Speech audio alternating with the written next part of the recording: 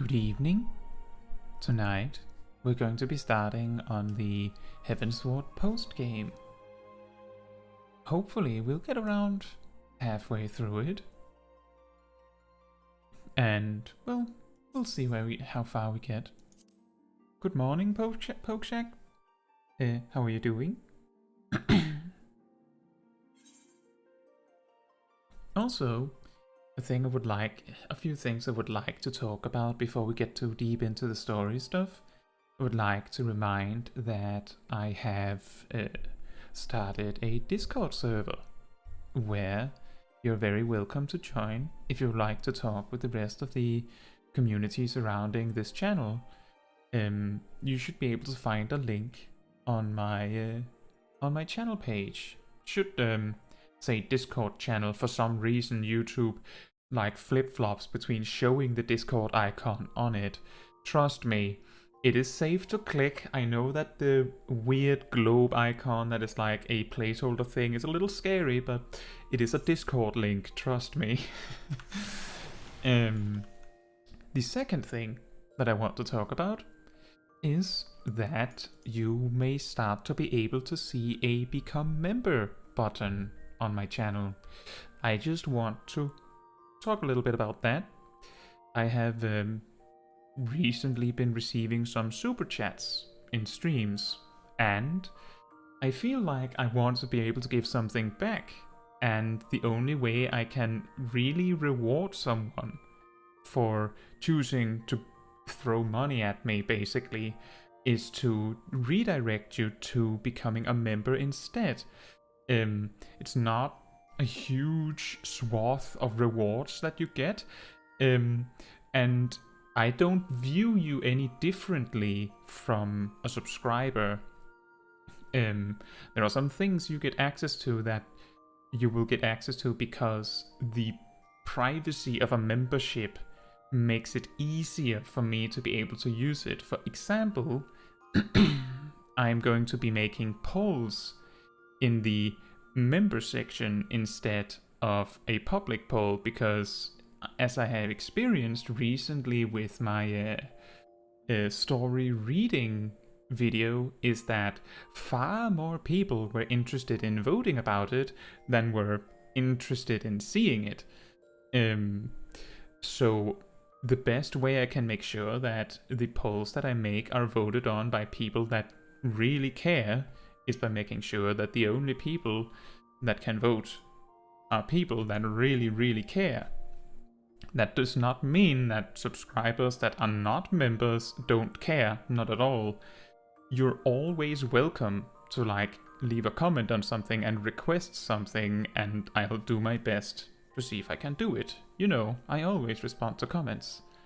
Another thing you get is a little member icon, but that's pretty normal. I drew them myself. And you get access to a few emotes that I also drew myself. As you may notice, I am not that great of an artist, but I tried my best. Right. That's pretty much what I want to say. Basically, if you're thinking of doing a super chat or something, please acquire a membership instead. Even if it's just for the single month, then you at least get something as a reward for doing it. That's the way I see it. It's not that I want to exclude anyone. It's literally to just give something back. And that's all. Like this is the best I can do. And I'm saying it at the start of the stream instead of the middle of it because there's a chance some people will put on this video in the future and hear this. And then I can just say it again. Another thing that also comes with a membership is I'll probably put your name in that very barren section near the end of the video where Kai is just sitting there in space. So that all of my members that happen to be, all the people that happen to become members are celebrated for that. But this does not mean that non-members non-member subscribers are suddenly not valuable.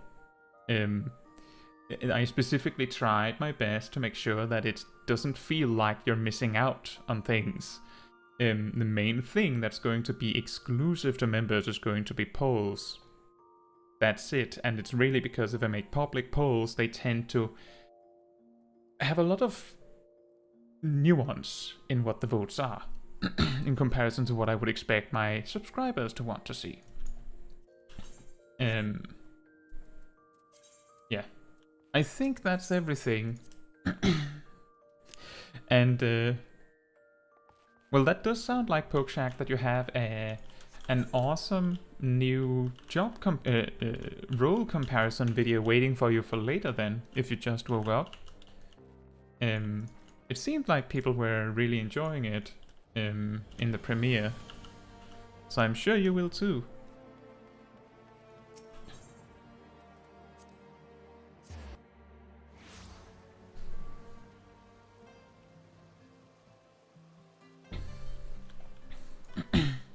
But that's okay, Pokeshack. You know, if there's anything you figure out that you want to talk about regarding the comparison, you can always leave a comment. That is just as good to me. Although it's not as real time, you could say.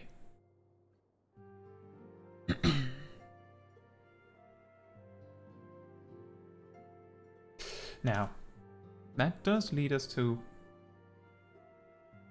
Alphino here, who seems to have something on his mind. And Tataru here, who looks strangely concerned.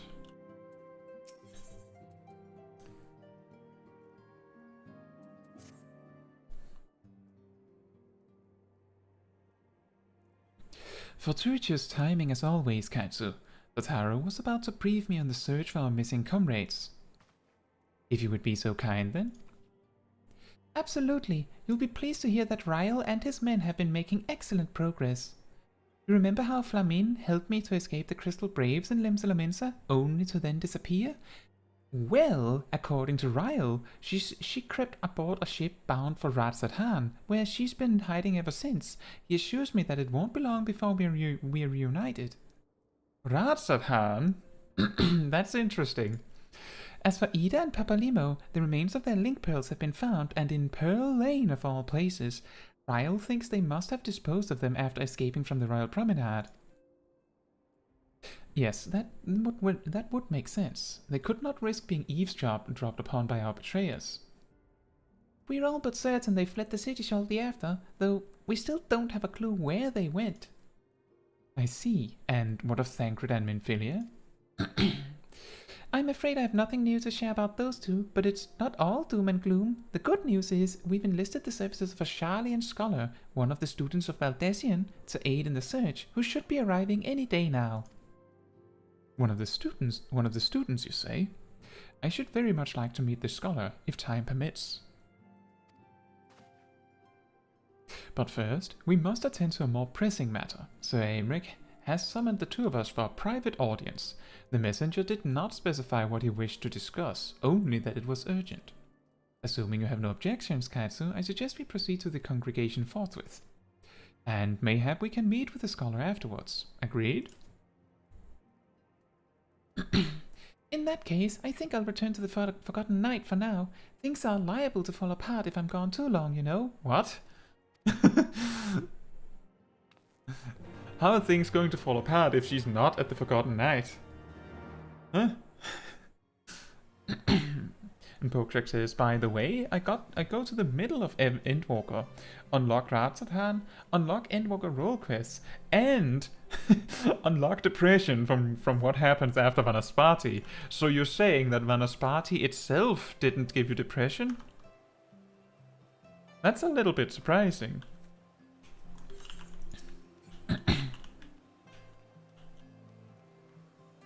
But yeah, that is a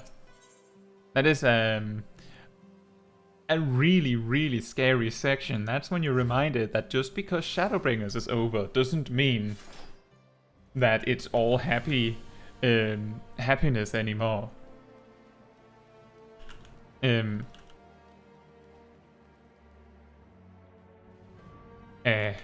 So, did you like the trial? Now, Pokeshack, you've gotten in far enough in the story now that you also have to be vague. You've reached the point where you start to have to be a little vague. Did you like the trial? The Lord Commander is within. Pray proceed, miss.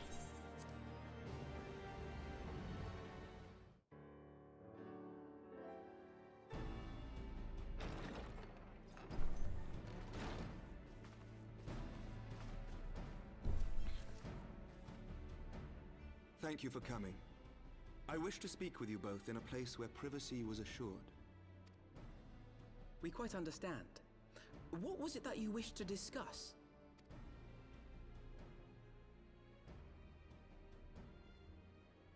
With my father's passing, the seat of the Archbishop lies vacant. And so, in accordance with canon law, I have assumed his responsibilities. I should stress that this is a temporary measure. It was never intended that the Lord Commander of the Temple Knights serve in this capacity indefinitely. Quite the opposite. The statutes specify that I should surrender my powers as soon as a conclave of the senior clergy and the high houses have named a new Archbishop.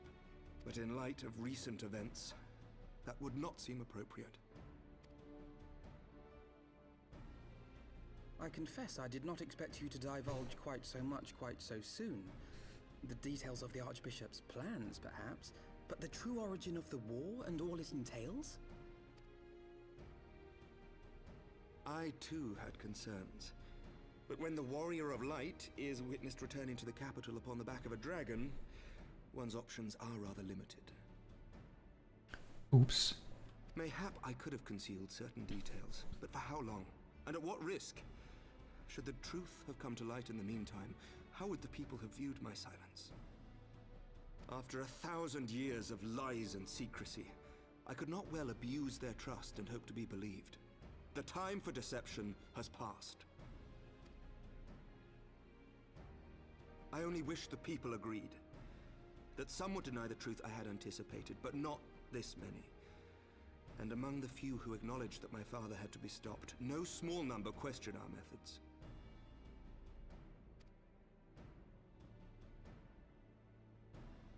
If they suspect a coup, it will not be long before some turn to violence. It has already begun, and that on both sides. Men and women of the cloth are being harassed in the streets. Some have even been assaulted in the Broom. Hilda and her people have formed a watch to help us maintain order. But such measures will not prevent the unrest from spreading. For all our talk of peace, the people remain frightened and confused. For their sake, we must bring the Dragonsong War to a definitive end. And we should be glad to help you, Sir Emmerich. But what precisely would you have us do?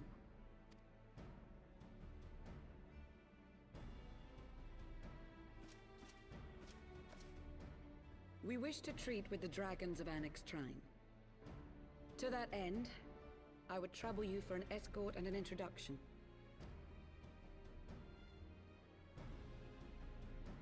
Annex Shrine?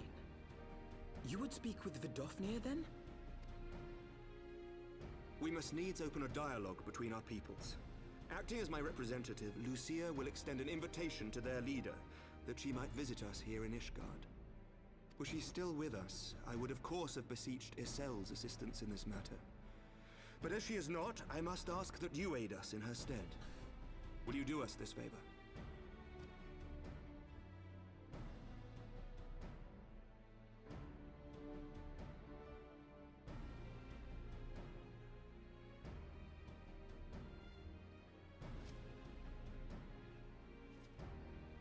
Thank you, my friends. Lucia, I leave the rest to you.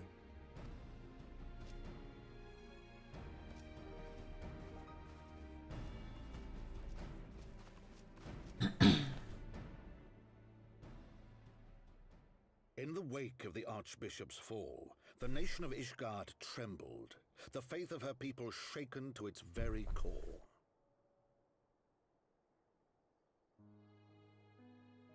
For 1,000 years had they fought and died, certain of the justice of their cause, only to be told that their holy war was born of the sins of their forefathers. What then for those brave men and women, thus stripped of their righteousness but to despair, to deny the truth and decry its speakers?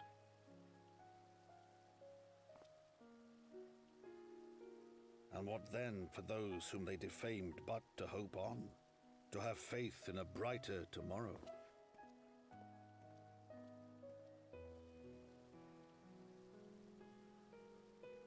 A tomorrow in which man and dragon might live together in harmony, then as distant as the very stars in the heavens.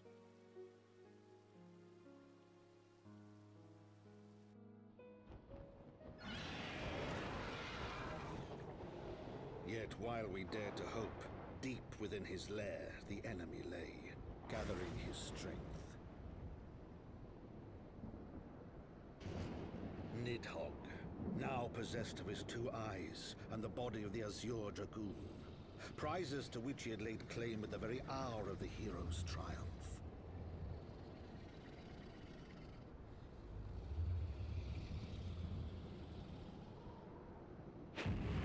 As desperately as we sought the solace of peace, the great worm craved the misery of war. Nor was he alone in his misbegotten desire.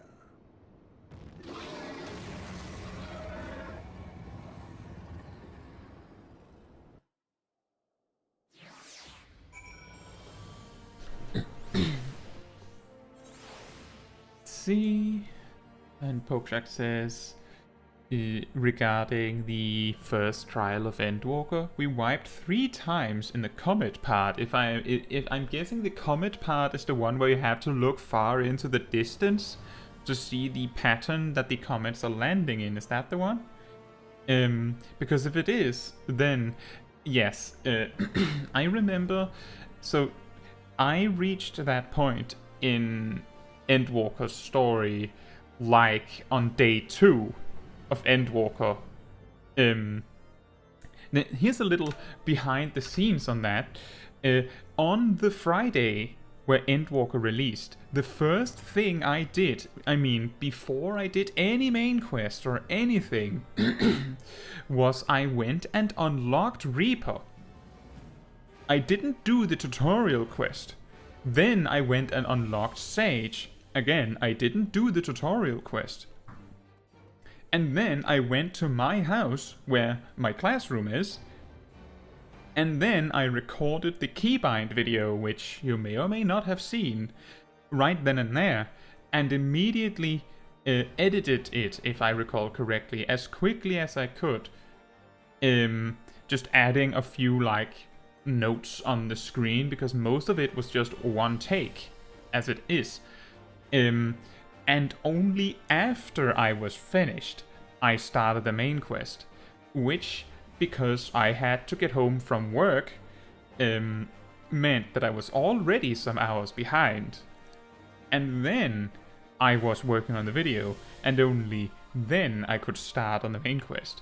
Even so, I was at the first trial, 24 hours in, or something like that.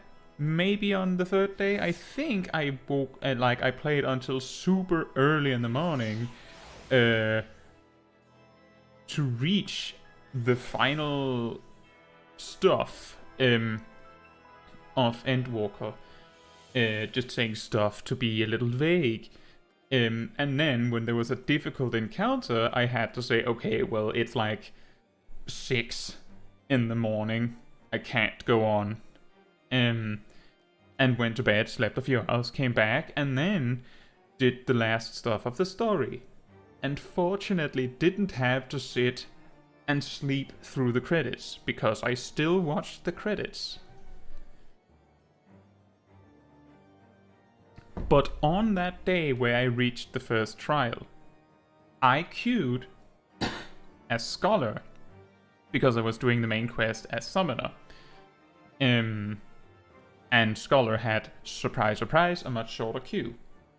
I went into a group that was already in progress, and then we wiped for the remainder of the trial timer. You know how when you enter a trial you have like an hour to finish? And then I queued again, and because a few of us that came in this time already had some tries on our backs, we could, you know, expose some things so we didn't wipe on some mechanics at the start. You might be surprised to find that the spin the floor mechanic was also very lethal when it was new. Because it's not a problem if like 1 or 2 people messes it up, but if 6 or 7 people mess it up, there's a good chance at least someone dies just because the healers can't keep up. So the encounter is very, very brutal. But because it's so late in the story, most players are equipped to handle it.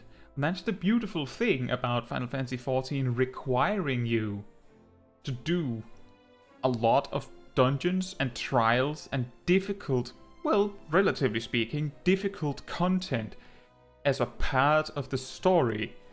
You are equipped for this because the story demanded it of you, and they gradually increased the difficulty a little bit every time, so it was never overwhelming.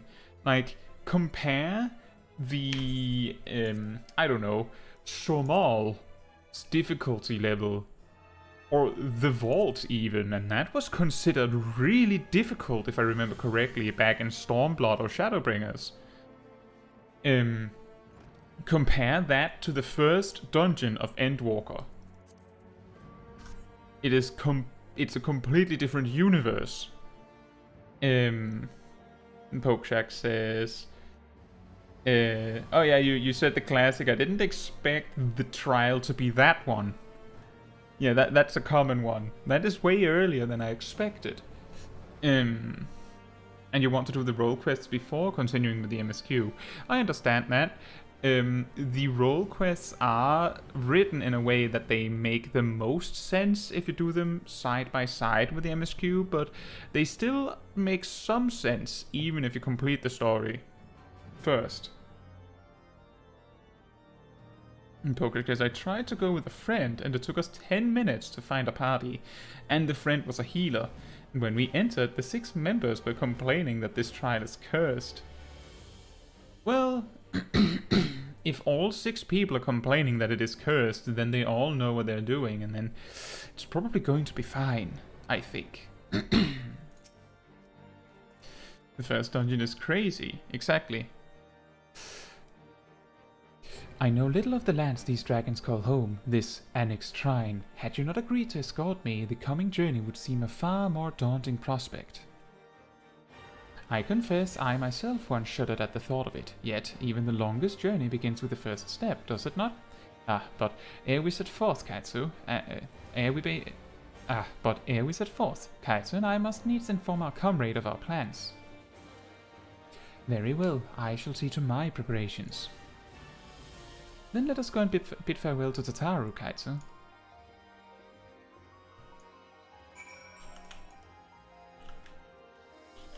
Pokeshack says, I can't do the dungeon level 81, like the first dungeon of Endwalker, like Black Mage, I'm sure. I think you could. Personally, I find the dungeon is particularly brutal for healers and tanks. Especially if your tank is level 81. It's like the dungeon is balanced around the assumption that your tank is level 82 and already has their new, shiny new upgraded defensive cooldown. Like, the difficulty difference between doing that dungeon as level 81 and 82 as a tank is... it's ridiculous.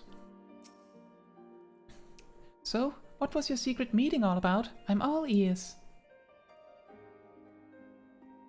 It was peace. A diplomatic mission to annex shrine, you say? Well, I suppose that does take precedence. But should your meeting with Vidofnia happen to end early, you might consider rendezvousing with Y'shtola in Idleshire. She'll be there to receive our guest. Don't get me wrong, your meeting with the dragons is terribly important and everything, but this scholar just happens to be... Time permitting, as I said, we shall endeavor to join Y'shtola, but if we cannot, pray pass on our regards. Let us be off, Caetsu. We have kept the first commander waiting long enough.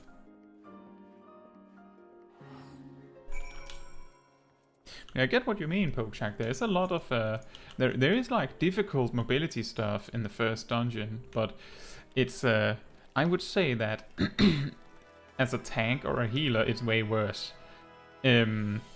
Just now that you have done the dungeon, you might be able to recognize what I'm talking about. Is that the last pull of the dungeon, if you know you're doing the classic wall-to-wall tank pulling shenanigans, which you probably are, then there is a pack, and then a single mob that is really big, and then there's another pack, and it's like 2 or 3 mobs, 1 mob, and then 2 mobs, and 2 of the mobs among them, you know, the wheelie boys, have a tank buster. Like regular mobs with a tank buster. And they'll just cast that. And just chunk your health.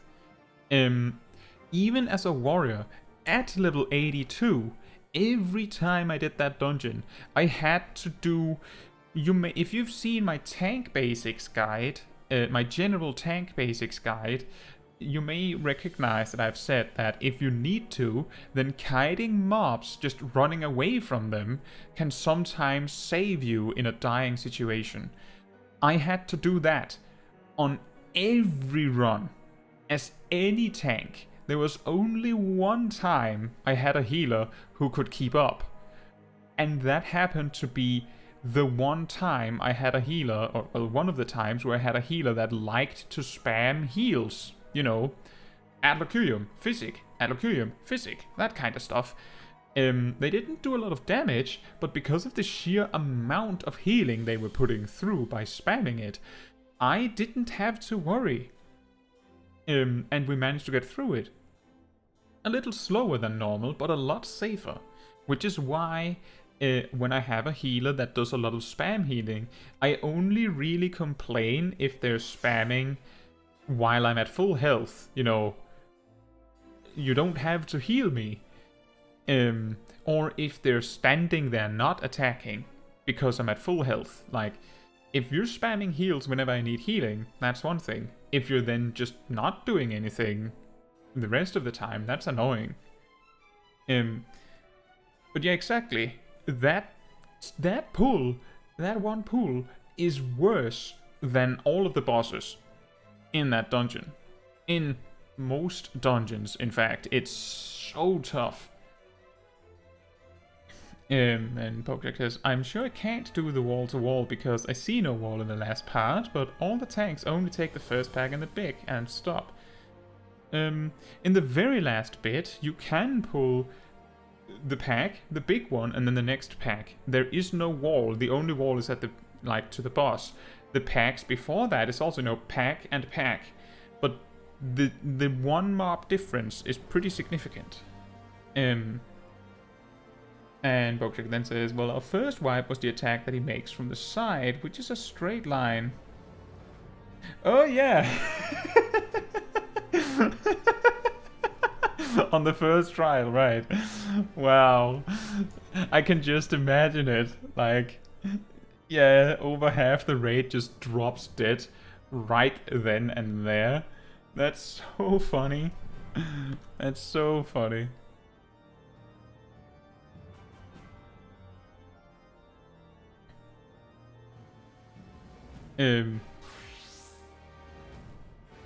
It's I love that. I love that. Did you manage to recover from that, or was that the wipe? Because with a summoner it might be possible unless a stack marker or something appears immediately after. You're ready then? Good. So am I. I guess we'll take the loaf.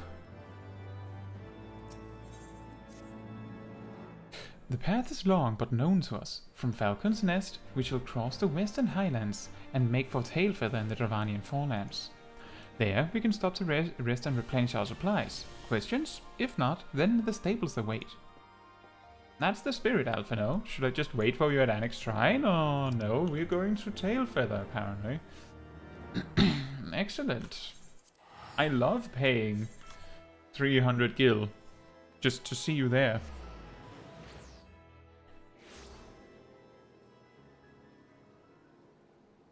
The animation for the animation for the shotgun is really nice, and the entire experience of the shotgun is really nice. Also, isn't it true that this shotgun is level 82, or is it 84? Either way, it doesn't really matter. If you level up to get... Wait a minute, let me just check something. I think I've had a setting different. Ah, there it is. I normally don't play with mount music because if I do that, then everywhere will sound like the mount. Normally I only use one mount though, so that's a little different, but it's just the principle, that's how I do it. Then the zone feels like the zone instead of the mount. I was messing with something the other day on trying to get some specific music to play, and I couldn't get it to work very well. It worked out in the end. But yeah, if the machinist levels up and unlocks the shotgun in the dungeon, I just want to be clear that what happens is that you're in the middle of the dungeon, you're in fact in the middle of a fight, and suddenly the machinist just goes, "Hey guys, I found this," and just pulls a shotgun out of their trousers like the mask or something, and then just starts using the shotgun.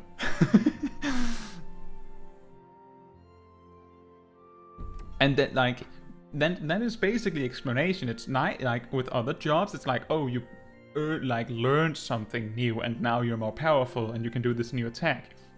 The machinist literally grabs a new tool out of thin air and just starts using it.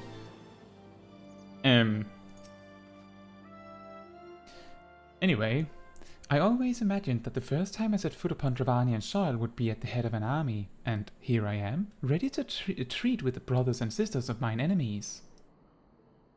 Full well do I know how difficult it can be to set aside the past, though it was I who first proposed recruiting Ysayle to our cause. I questioned the wisdom of my words almost as soon as I had uttered them, and for a long time after that. Here was a woman with the blood of innocence on her hands, men, women, children, all slain in the name of the implacable Lady Ishgard.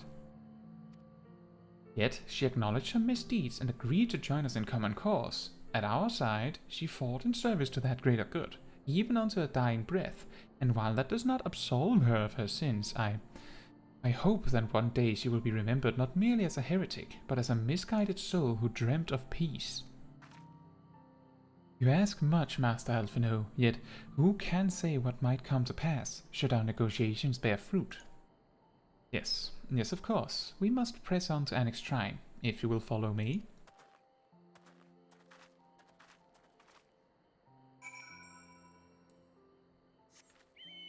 Bokrik says, I don't use mounts after Vanasparti and walk because I don't want to change the dramatic music with, Chocobo music. Well, Pokeshack, let me just do what I did before, a little slower. If you go, like, system configuration, this one, you just turn that off, then you will only hear the appropriate music of the zone. You can also toggle this one below that if you don't want the music to, flip to battle music when you encounter enemies, but I feel like usually the game is really good about not changing the music in a zone where the music is important emotionally or something. And they're pretty good about just making sure that the battle music is the same music so it doesn't change.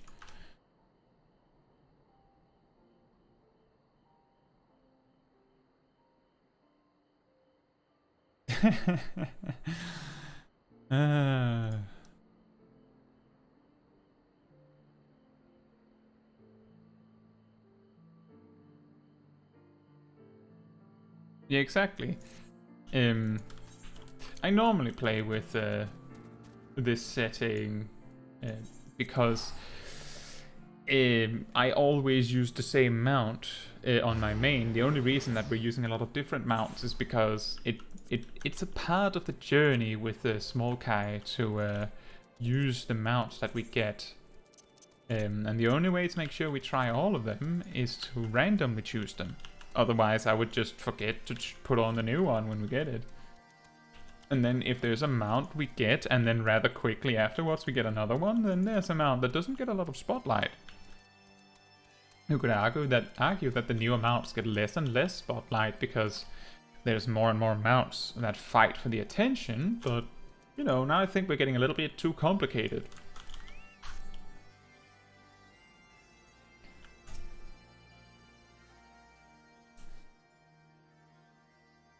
Thou art ever welcome here, friend of Ysayle. But this one I do not know.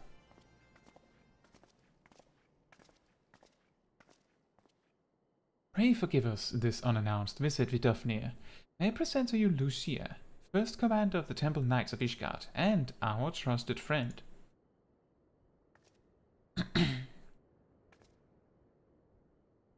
It is an honor to meet you, Vidofnir. I am come as an envoy of Sir Emeric, Lord Commander of the Temple Knights and acting leader of the Holy See. Indeed, you may speak, knight. For 1,000 years, man and dragon have been locked in an endless cycle of bloodshed and sorrow.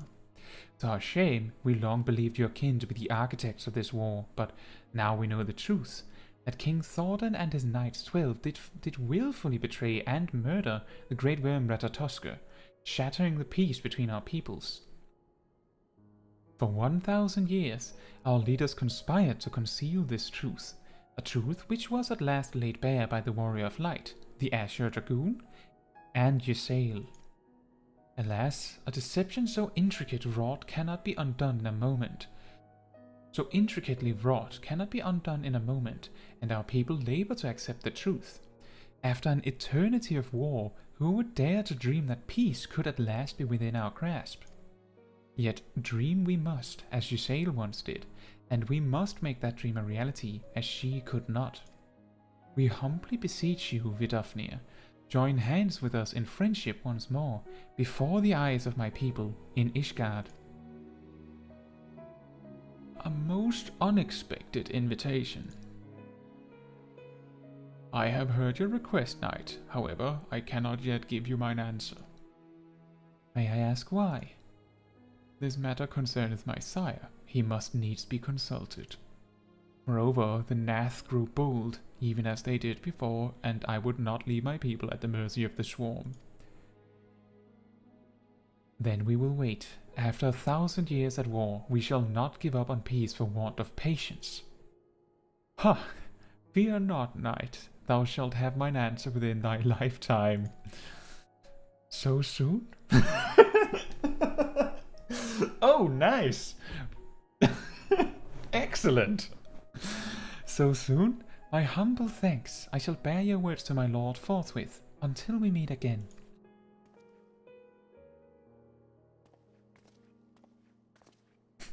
Oh, within the next 50 years or so? Thanks! Excellent! I appreciate it. Jokes of immortality.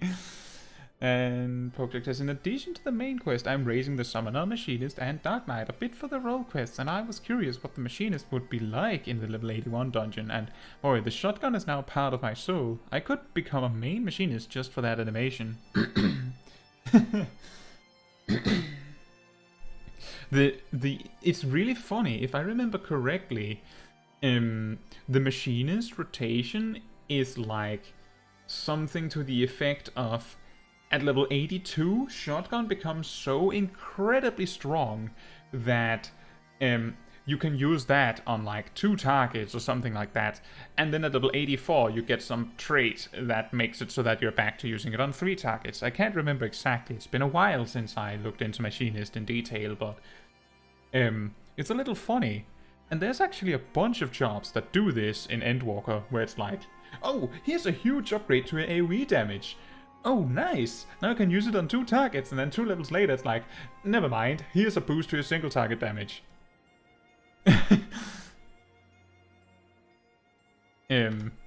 Which sort of defeats the purpose a little bit. Just a little bit.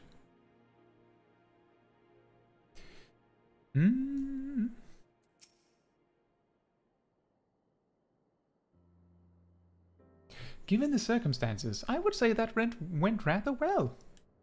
To be frank, I'm surprised our proposal was not rejected outright. Whether aught will come of it remains to be seen, however. Mayhap I should take this opportunity to speak with some of the other dragons. But you need not wait for me. The return journey holds no fear for me now. Well, if you have no further need of our services, we shall continue on to Ishgardian. We hope to welcome a scholar who has agreed to aid us in the search for our missing comrades. Then I pray your journey is as swift and uneventful as ours was, and thank you again for sparing the time to assist us, even when such grave matters remain unresolved. I can think of no graver matter than a 1,000-year war, one which our friends gave their lives to see ended. Suffice it to say, I would willingly make 1,000 such journeys to ensure that their sacrifice was not in vain. Of that I have no doubt, Master Alphino. I only hope the fates will not hold you to your word. I think Smol Kai is slowly melting through the floor. Help! I'm stuck! It was a little close. So, it would seem we have time to greet the scholar after all. Oh, how delightful! I shall be interested to hear how she means to go about finding Minfilia and Thancred. I can only assume she's privy to some new investigative technique. In any event, our first order of business is to rendezvous with Y'shtola in Idleshire. Alright.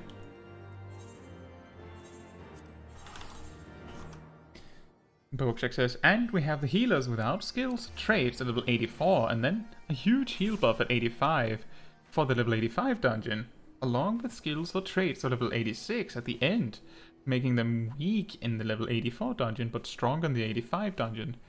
That's true, I didn't think of that. Do they not get anything in level 84? Huh. That's interesting. Look guys, I found the man. He actually does really look like the man, doesn't he? Manly man. Caetsu, 'tis good to see you. I confess I had assumed your business in Annex Shrine would detain you longer. Did your meeting with Vidofnir go well? As well as can be expected, she must discuss Sir Elmeric's proposal with Hraesvelga, of course, but she seemed amenable to the suggestion. What of our Sharlayan guest? Has she arrived yet? She has, but when I explained that you would be joining us, she asked if she might use the intervening time to explore. I agreed to meet her outside on Front Bridge. We should be on our way. He's the man. Oh yeah, that. Hey Pokeshack, you completed the Shadowbringer story. That means you can watch some of those meme videos we've talked about previously.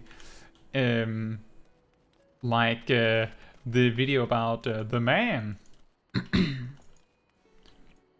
which is Thancred, or Boogie Bringers and stuff like that. You can watch those now. Ta-da! And he does the thing a true man do, like stay AFK looking stronger than anybody. True. What would a man do?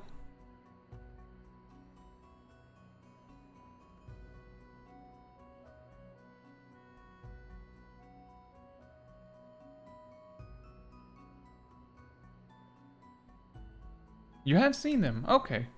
Great, and it's just, I remember that it's like, I don't know, 3 months or so, if not more, ago that we talked about it and it was like, oh yeah, by the way, Pokeshack, you can't watch those. So it's better to just remind you.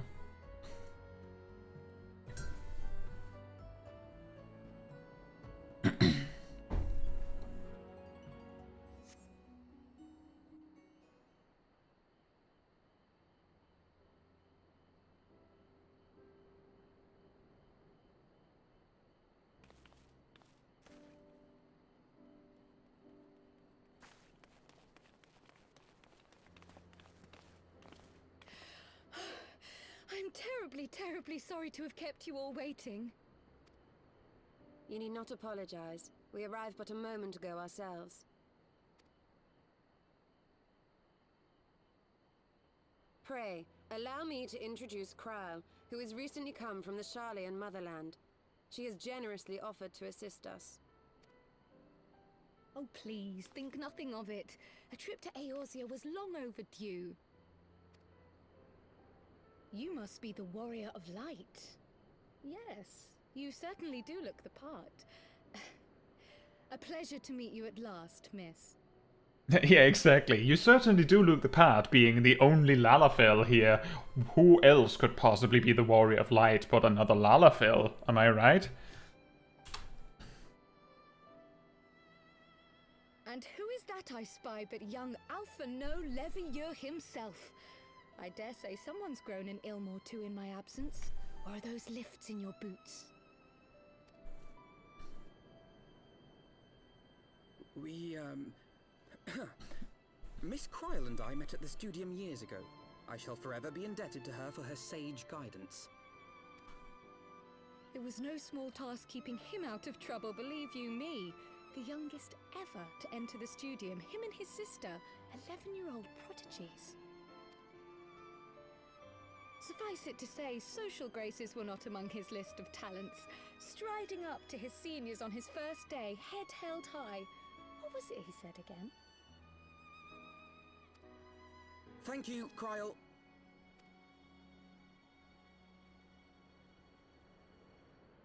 For what? I haven't finished yet. Would you care to attempt a more dexterous deflection?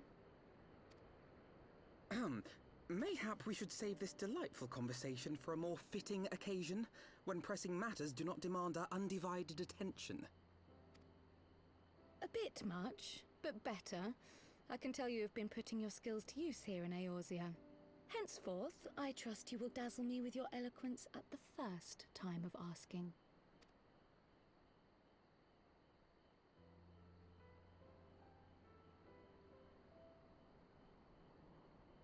Right, on to more pressing matters. Finding Minfilia and the other missing scions. I gather you have new information to share with us. A new approach, actually. Tataru recounted the tale of your escape, and it gave me an idea. Simply put, assuming Thancred left some manner of trail when you whisked him away, as is almost always the case with teleportation magics, I am confident I can find and follow it. Then what are you waiting for? The wherewithal to do it. The fact is, my abilities aren't quite up to the task. Not in themselves, anyway. If I had Master Matoya's crystal eye, on the other hand... Then let us all call on her forthwith. I think it best that you explain your plan to her in person.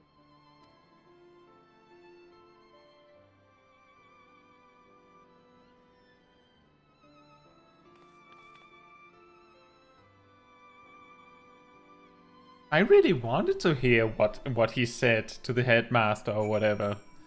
That sounded like a really funny story. That's really disappointing, Alphino, that you would just prevent her from telling the funny story. Oh.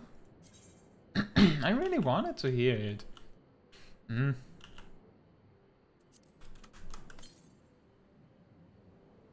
Oh, look, an ether current.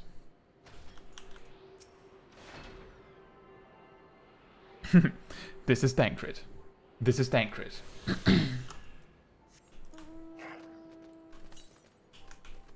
If I remember correctly, that meme, this is Thancred, came from the fact that when you choose him for duty support, or rather trusts, or whatever you want to call it, because they seem to like... It's a little convoluted which one is which. Thancred will always say, this is Thancred.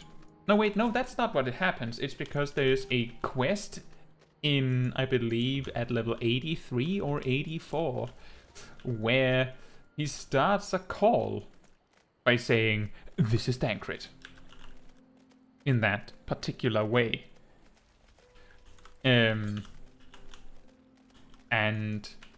then people just decided that it would be funnier if that's what he said when you chose him for trusts and stuff like that.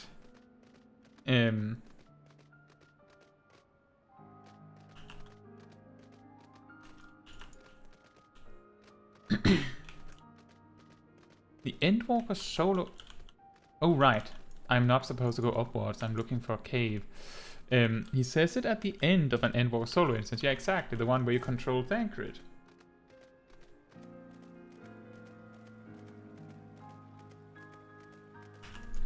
Did you get spotted in it? Or did you manage to sneak very, very deftly through it? In the Metal Gear Solid quest.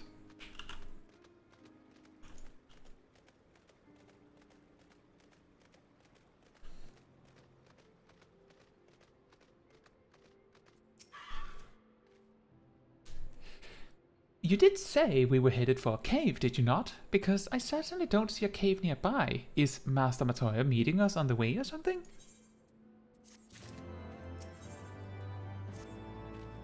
I have heard many stories of Master Matoya, some quite flattering, others less so. Rest assured, they're all true. Correct. This way, and have care where you tread.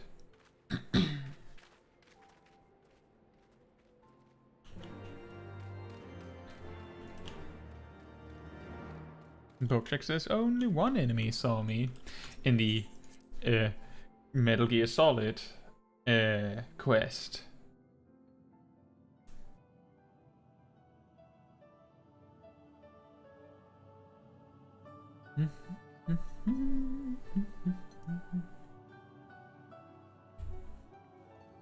Oh, is that trouble I smell? Or did you forget to wipe your boots on the way in? Forgive us, Master Matoya. We will be sure to wipe them on the way out. And may I say how glad I am that age has not yet deprived you of your senses. Ever so quick-witted, aren't we? To the detriment of your manners. Well, out with it then. What do you want?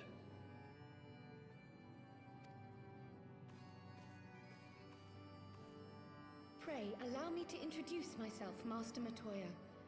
I am Kryl, of the students of Baldessian. I hope you will excuse our unannounced visit. Baldessian, you say? Oh, yes. The old coot set up shop on the Isle of Val, didn't he? Regrettably, our order's headquarters and the isle itself were obliterated by a magic of immense power. I have the blessing of light to thank for my own preservation. Kryl, you too possess the Echo. Well, yes, of course I do. Our order is devoted to uncovering the mysteries of Hydaelyn and interpreting her will, particularly through the study of her gift to us. It was in the course of these studies that I met and subsequently befriended Minfilia. She and I have rather a lot in common. I had no idea. You weren't supposed to. Not that I wanted to deceive you, you understand, but precautions had to be taken. Yes, that's all well and good, but you still haven't told me why you're here. The students of Baldessian are gone, and there is naught I can do to change that. But the science of the Seventh Dawn can yet be restored, and my dear friend found. You have in your possession an ancient crystal of light, one you call your crystal eye. I believe I can use it to focus my abilities and locate one of the missing scions. And there I was, thinking you might want to make use of my years of experience. Oh, wait here. Oh.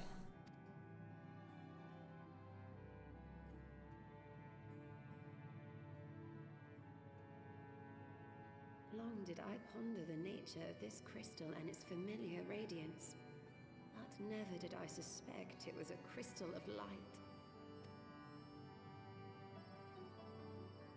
On the cusp of an umbral calamity, souls blessed with the power of the Echo invariably appear. To aid these, her chosen warriors, Hydaelyn bequeaths to each a slither of her strength in the form of a crystal of light. But as her strength wanes, so too does the potency of her gifts. This crystal, born of an earlier era, is infused with a power far greater than those of this age. You could travel the length and breadth of the land and not find a crystal even a fraction as pure. Its value is beyond measure, as are the risks inherent in its use. No two manifestations of the Echo are alike. I, for example, can converse with beings of every shape and size, excepting beasts, contrary to what others would have you believe. Language has nothing to do with it, of course. Rather, I am sensitive to the whispers of the soul.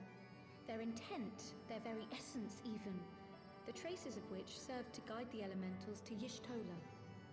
Far-fetched though it may sound, I believe that with your crystal eye, I may be able to pick up where they left off and follow the remaining trail to Thancred. That is, if I have your permission.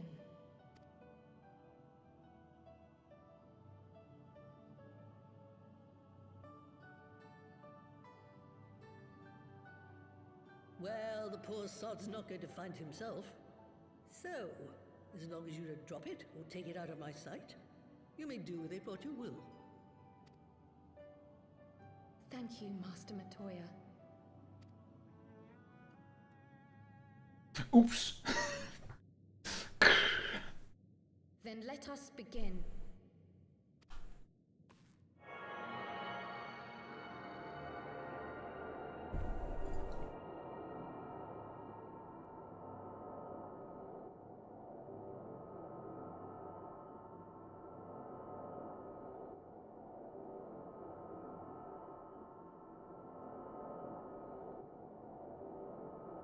From the Black Shroud, the trail continues to the north and west, towards a mountain, the foot of Som Al.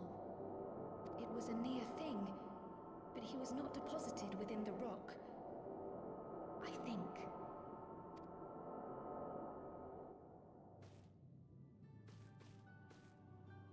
The hunters of Tailfeather know those lands well. I say we begin our search there.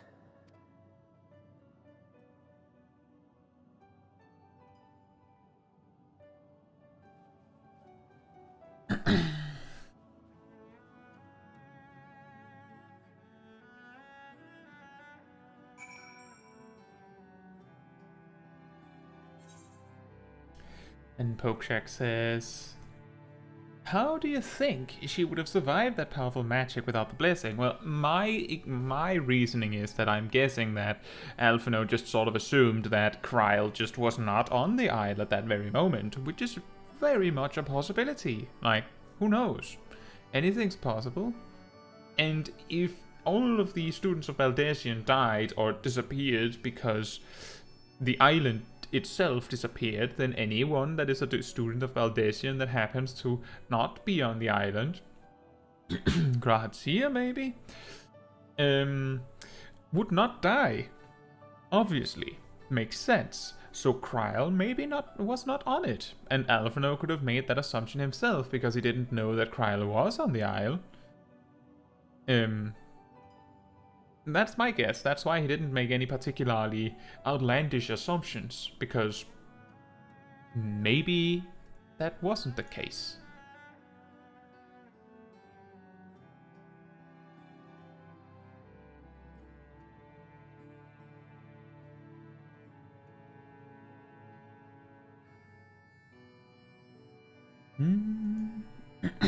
And then you said, in the end you go to see Master Matoya for objects, not for knowledge, and when it is for knowledge, you don't really go to see her. Well, don't you go to see her for knowledge in Shadowbringers? I think you do. But that's a little bit in the future still, so let's not get too much in detail with that.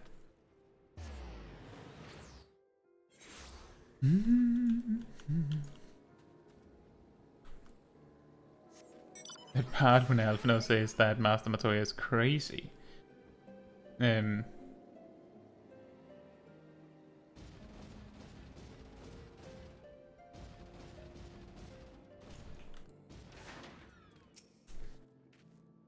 Were I to find myself in an oh, this is very nice weather. Were I to find myself in an unfamiliar wilderness, my first instinct would be to seek out signs of civilization. Ordinarily perhaps, but in his wounded state he may not have wished to risk contact with strangers of unknown allegiance. Yet, even had Thancred chosen to remain in the forest, the hunters would surely have stumbled across his trail. Tailfeather doesn't strike me as an isolated post, though. Merchants and traders pass through reasonably regularly, do they not? In which case, we'll need to provide a more detailed description when we question the locals. Fear not, Kryl. I have already prepared several sketches of Thancred for that very purpose.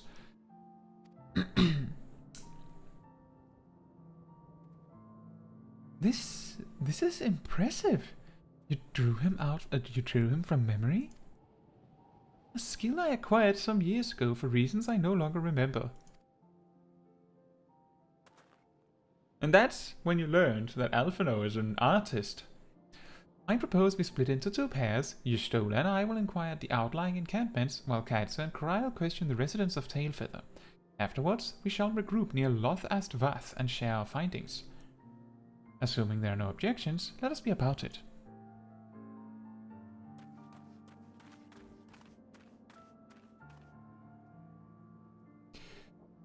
My, he certainly has matured, hasn't he? Hard to imagine he was once a boy who practiced drawing for hours to impress the young ladies.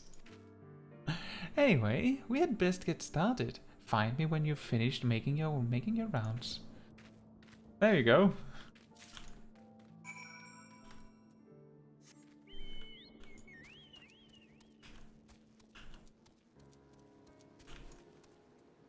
Royal 11. Fancy. Searching for a friend of yours? Let's have a look at them. Alphino's sketch, a surprisingly accurate depiction of the missing Thancred, suggesting that Alphino may have mistaken his life's calling. There you go. Those are some long nails, mate. No, I ain't seen him around, sorry.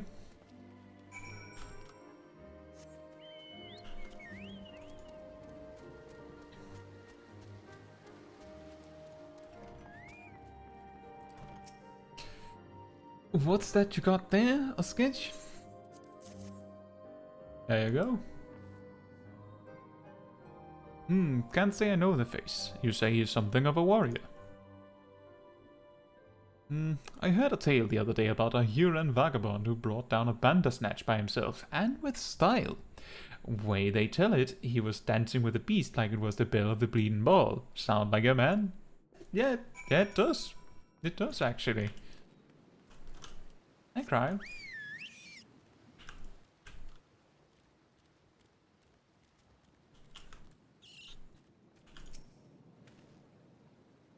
Iron Man, we're not exactly rare, you know. Could you be more specific? You look like this.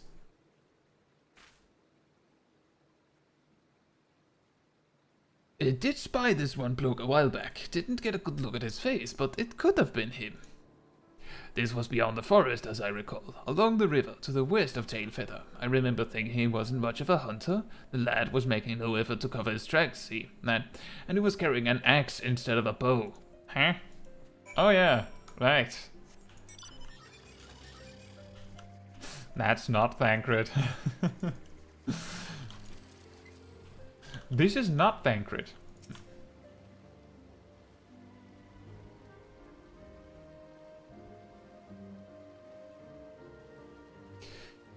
Finished? In that case, I think we've learned everything we can here.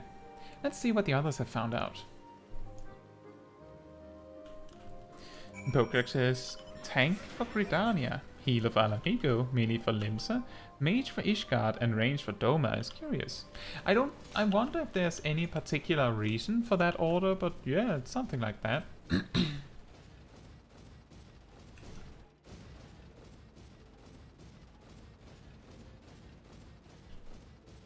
My best guess is that maybe the jobs make sort of sense in the context of where you're going or the people you're teamed up with or something like that.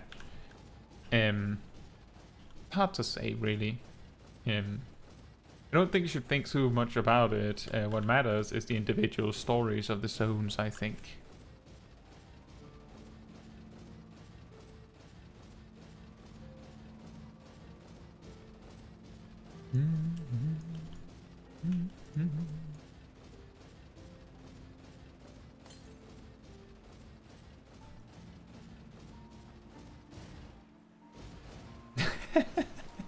This is not Thancred. It is Thancred but with glasses and a beard and a long nose.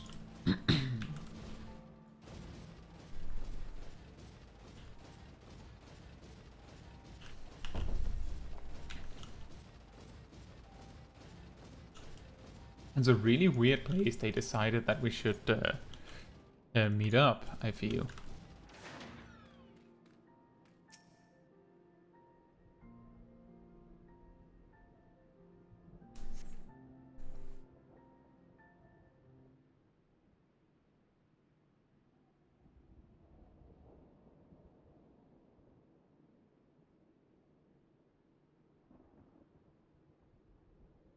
My apologies for our late arrival. We thought it wise to question as many hunters as we could.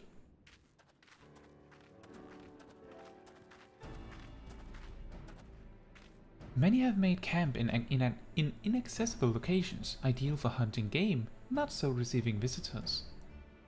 Nevertheless, our time proved well spent. There have been countless sightings of an exceptionally capable Huron hunter with whom no one is familiar. Though none chanced to see the man's face, his height and build matched Thancred's description, as does his fighting prowess.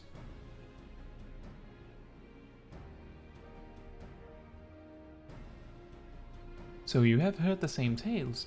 Be that as it may, we yet want for conclusive proof. Mayhap this is unrelated, but I heard a curious tale regarding a Vath trader. He came to Tailfeather in search of garments fit for a man of refinement, which seemed a rather curious description for one of his kind. You are implying that Thancred sent a Vath to market in his stead? Why would he not go himself? Well, if you recall, you yourself emerged from the livestream as naked as your name day. It is a scene I shall never forget. Alphino. Don't say it like that. Is it now? Well, I was pleased to see you. I mean, it was a simple statement of fact. It stands to reason that Thancred found himself in the same predicament. In any case, if he had dealings with the Vath, they should be able to tell us, no? Quite right, Kryl. Quite right.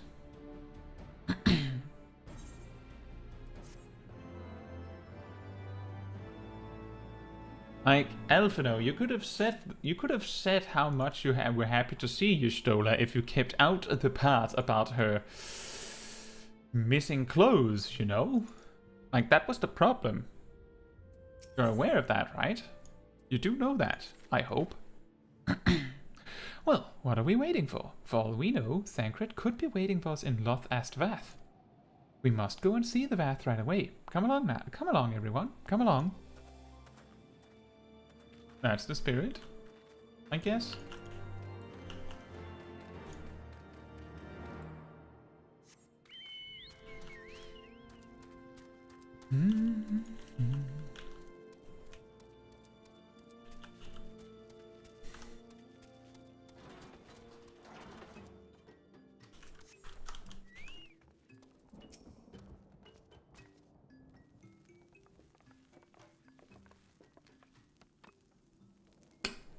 Great Ondas, we welcome you once more to Loth Ast Vath.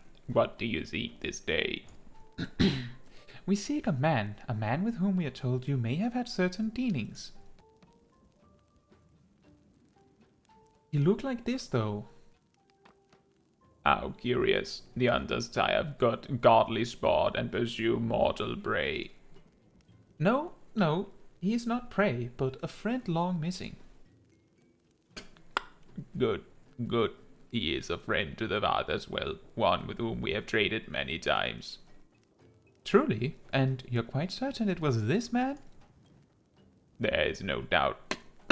The fleshling clothed in skins came to us from Smol, lost and weak. He offered meat and hides in trade, and in exchange we tended his wounds. He brought us much flesh, so skilled a hunter he was. Much flesh. When he asked for garments, we were glad to provide them. And where is he now? Gone to Lotha's Nath not long ago, when he heard the one might had summoned our god once more. Ravana has returned? Vidofnir did say that the Nath had grown as before, but what could Thancred hope to accomplish by himself?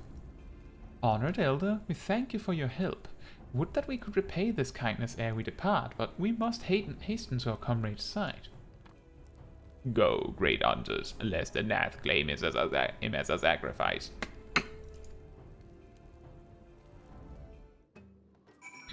If I remember correctly, the reasoning he comes up with is that if Ravana is back and Ravana is a primal, then it is only a matter of time before the Scions of the Seventh Dawn arrive, and the easiest way to find the Scions of the Seventh Dawn would thusly be to just wait for them there. I believe that's the reasoning, if I remember correctly.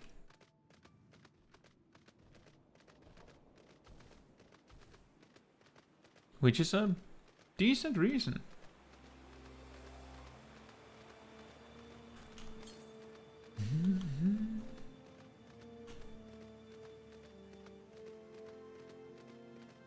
I think that we'll get this ether current on the way.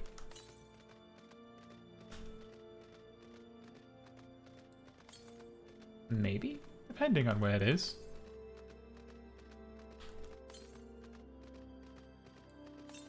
Bonk. Bonk.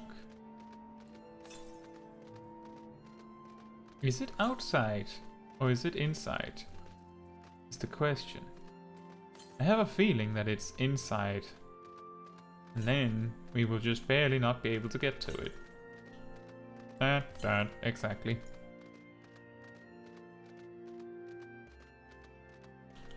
Womp womp.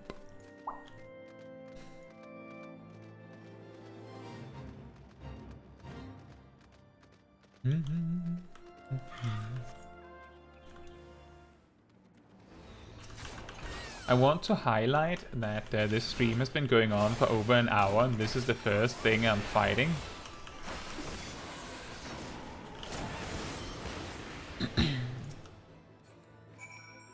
We've just been talking with people.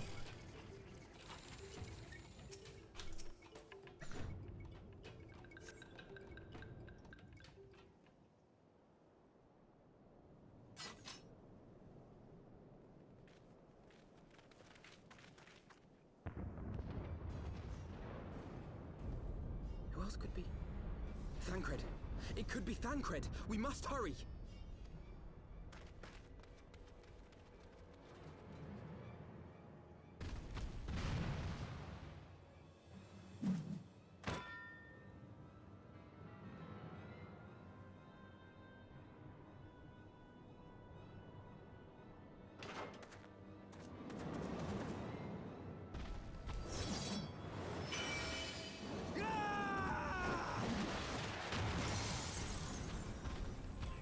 Look at this man ignoring mechanics.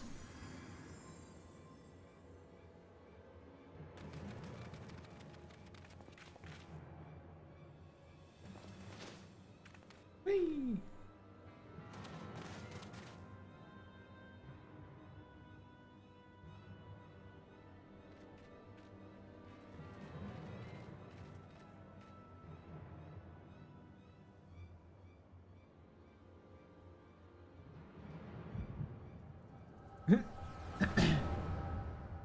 The boys.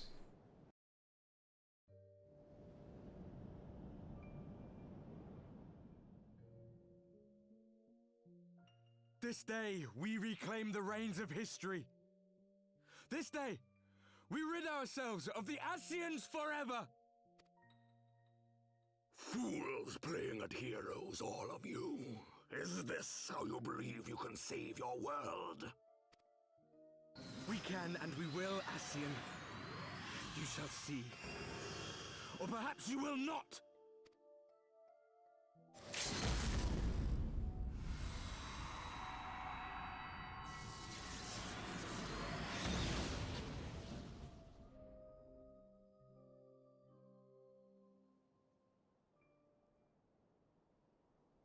So you are the Warrior of Light, the savior of Eorzea.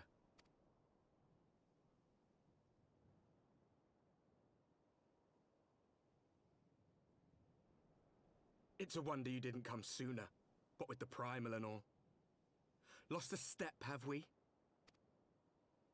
Have care. The ether moves strangely around him. It would seem we share a common enemy.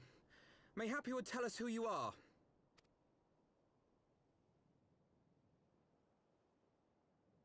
Shall we show them?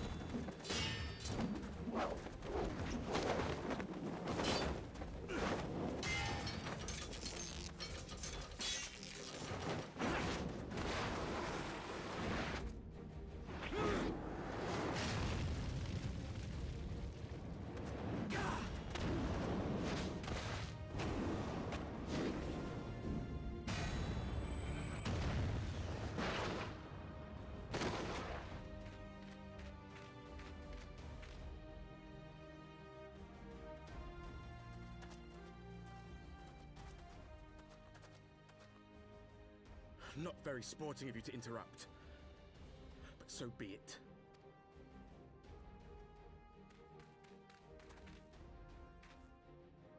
Mark well our faces, Warrior of Light, for we are the Warriors of Darkness, walkers of a different path, and we shall meet again.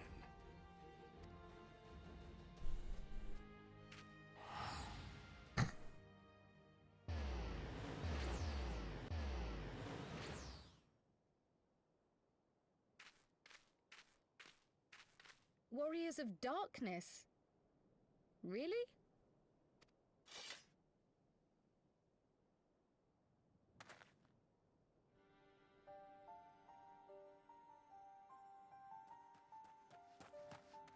Thancred, are you all right?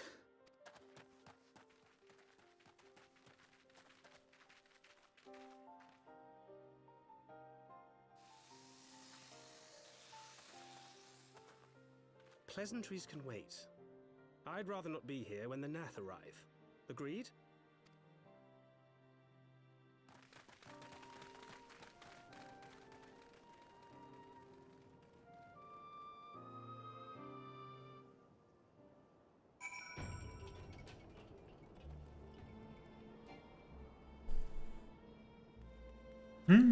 Guess we'll have to get that ether current at another time.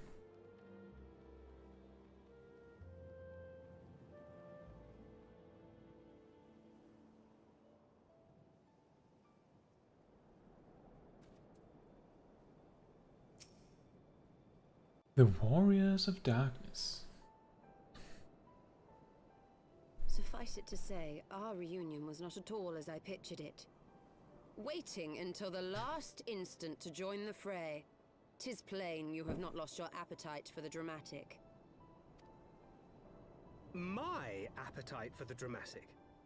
Have you forgotten the circumstances of our parting? The heroic last stand, the tunnel filling with light, and then... Had I known you intended to use forbidden magics to deliver me to some god's forsaken wilderness, I would have thanked you in advance. Thancred.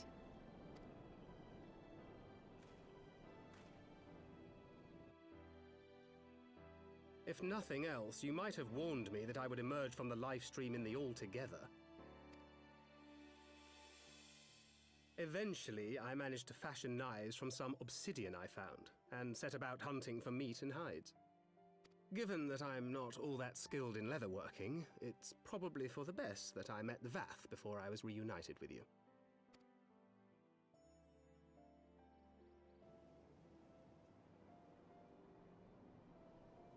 So you were the fleshling clothed in skins of whom the storyteller spoke?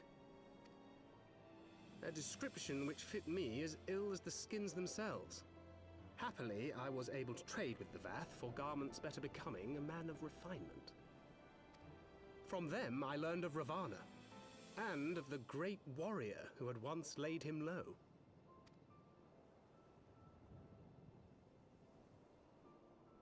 And thence did you conclude that were you to track the Primal's movements, it would surely bring you into contact with the Scions once more.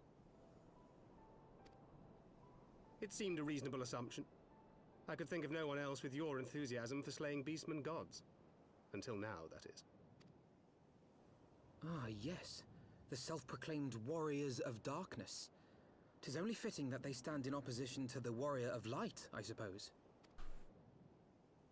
I glimpsed the leaders past, if only for a moment.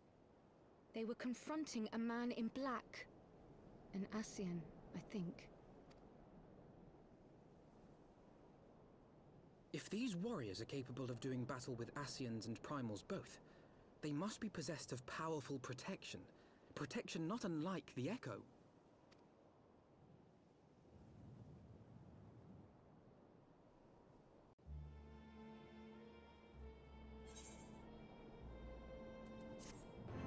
Well, I did recount exactly the reasoning that Thancred came up with for hunting Ravana. But it did make it seem for a moment like we were on track to get the wrong person when the Warriors of Darkness were the ones that were there. And that's okay. That is perfectly fine.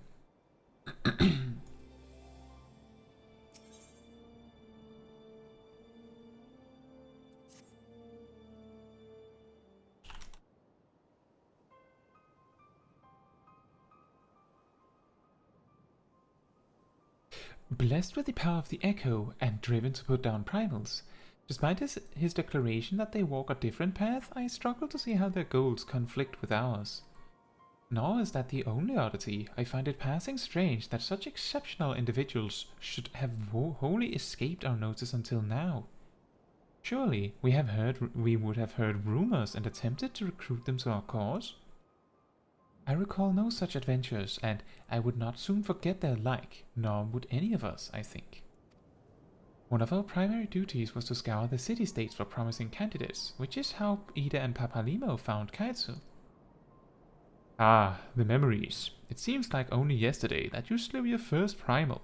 Speaking of which, I had the distinct impression that it was not the first time that band of merry men and women had killed the god. I labor to believe that a band of preternatural gifted adventurers had been traveling the land, slaying primals without our knowledge.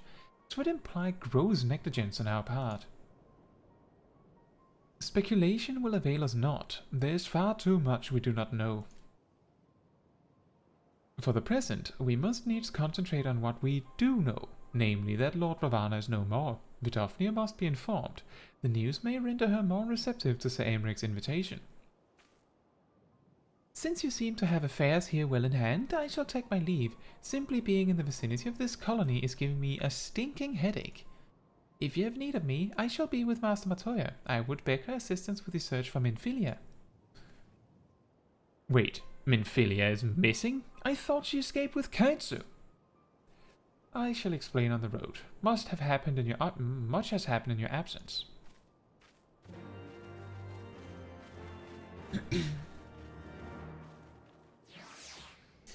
Pokeshack, welcome back, Pokeshack, is saying, is not an opposition. It's the same, but in different parts of the same life. Yeah, something like that. Oh, we got teleported to Anix Shrine. Excellent. You say Ifrit was like 3 months ago for Smol, years ago for Kai, and 7 months for me. Oh. The more you know.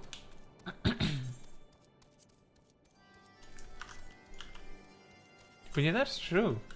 It's been years since Big Kai fought Ifrit. And is it 3 months? Is it that long ago? Well, I guess it is, if this is episode 16 and Ifrit was like episode 2 or 3, wasn't it? Then yeah, that would be like 3 months. That also means we've been at this for like 4 months.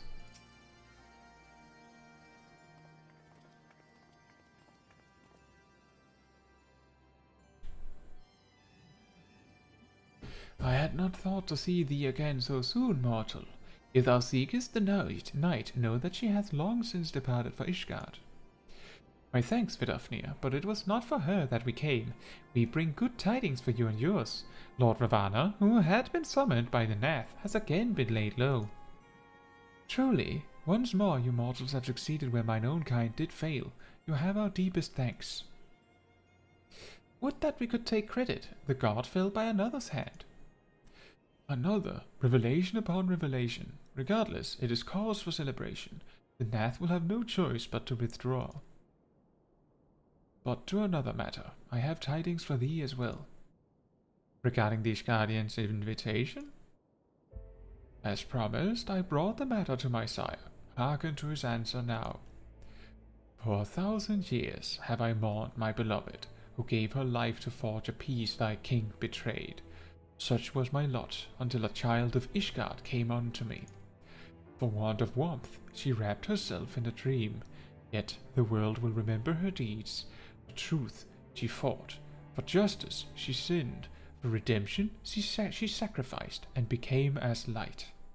To follow one's heart, to have faith in one's convictions, be it for weal, or be it for woe. Such is the folly and the glory of man, and of dragon. He hath entrusted the choice to us, and we have made it. We will keep faith with you who walk in the light. Then you accept Sir Aemeric's invitation?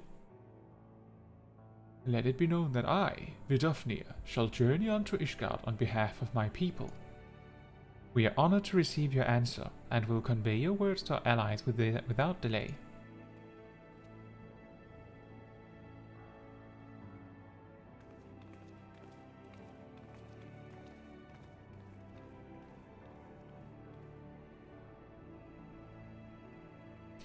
It is happening, you say. Would that you were here to see it.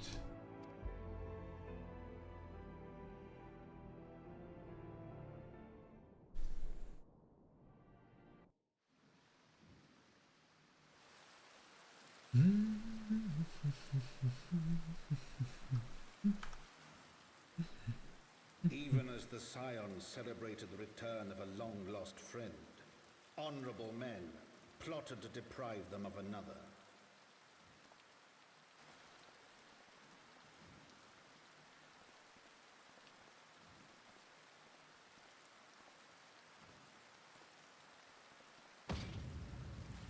Honorable men, to whom Sir Aemeric was no hero, but a scheming patricide.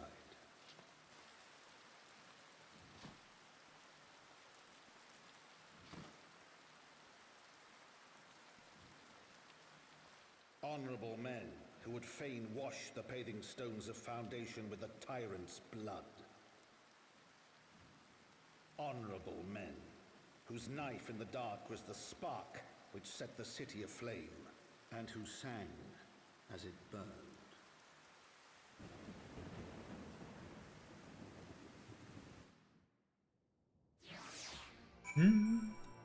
Well, that's bad news. Pokchak says, after 12 chapters, an anime changes its opening and ending. When will the adventures of Smol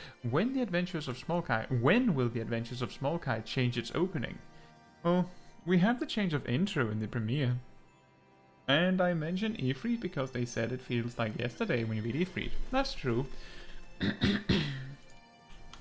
The ending is mostly changed in the way that Kai sleeps in a different bed now. I don't know. Do we need a special opening for the Smol Kai streams? I think that would almost be annoying if, in addition to the 1 minute wait or so, because I usually start the stream a minute in advance, there would be like a 1 minute 30-second intro sequence with bombastic music playing, and then we start. And then at the end, we do the same thing. I say goodnight, and then sad music plays. As you see, an alternative reality where Kai is where Kai is actually the smallest child in the family that is the Scions of the Seventh Dawn. Because sometimes anime does that, where they make like an alternate universe sort of ending scene, which is really funny sometimes.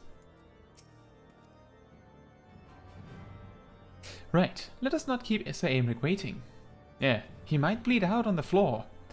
Are you quite well, Thancred? Yes, quite well. Forgive me, you have given me rather a lot to digest. This whole affair with the Ishgardians and the Ravanians, and our friends nowhere to be found. It would seem there is no end to our troubles. We can but face them head on, one at a time. For now, we must apply ourselves to our allotted tasks and leave the others to theirs. Remember, Thancred, we found you, as they found me. In time, we will find Ida and Papalimo and Minfilia as well. These troubles will soon be but a memory, one which we will look back on together. Pray do not misunderstand. I did not mean to imply that it would be otherwise. I merely wish that I had rejoined our grand adventure at one of its more triumphal moments. Despite your recent accomplishments, the mood here is less than celebratory. But I have no doubt that we will enjoy many more glorious victories soon enough, and you may rest assured that I will play my part in them to the very hilt. I know you will. So then, to the congregation.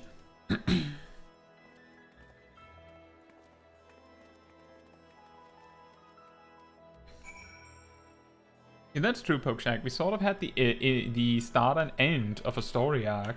That's the closest we got. Pokeshag says, Thancred, you don't feel cold? I actually think that Thancred is better dressed for Ishgard than Y'shtola. Y'shtola is wearing shorts. Peach Puff. Another Lalafell.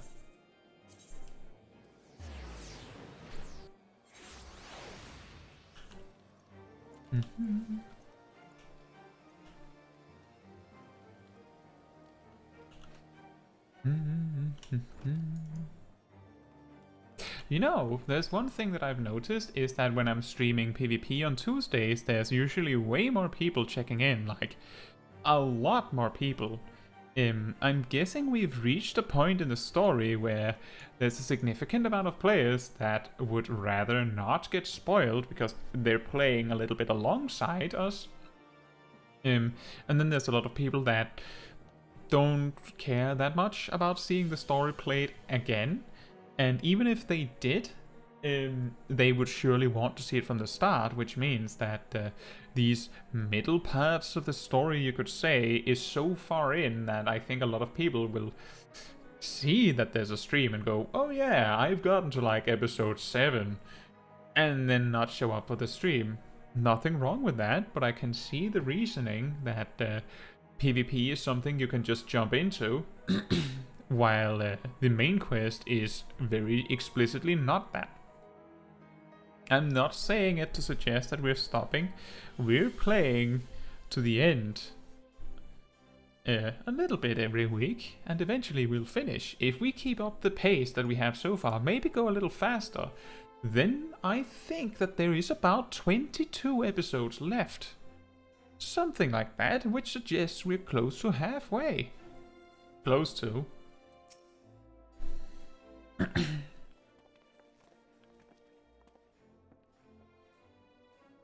You have returned. In this at least the fates are kind. Greetings, First Commander. It pleases me to inform you that Vidofnia has accepted Saemric's invitation. She has? These are glad tidings indeed. Would that the Lord Commander were here to hear them. Ah, is he otherwise engaged? Aye, sleeping off a knife to the gut? What? What happened? Will he live? The chirurgeons tell me he will make a full recovery, but had Lord Edmund and Lord Artoyril not been on hand when the assassin struck, he would not have been so fortunate. For mercy, they subdued the fiend before he could land the telling blow. The attack was just the beginning though. Not long after, buildings all around the city, including several of ours, burst into flames. Bastards caught us completely by surprise. We've been dousing the fires, but every one we put out, it seems like 2 more start up. Casualties are mounting, especially in the Broom. 'Tis plain these fires were started by the assassin's conspirators. Until they've been rounded up, there will be no end to this. Will you help us find them? Then let us be about it. I find it a little funny that we could just waltz into the city up here and not notice the fires. And Pokejak says, we find the 3 of them, but one does not end well, and the other, I don't think you like the form we find it. Thank you.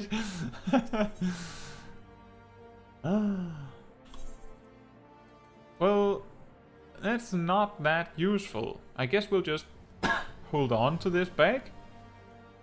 We will not need this. We will need this. One day.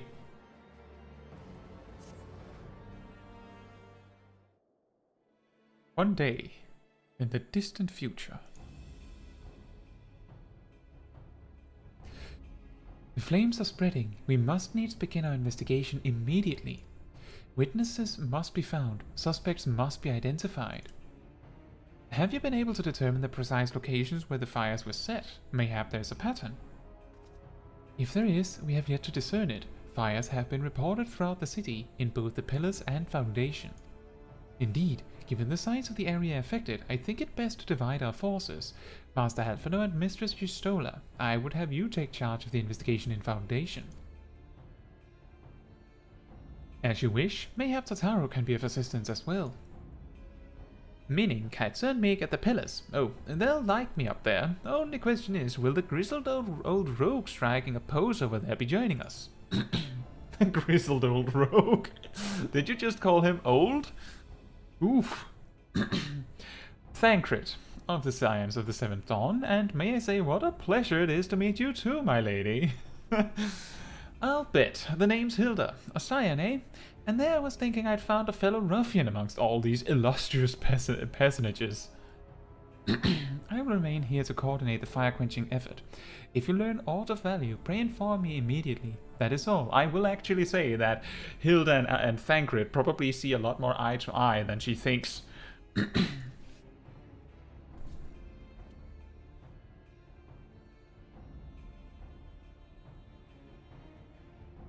While we could begin by sifting through charred rubble and questioning random passers-by, in my experience, every town has at least one individual who can be counted on to know things he or she should not.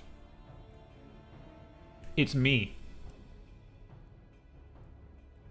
Aye, the infamous Lord Emmanuel de Forton, lover of women and wine, though neither care for him that much.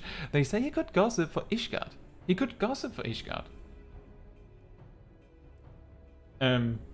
I like how he even says, like, she suggests that not even wine cares for Lord Emmanuel.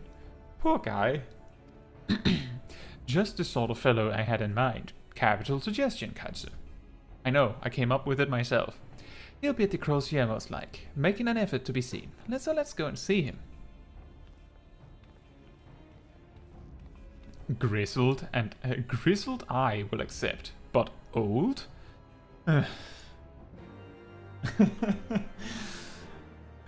Oof. I knew that he wouldn't like that.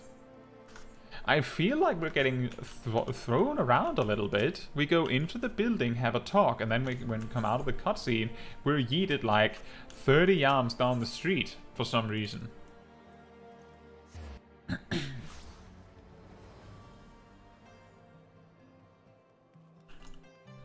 Look, another Lalafell.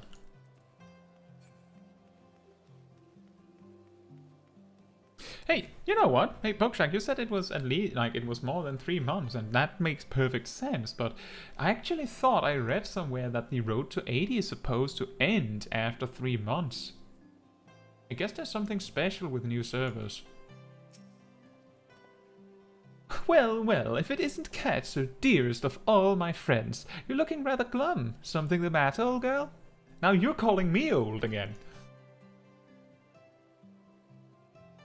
Ah yes, the Arsons. Dreadful business that, and awfully curious, wouldn't you say? There doesn't seem to be any rhyme or reason to it at all. Naturally, we've doubled the guard outside the manor, along with most of the other houses. Can't have the old pile going up in flames after all. Oh, and in case you were wondering why the Hoplon is awash with refugees, the lower levels of the vault have been opened to those unfortunate souls who have lost their homes. Sir makes orders, from what I hear. Remarkable man. Not even a knife in the ribs can keep him from his duties. Actually, old girl, if you were thinking of questioning the refugees, I should be more than happy to accompany you to the Hoplon. While you conduct your inquiries, I could offer words of comfort to the distressed and despondent young maidens. Wait a moment, I know what that is. You're giving me one of your looks, aren't you? You do me an injustice, old girl. I will have you know, my heart yearns for but one rose, prickly though she may be. I sense you remain unconvinced. Very well, if it will help to prove the purity of my intentions, I shall gracefully rescind my offer. Now, run along and catch those arsonists. That was not entirely what I had hoped for. Whose idea was it to come here again? Never mind. For our next step, I suggest we divide our efforts. While you question the refugees in the Hoplon, Caetsu, I shall investigate the locations where the fires were set. Would you be so good as to join me, Hilda?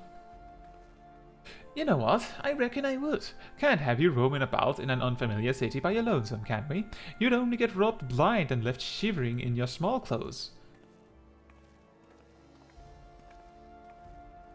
I mean, Thancred took that pretty nicely. I'm pretty sure that he could have just said, no, I can handle myself. But to the Hoplon then. Now if only we had a teleport directly to the Hoplon. Now that would be nice. Anyway.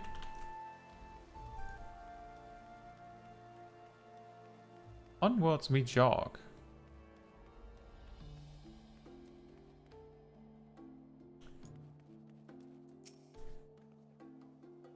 Ours was one of the first homes to be claimed, but I didn't see how the fire began. It was only when I heard our neighbors shouting that I looked outside and saw the flames. We barely escaped with the clothes on our backs. Were it not for the church's generosity, I don't know what we'd do.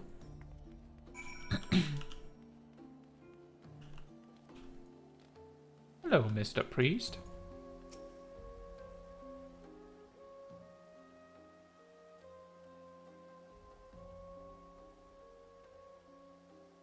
Come, my brothers and sisters, there's food and shelter enough for all in the Basilica.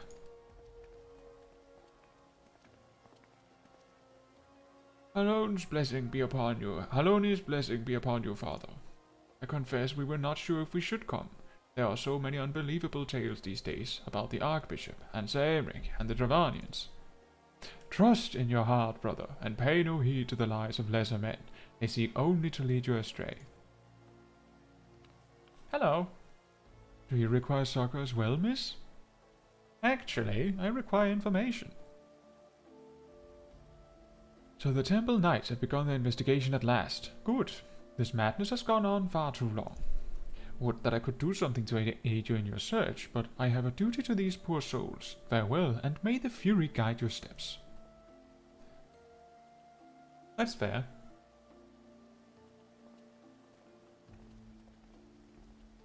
That makes sense. That's a good man. A good man. A good priest man. There was a man with a satchel. I saw him kneeling outside the window, and then there was smoke everywhere, and it was so hot, and I couldn't breathe. I don't remember how I made it out. I suppose I must have climbed. Maybe my arm is getting better after all. Oh, your arm. All right. Does this way work? I'm really not good at traversing Ishgard in any capacity.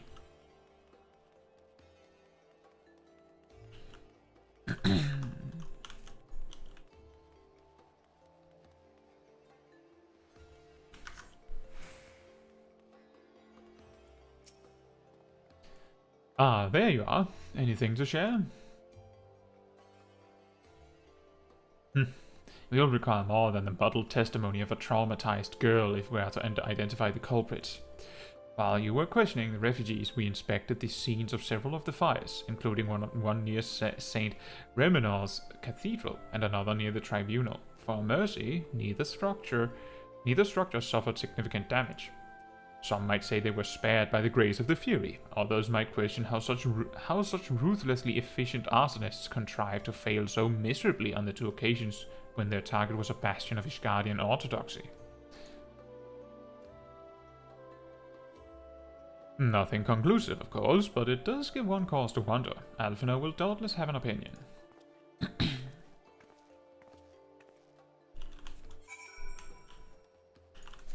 To the broom, then.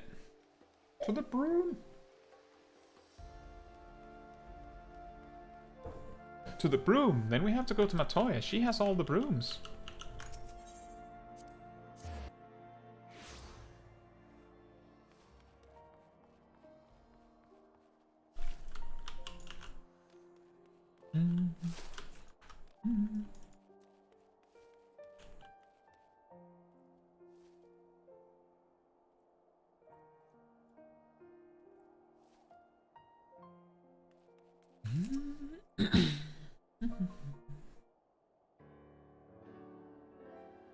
Silence will avail you not, sir.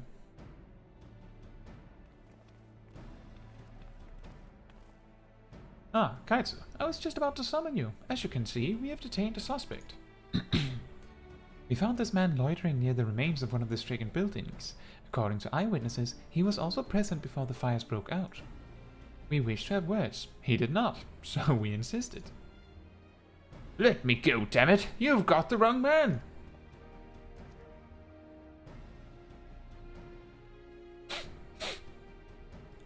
My, but you reek of oil. And are those burns on your hands? An occupational hazard, I suppose, but tell me, does arson pay well? I'm a victim, you imbecile! Look at me! Aye, that you are, after a fashion. You should know that your pious patron has already spun us a delightful yarn about how his pet mongrel slipped the leash and set about burning half the city to the ground. Not very noble of him, I grant you, but then these highborn types rarely do show your loyalty to their pets. In fact, he called you rabbit and begged us to put you down. That's bollocks! He's the one that told me to keep going! Oops. Even a sinner such as me could find salvation in the Fury's work, he said. I'd left it behind, tried to, with all my heart, said my prayers every day, like a good man, but he came to me. He came to me! And there you have it. Hilda, would you be so kind as to escort our friend here to the congregation? Hey, so long as you don't mind if he's limping when he gets there.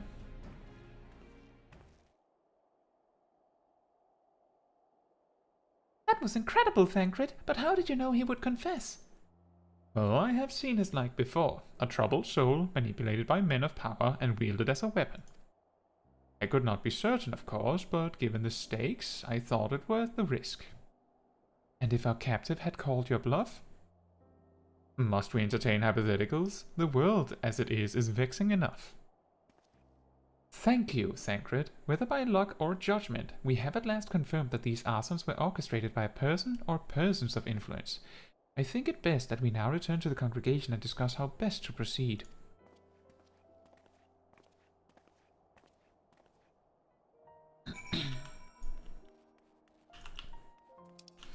to the congregation then.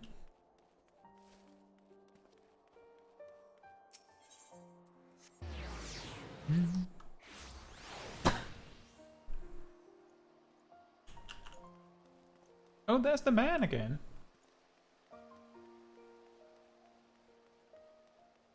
We found the man.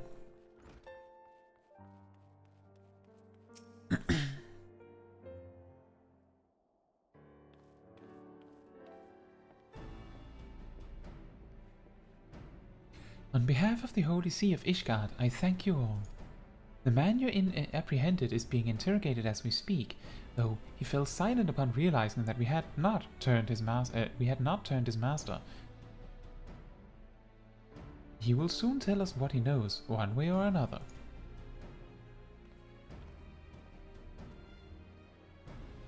Pardon the intrusion, First Commander.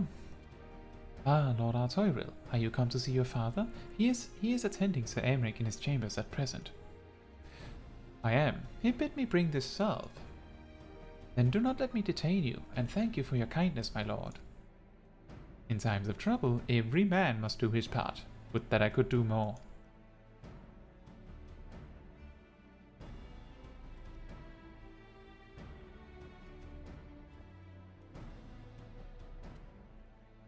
My lord Artoyril did not seem to be in the best of spirits.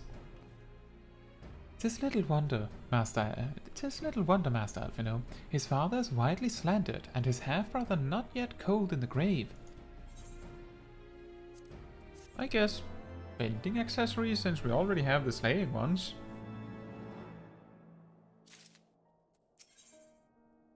And then we have to choose between anything that is ranged, and then we get the shield. You know the one.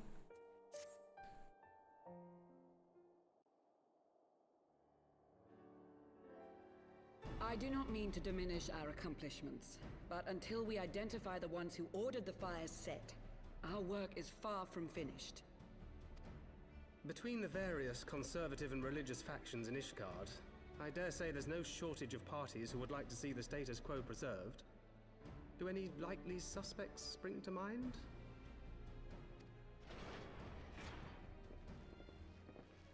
Far too many to count. Lord Commander, your wounds. Are healing well. Thank you. Time is of the essence. Lest we forget, these men would sooner put their own city to the torch than see it change. When our enemies learn that we have apprehended their arsonist, there is no telling how they will react.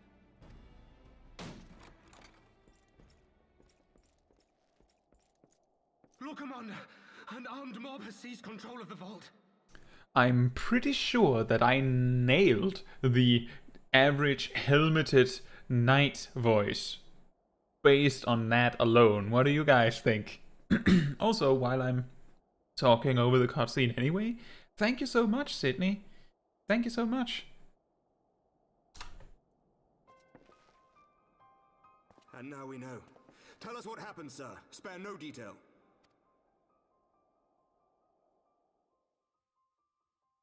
We were directing refugees into the Basilica, as you ordered, when all of a sudden, men brandishing weapons were all around us. It happened so fast, my lord. We had no time to respond. They've taken the refugees hostage and barricaded themselves inside the vault. And they sent you to deliver their demands. They, the true brothers of the faith, demand that a conclave to select the next archbishop be held forthwith. Furthermore, they declare that you, Lord Commander, are guilty of patricide and high treason, and that you must surrender yourself at once to receive of the Fury's judgment.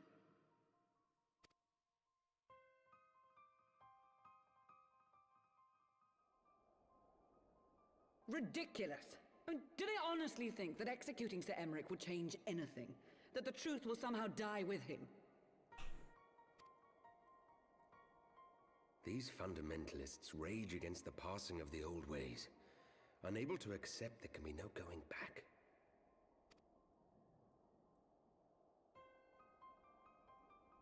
Given the fanciful nature of their demands, a peaceful resolution does not seem likely. If the hostages are to be rescued, it will be by force, I fear. Agreed. Lucia, take a contingent of knights and establish a perimeter outside the entrance. At once, Lord Commander. Hilda, I need your people out in force throughout the Broom. When word spreads of the situation, the friends and family of the hostages may try to take matters into their own hands. I will not give these militants more targets.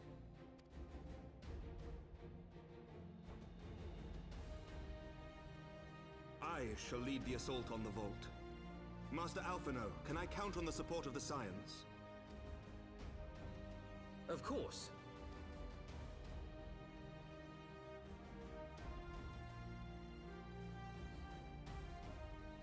We are in your debt. I shall join you as well, Lord Commander.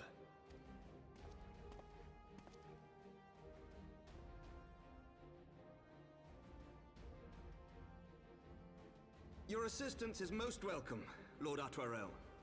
To arms then, friends. Time is against us.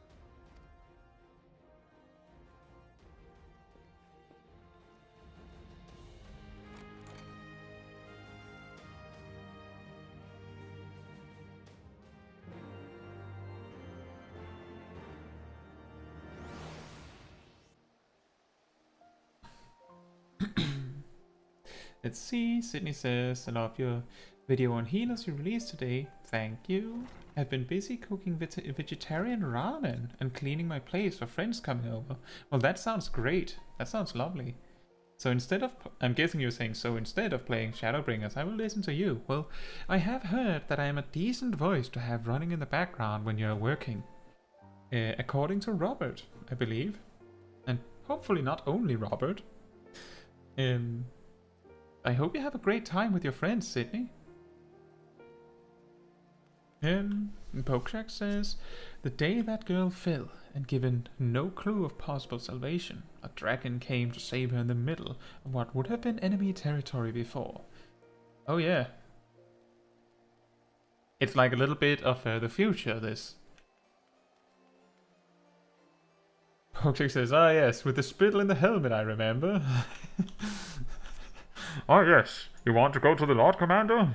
At once.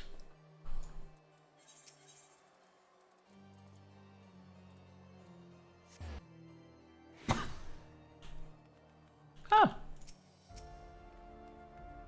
Another Lalafell. Yes, I am going to point it out every time I pass a Lalafell. It's not because they're rare, but it's just because Lalafells are adorable. And somehow they stand out more when you yourself are a Lalafell. I don't know why. Listen well, we will enter the Basilica silently via this gate. According to our latest reports, there are at least 6 hostages being held within. The numbers and readiness of the true brothers of the faith are unknown. I'm told one claimed to have served under Thordan the 7th. Might the same be true of the rest? Given the swiftness with which they seized the control of the vault, I think it highly likely yes, which means that they may well possess the knowledge required to turn the building's defenses against us. Be that as it may, we have no choice but to press on. Lord Artoiril, you are a brave man and true, and none would dare question your honor if you chose not to risk your life in this endeavor. Are you certain you wish to join us? I am no stranger to the battlefield, Sir Aymeric. My arm will not falter. My shield will not break. Alone as my witness, we will bring these fanatics to justice. Well said, my lord. Friends, follow me.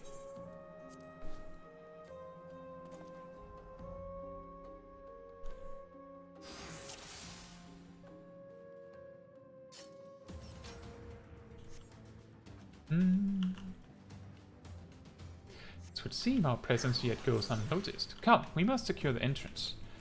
Remember, saving the hostages take precedence over all else. Mind your attacks and subdue the enemy quickly.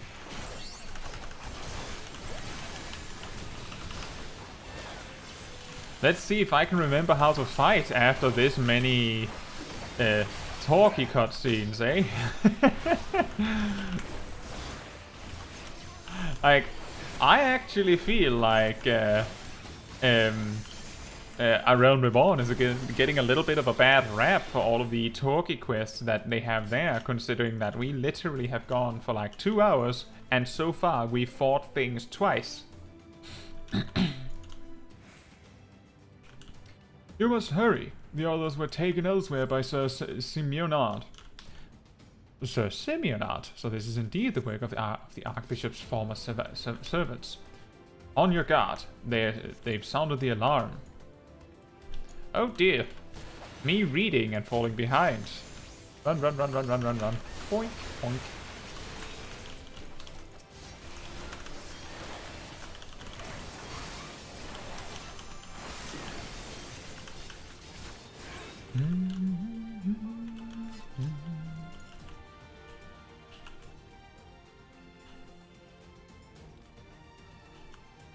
Secure the hostage, Caetsu. Leave the others to us.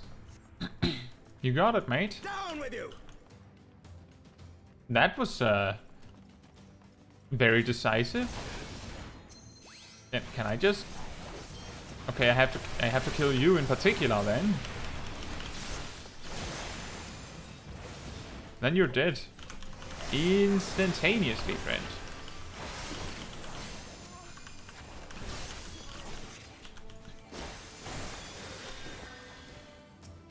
Pokecheck says, I noticed yesterday that Endwalker's level 84 craftable armor is Scala's, but its dye different.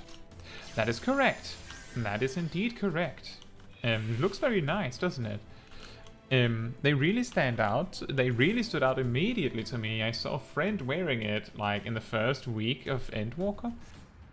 They took the other somewhere. It all happened so quickly. There they are. Let none escape. You're two. You're literally two.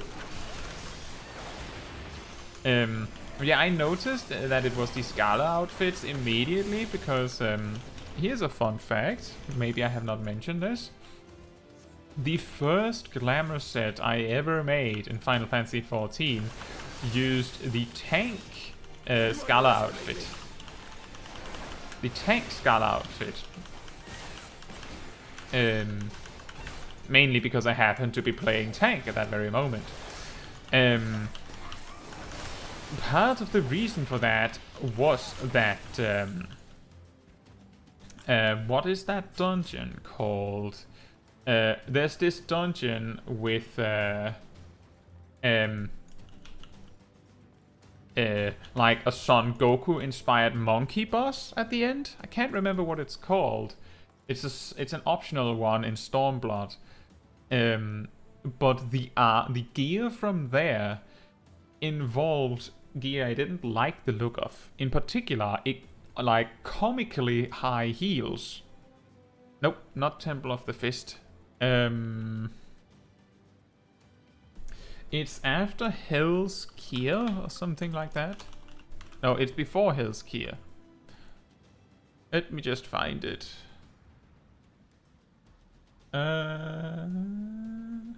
This is not exactly the nicest time to do this, but Swallow's Compass. Swallow's Compass.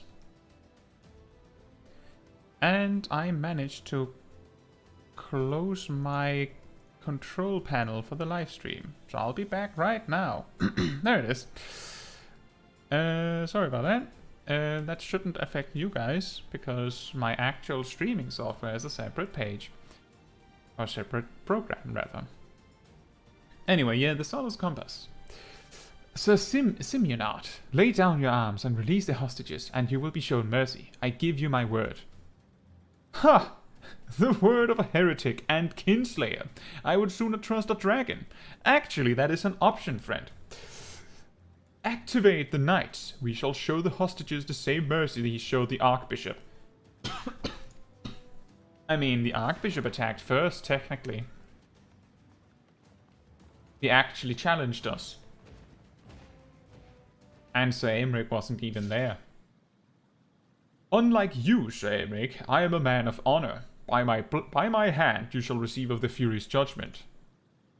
So it is to be a trial then, Lord Artoyril Caetsu. Leave us and save the hostages. I will deal with Semyonard.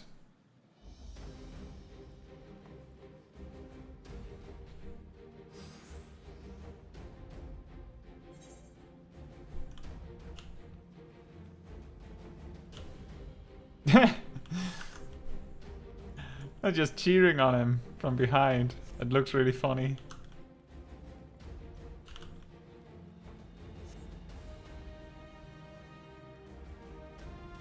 What? Okay, I just had to be sure what we were doing here.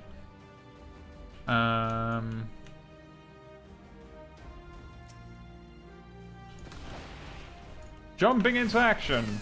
Ta-da! Bonk!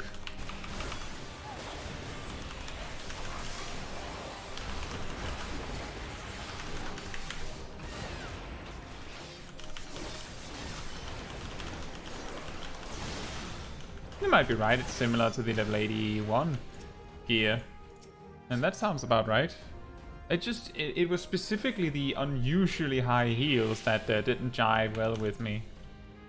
And then I just really liked the Scarlet gear, which is probably not anything new to anyone. What? You liked the extremely popular Scarlet gear? No way! What are the chances? If I remember correctly, the Scarlet gear was something that was actually one of the sets were designed by a fan and won in like a contest.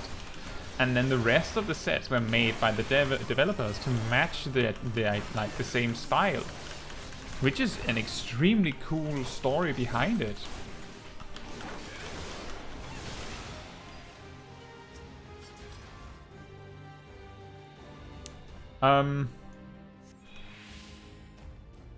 There's one hostage that we still need to rescue.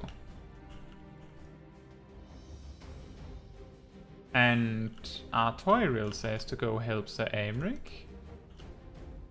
I can literally remember nothing of this particular quest, so this might go poorly. He just attacks me immediately. I thought you had some plan to fight Aymeric. You what? This knight does not yield. That's the spirit.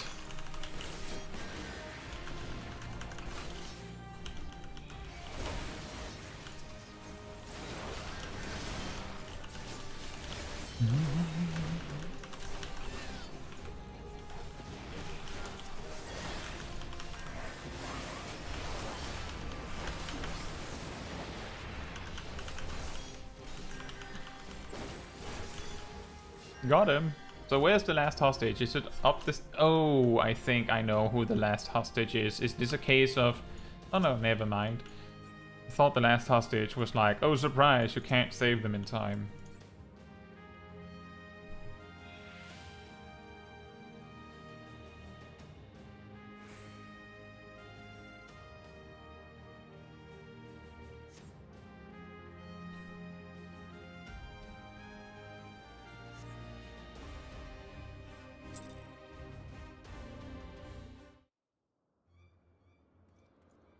Where is he? Where is he?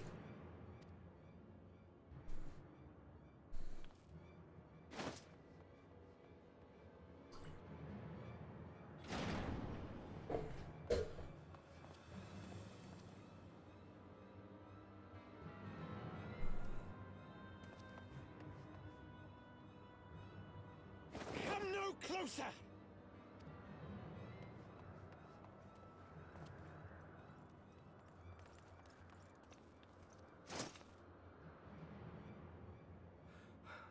You have nowhere to run. Release the girl and surrender. Surrender to whom? The blasphemer who throws wide the gates to our enemy? Who breaks bread with him and calls him brother? Ungodly swine! I would sooner die than surrender to you. Is it godly to spill the blood of an innocent child? To burn the homes of your brothers? Tell me, priest, is that godly? Do not speak to me of godliness, heathen!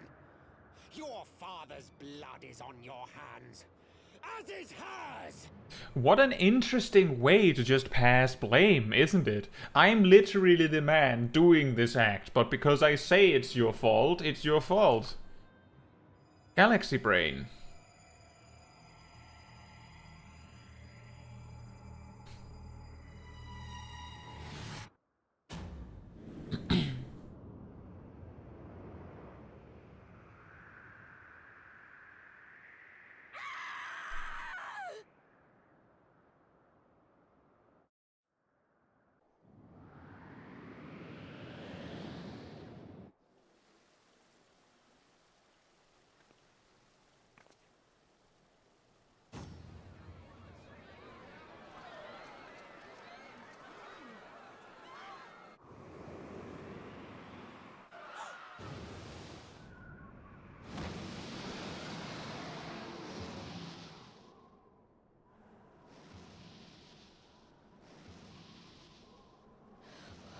What? But I...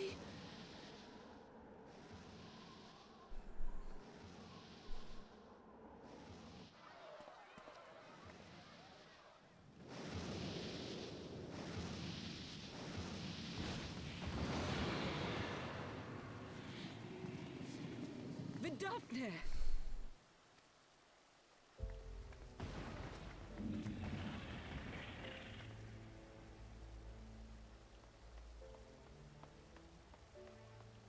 Well met, knight. Mayhap I chose an inopportune moment? Not at all. Pray forgive us this most unworthy reception. We are honored to have you with us, and right glad of your aid. Fortune delivered the child unto me. I had but to receive her. Thank you for saving me. Thou art welcome, child.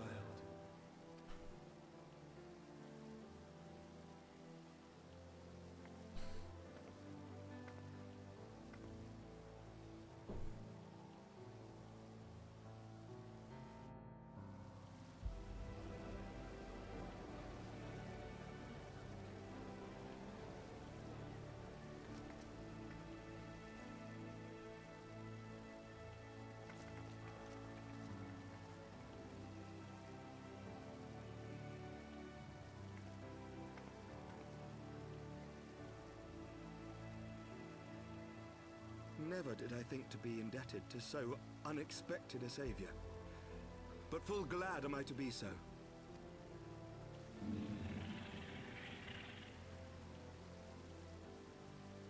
Friend of Izel, warrior of warriors, I had hoped to meet with thee.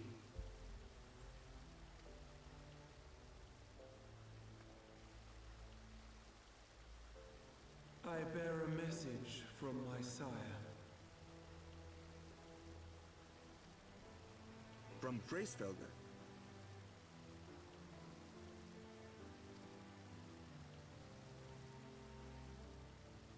Upon returning to our lands, Nidhogg's shade did sing unto his brood, and they for skies unknown did then take wing. This thou must know, for your fates are inextricably bound. What of Estinian? Is he truly lost to us?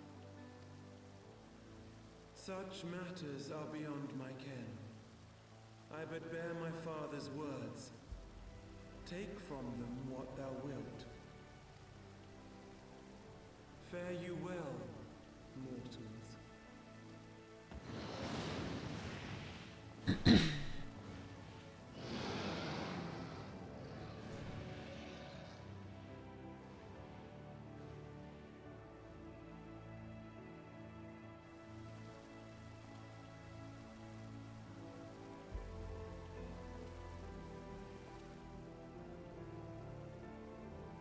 So it is as they say then.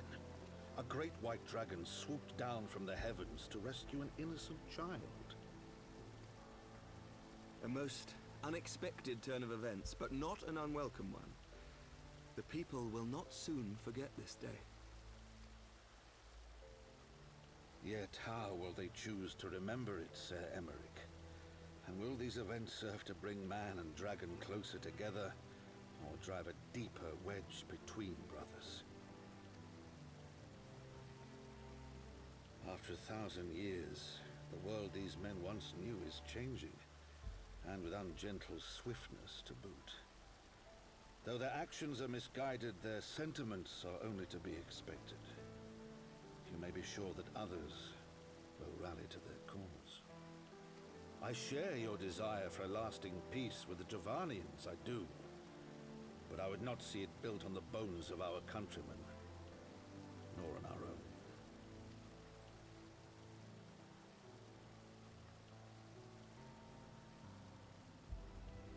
I see much of horsifying you, and I could not bear to mourn the passing of another son.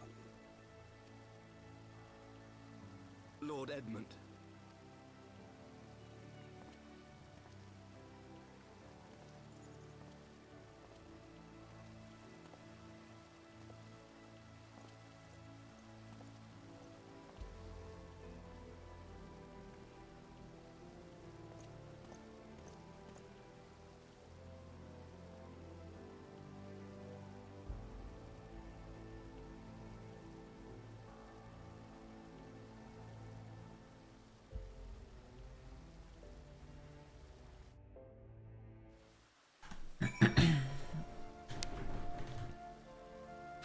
You know what, Pokeshack? I thought the exact same thing. That, bit interesting that the child can fall half of the building's length and get caught by a dragon with a very hard back. And just survive it like nothing happened. Whereas falling the entirety of the building and landing on the hard floor would have been very different. But this is, you know, fantasy logic. We could argue that maybe the dragon was really good at like swooping in a perfect angle to somehow like soften the fall. Who knows? Hard to say. Maybe the dragon isn't as hard as we think it is. Maybe it's actually made of bubblegum, and no one ever bothered to check.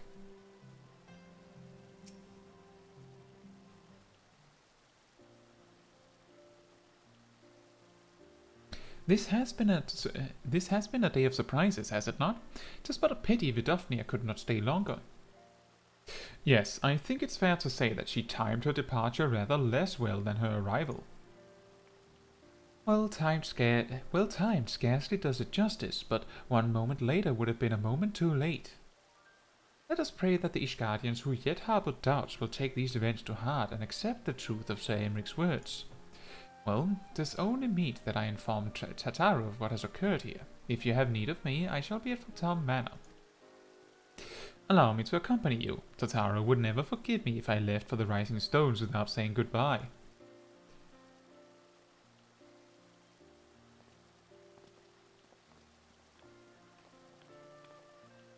A moment, Caetsu. I wish a word. Tell me, does Thancred seem quite well to you? He held his own in the vault. He got on well enough with Hilda. I'm not sure how to put it into words, but he held his own in the vault.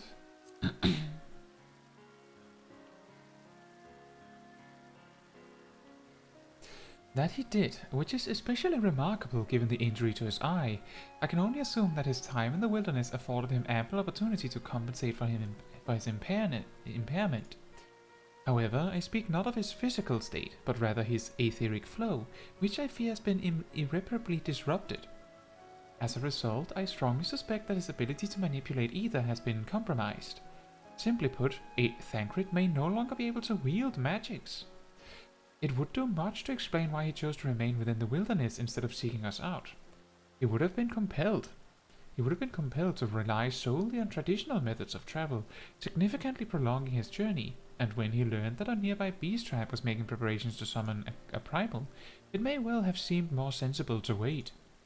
But this is still little more than speculation. Until I have proof, pray speak no word of it. Or you could ask him. Right then, I should be on my way. Kryl may have charmed Master Matoya for now, but who can say how long it will last?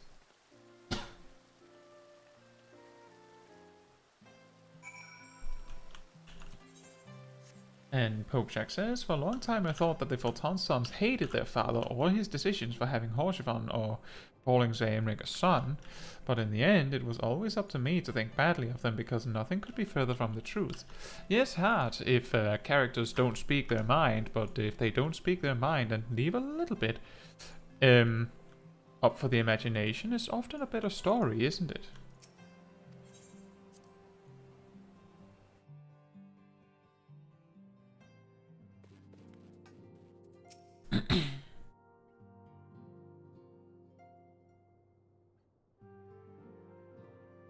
That Vidofnir should chance to arrive even as the girl fell.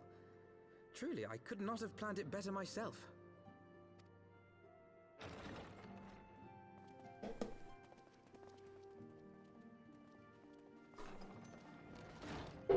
Ah, good.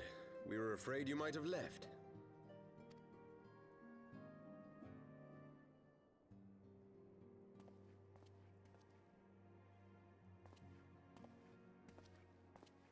A shield, my lord? Fit for a true knight. An expression of our gratitude to you and yours. Long overdue.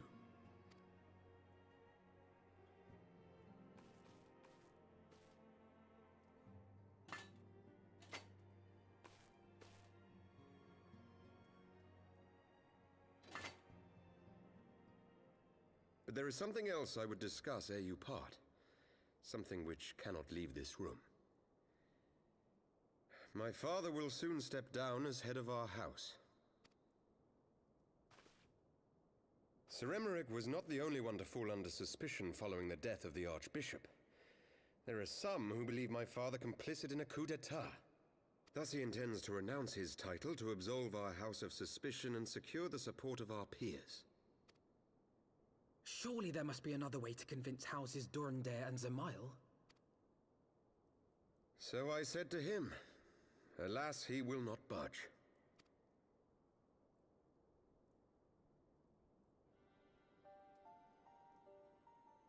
Ever since I was a child, I knew that I would one day succeed my father. The thought of it filled me with pride. Yet once I learned the day was at hand, my heart was filled with naught but dread. Our legacy is built upon the lies of our forefathers. In accepting this title, am I not perpetuating this injustice? Why should I become the next count? A knight lives to serve.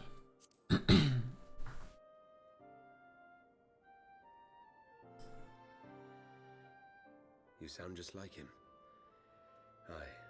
I suspect that is what Horsefon would have said. To aid those in need.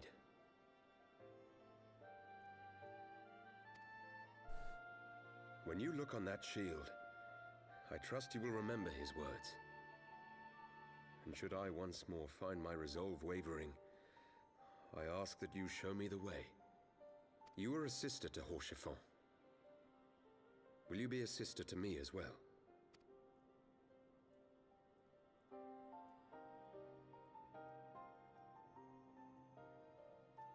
Come, Manalaine. There's much to be done. For father, and for Sir Emeric, and for Ishgard. Oh, you're here!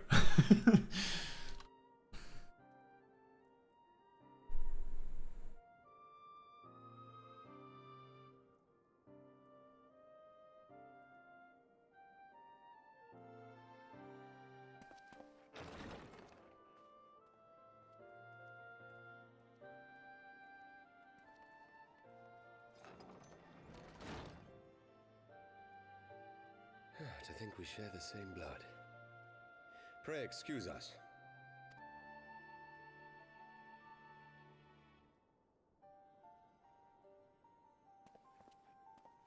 Those were the days of promises and vows, of tentative first steps into an uncertain future. A future shaped by the choices we made, in ways we could never have foreseen.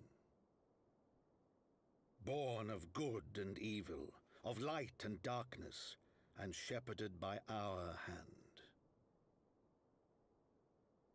Be it for weal, or be it for woe.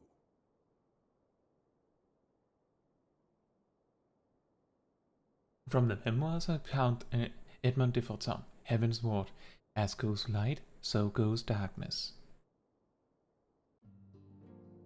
I didn't quite expect having to have a line myself right there.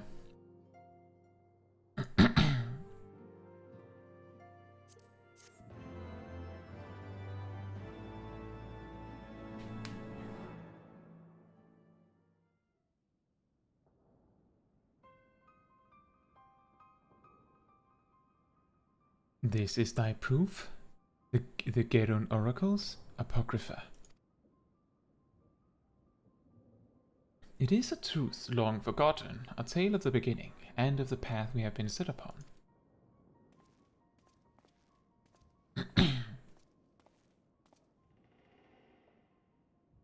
Our fates were ordained long ago, Archon. The Guardians are no exception, nor the Triad. You know what must be done.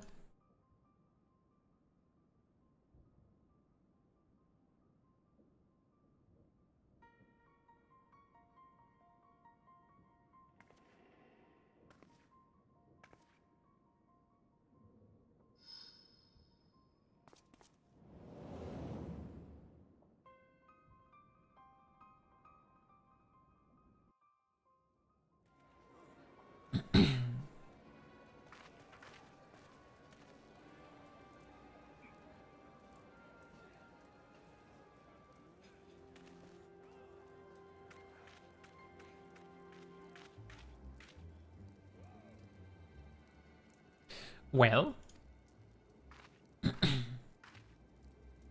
Everyone has their orders. The masks will attack as soon as all units are in position. The Imperials won't know what hit them. I fear it will be bloody.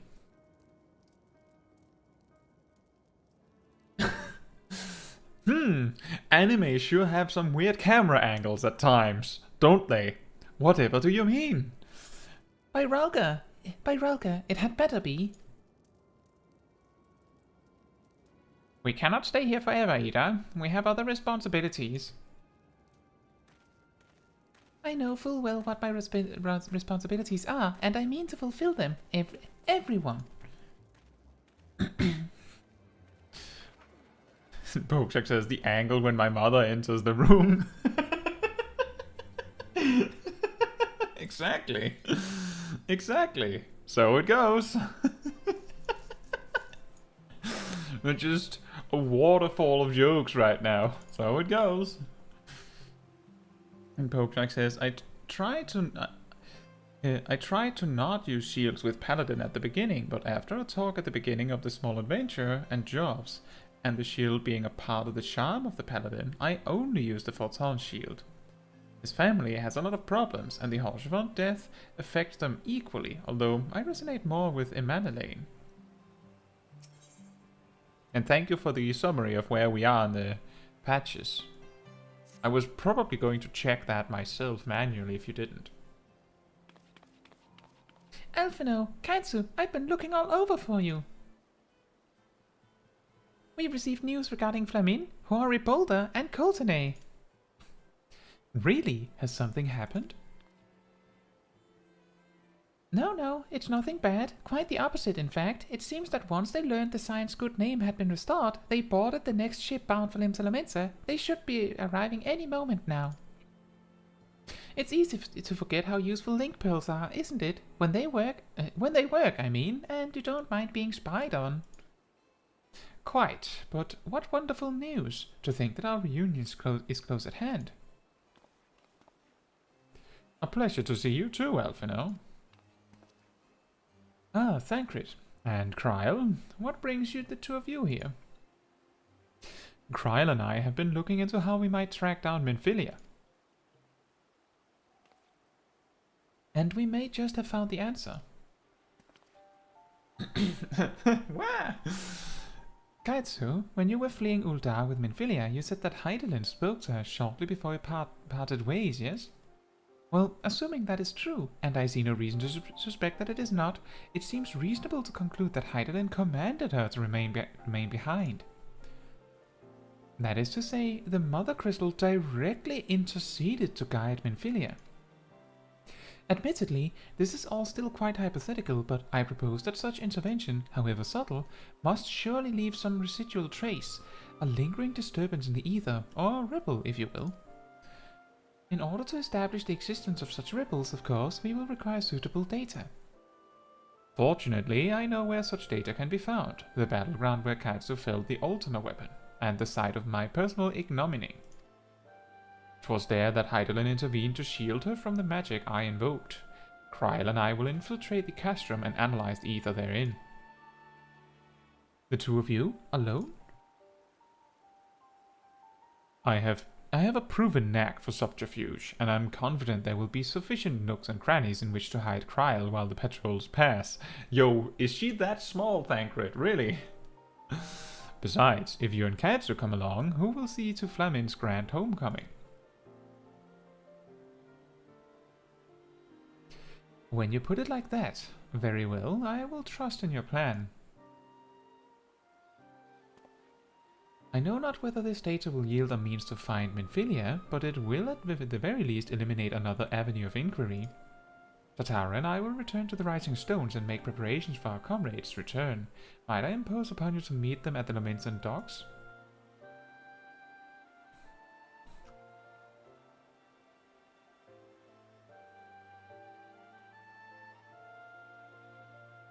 Then I shall see the four of you at the Rising Stones. Safe travels!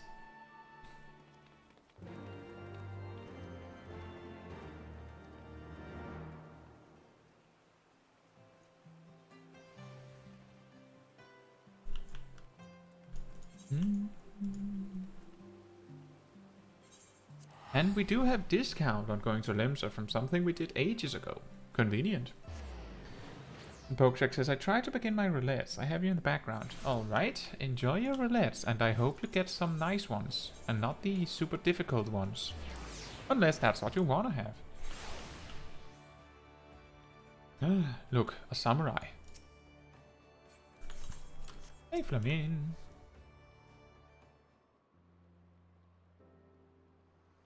Oh, Caetsu, have you been well? Come here, let me have a good look at you. And then I just stood still. Thank the 12. One hears the strangest tales in foreign lands. I worried about you all every day. We would have sent word sooner, but the braves afforded us no opportunity. When they fell upon us in the market, it was all we could do to escape. Tataru found her way to you, of course, but we were forced to seek shelter aboard a Hannish vessel. It pained us not being there when you needed us most, but we made the most of it, didn't we, Courtenay? Studied and trained from dusk till dawn, we did. We would have sent word sooner, but we knew not whom to trust, and with the vast distance. But those dark days are behind us at last. I shall be glad indeed to return home and speak with my daughter. Well... What do you mean she's missing? How could you let this happen? I mean... Forgive me, I'm sure you're doing everything in your power to find her. As Thancred must be. He watched over her from the first, long before me, and he will watch over her to the last. I shall pray for her safe return, and busy myself in the meantime. For certainty, there's much and more to be done. The braves may have bloodied us, but the path remains, and we shall not be swayed from it. Aye, that's the spirit. To the Scions, and a long overdue reunion. Huzzah! Well, there you have it. To the Rising Stones. Do I also have to go?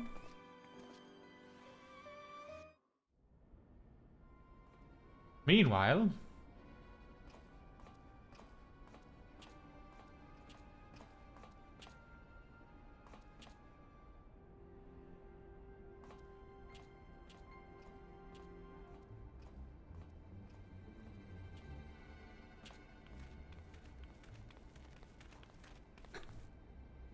Well done, sir. And with that, I believe we are ready to proceed.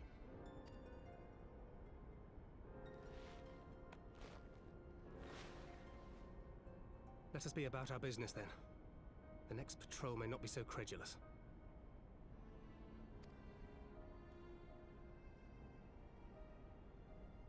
Why must you be so disappointingly brusque? You're not at all as Minfilia described, you know. I don't think you've favored me with so much as a single compliment since we set out. Tell me, did your time in the wilderness sap you of all your charm? Or are you holding it in reserve for your beloved? This is neither the time nor the place. Well, call me old-fashioned, but when I'm risking life and limb infiltrating an Imperial castrum, I like to be sure of my comrades' motivations.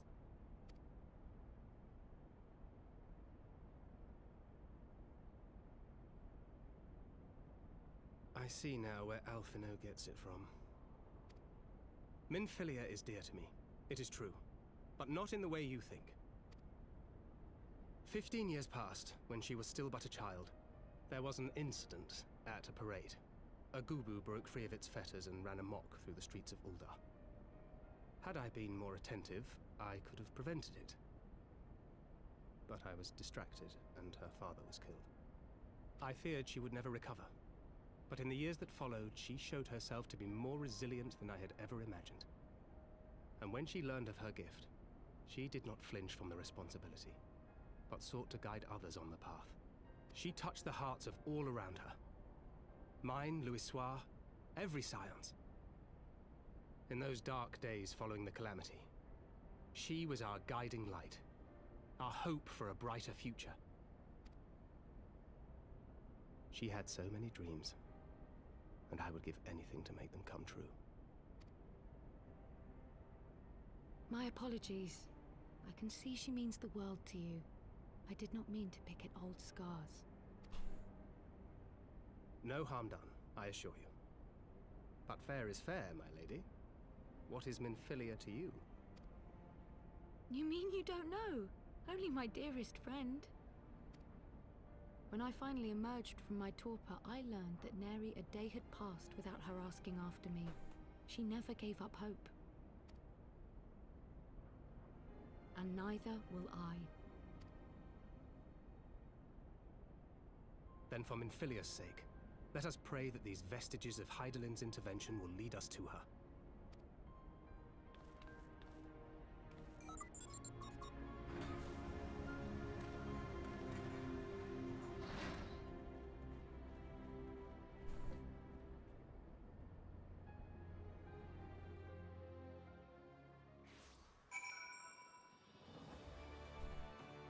And then we're here, needing to find our own way to Revenant's Toll. As you do.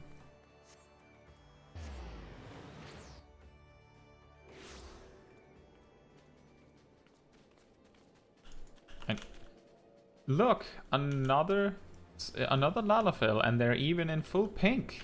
Excellent.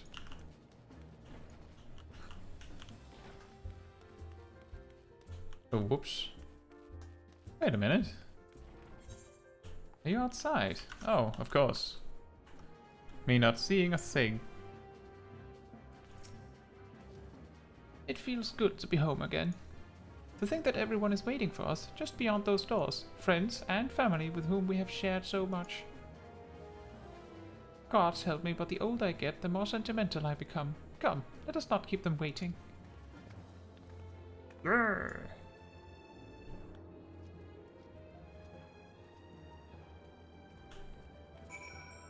Mm-hmm.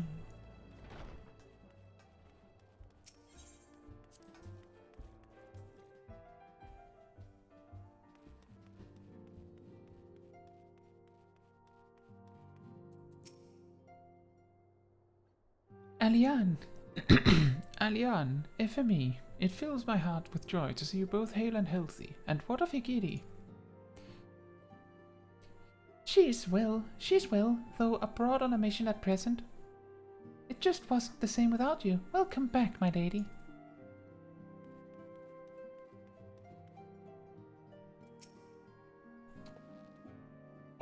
We could do with more of that around here. Heartfelt reunions with stalwart companions brings a bloody tear to the eye.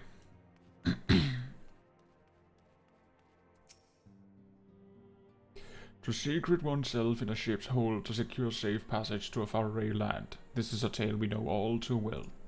When they are well rested, I should like to seek a formal introduction. Why wait, my friend? Come, there's no need to be shy.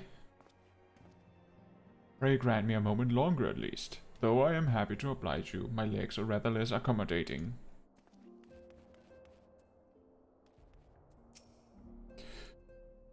Okay, what in the seven hells drove my little brother to come to Maldona?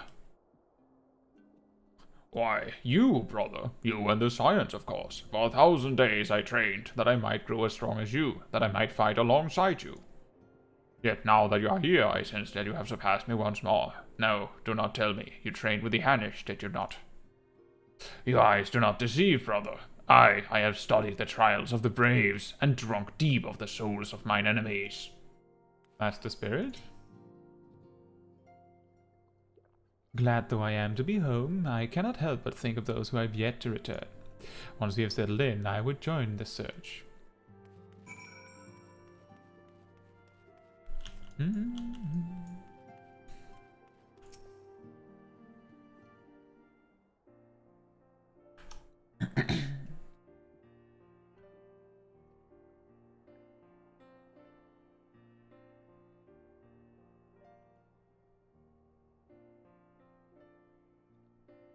It's been so long since I've seen them all like this.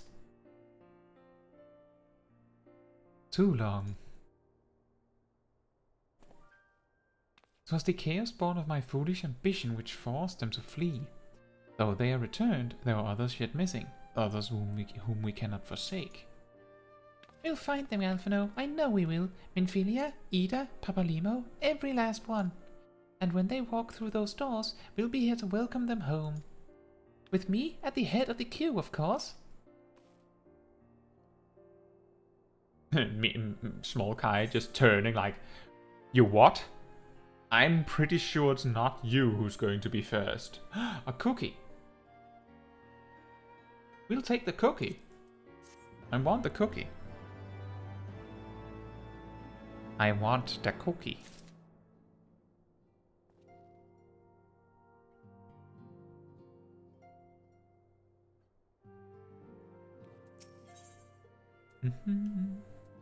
Oh, a new minion.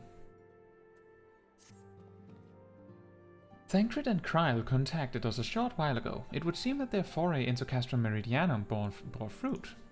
They asked that we rendezvous with them and Y'shtola in Idleshire, where they will share their findings. Rude though it is to depart without speaking to the guest of honor, I expect she will forgive me if I return with her daughter.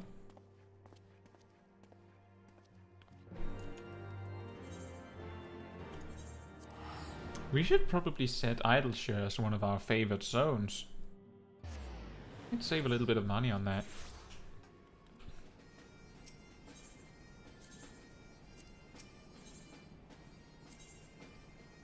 I don't think we're gonna need Falcon's Nest that often.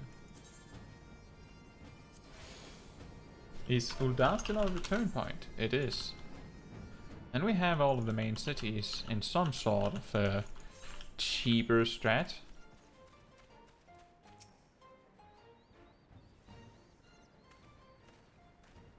My apologies. I see I am the last to arrive. So, what news have you for us? Well, as we postulated, there were indeed what appeared to be the remnants of an unexplained disturbance in the ether at the scene of the Ultima weapon's destruction, a ripple at odds with the presiding pattern.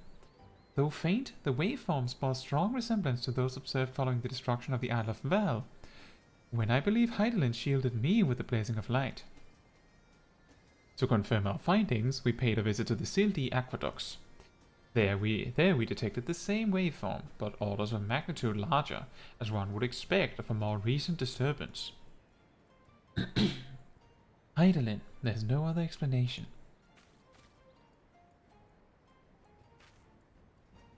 But there's more. When I studied the site where Y'shtola used flow, it appeared that not two, but three beings had been affected. Yet, unlike Y'shtola and Thancred, there was no trail to follow. Our unknown third party was simply there, and then not there. Now, recall your visions of a vast crystal floating in a sea of ether. Though this too is but a theory, studies of gifted subjects suggest that, when communing with Hydaelyn, we briefly leave our bodies behind. So let us consider the facts. 1. Hydaelyn interceded. 2. A third being was caught in Y'shtola's flow and vanished without a trace. And 3. Hydaelyn may have the capacity to summon the consciousness of gifted individuals to her side. You're implying, I take it, that Hydaelyn gifted Minfilia into the compass of my magic, that she might summon her, body and soul, onto the ethereal sea? In which case, we must needs continue our search there. For Blessing, the means to do so already exist. I speak of the Antitower, a Sharlayan construction conceived to provide scholars a vantage point over the ethereal sea. Though I know not where its entrance lies, we need only ask its last custodian, a contrary old crone who, for another blessing, refused to join the Exodus. Master Matoya was the keeper of the Antitower? I had no idea. Then our course is clear. We must petition her aid once again.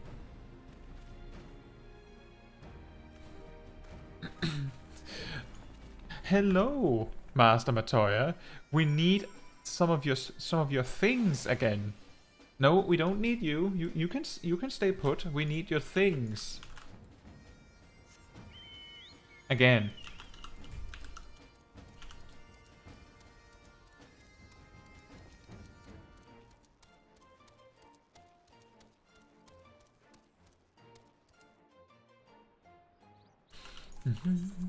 And then we have to do the long trek there again, because no flight.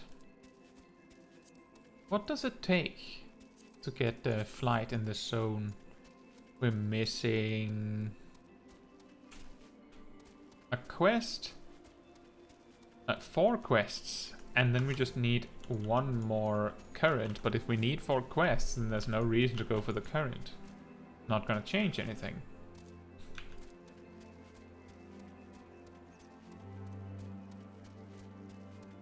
I'm guessing those are 2 of the quests.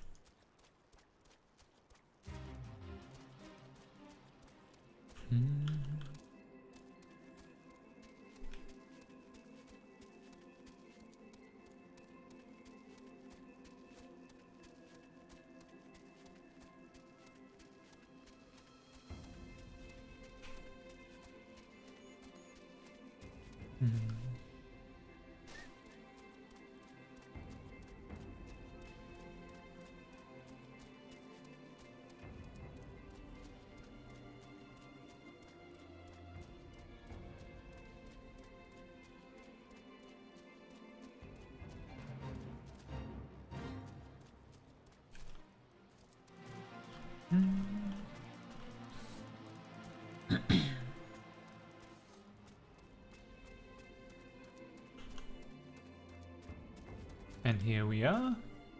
And after a good minute or 2 of travel, we're back at Matoya's cave.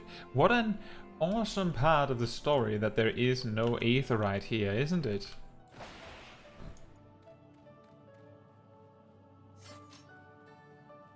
Hello, Matoya.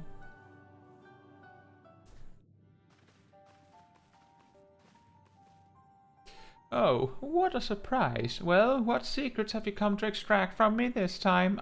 True. Fair. Though it pains me to admit it, your words strike close to the mark. We humbly ask that you grant us entry to the Antitower, that we might use it to seek a friend who we believe has been transported to the ethereal sea.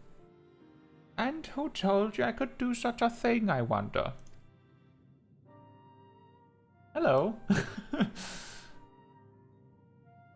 The tower was abandoned to its magical keepers 15 years ago. They have the run of the place now. If that is no deterrent to you, then by all means. Is that all? I felt sure you would seek to dissuade us from our course, given your role as custodian.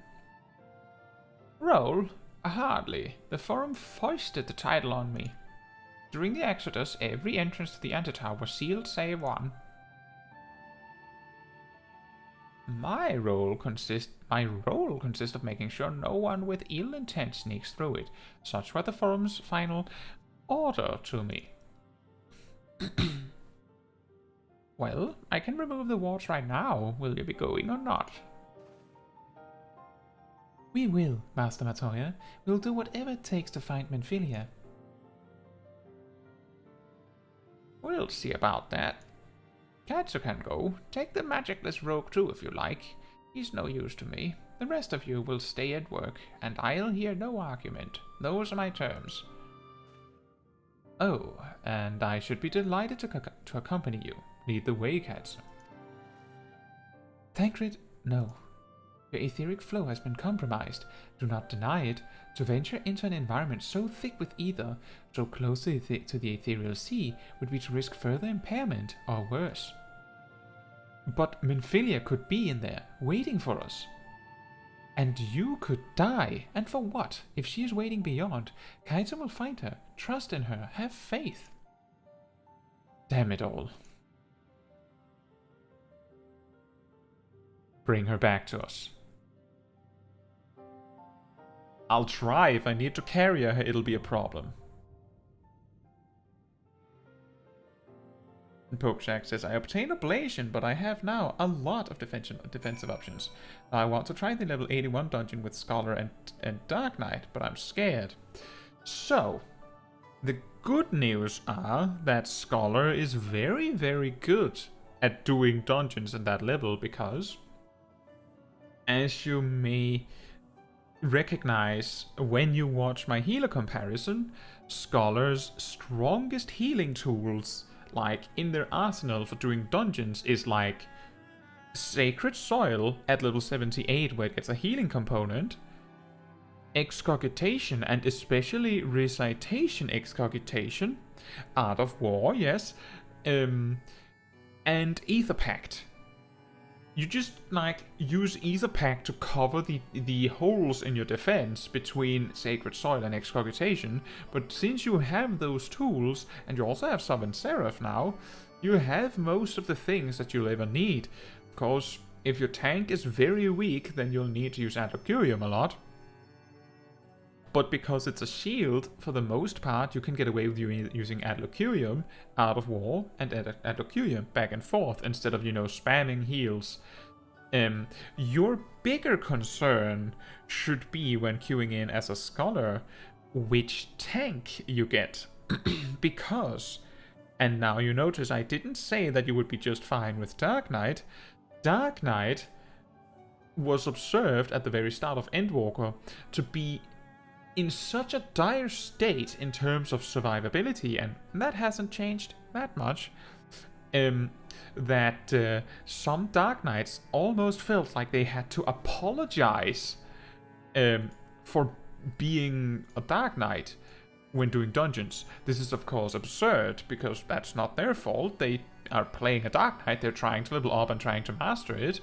No reason to apologize, but that's how bad it was.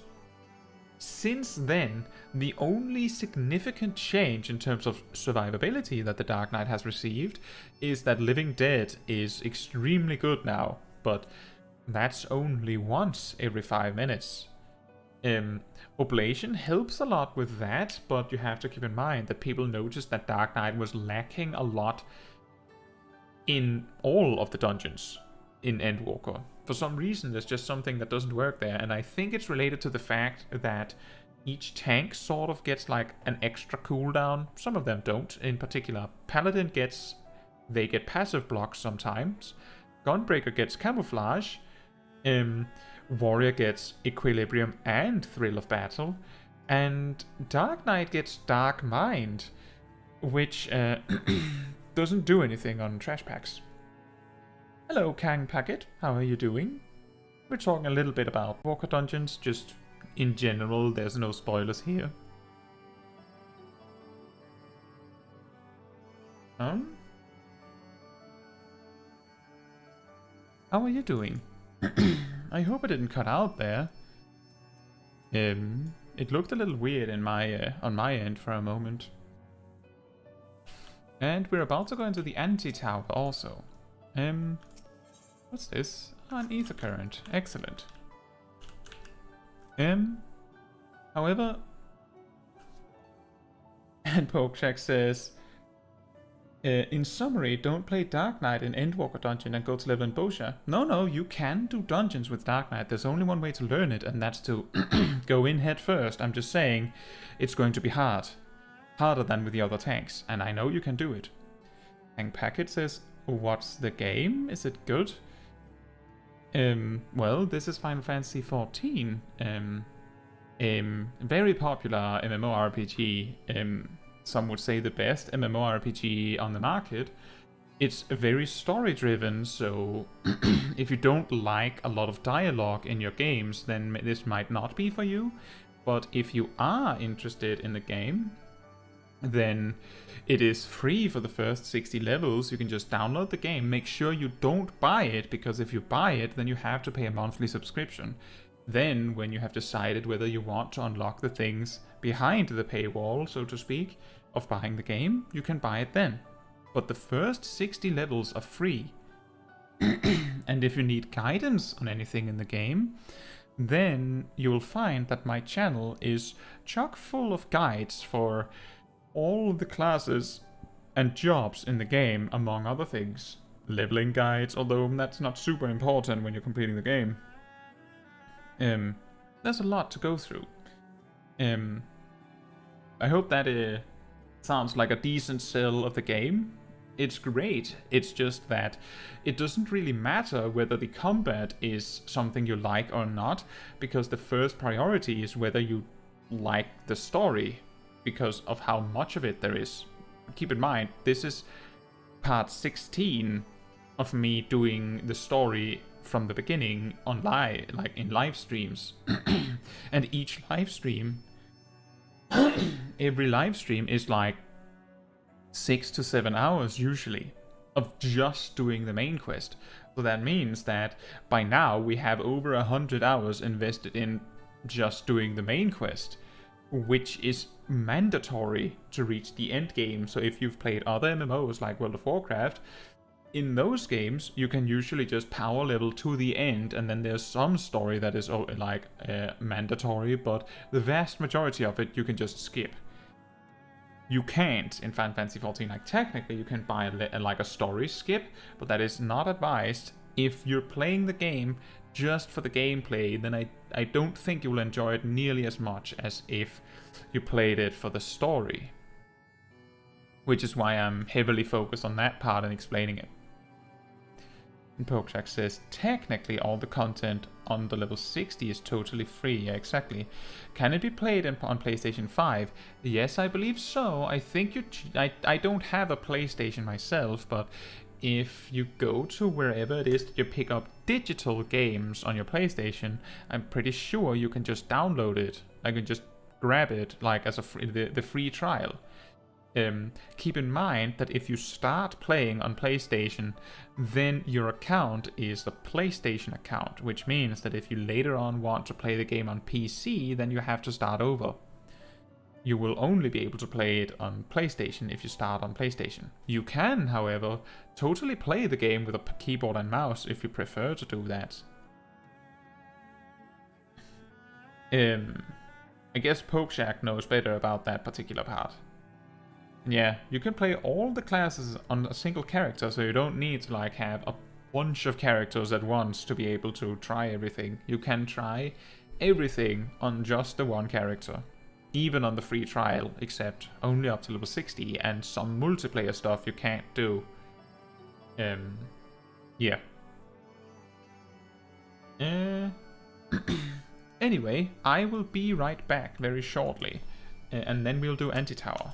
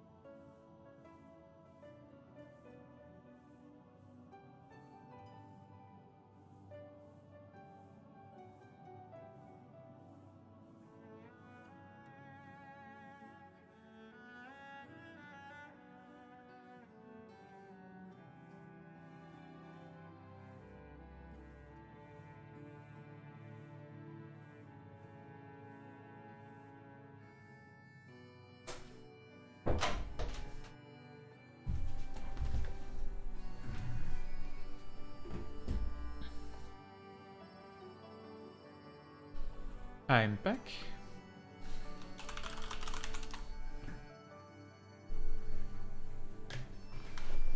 And Kang Packet says, I bought a PS5 console because desktop is very expensive. Yeah, that's totally understandable. I just wanted to highlight that a PlayStation 5 account, or a PlayStation account and a PC account is distinctly not the same. So that if you wanted to play on a specific platform, you have to make sure that you choose it the first time. That's basically what I wanted to make sure you were aware of.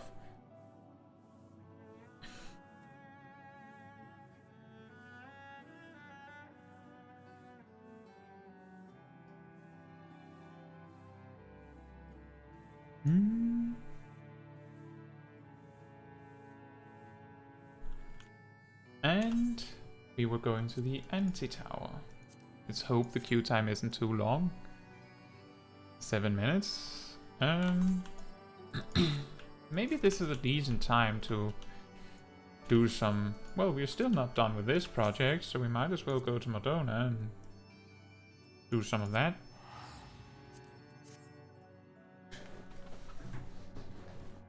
But yeah, there are plenty of good games for the PlayStation. Personally, I'm really bad at playing with a controller, so I prefer to avoid console games, just because I'm really bad at using a controller.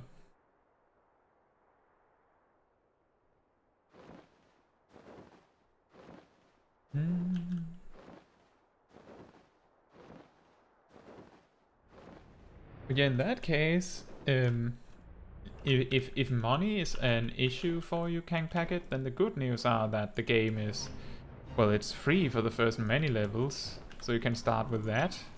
And I know people that have played the game for like over a year at the very least, just doing the content that is free. So you can always start with that.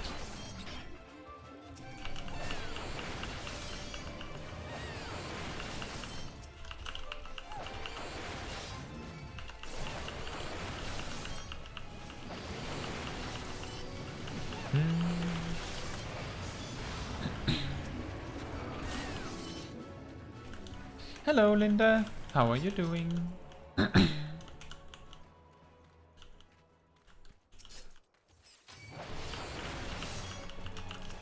I guess it's been a while since you were on a stream.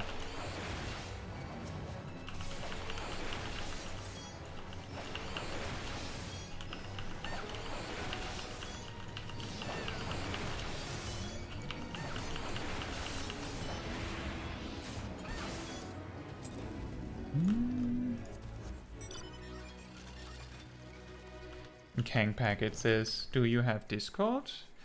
I do have a Discord server for the community of this channel, yes. And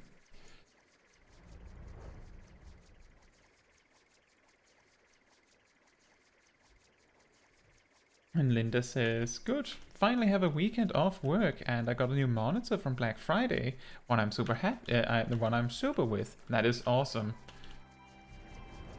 That's the important part. If you get like a super good deal on Black Friday, is it good? I have heard some people really got sort of scammed on Black Fridays, so that's but if it's one you're happy with, then it seems like you got the good deal. I'm really glad to hear that.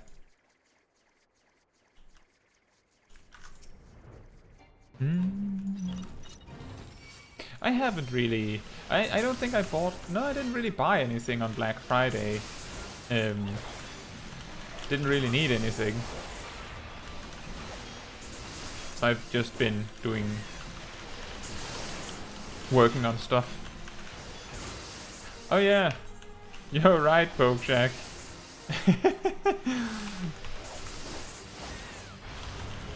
The keyword is I am Kisil. The companion that I always forget to summon.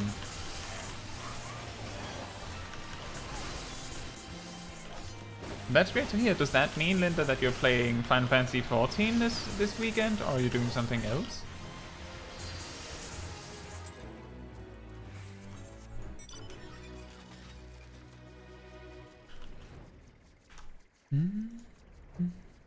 Now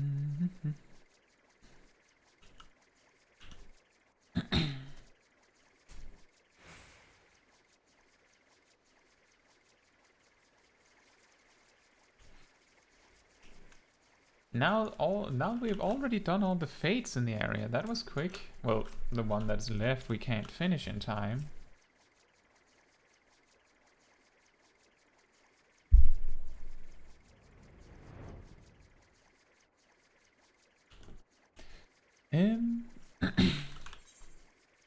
Did we need 5,000 for the next rank up?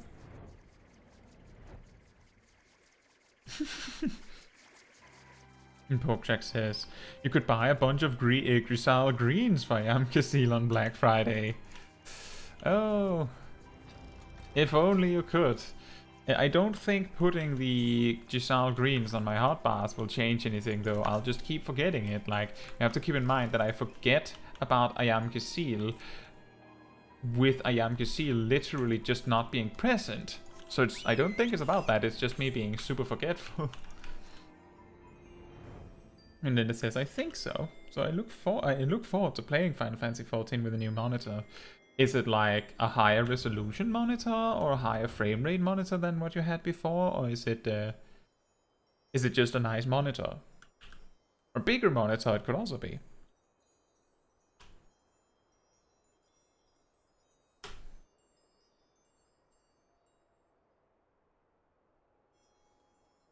Higher refresh rate and like 2 times the size. Nice.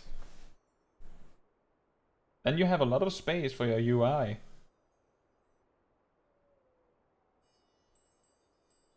Or there's also the opportunity that there's also the chance that your UI is too big or too small on the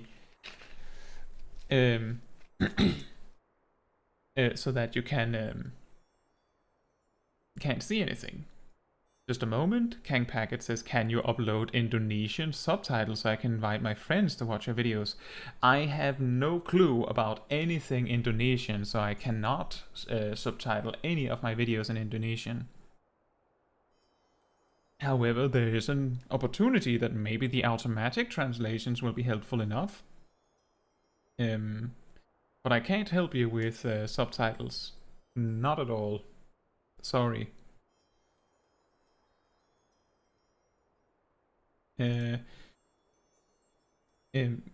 Linda says, my old monitor was a temporary one that was super outdated. Oh.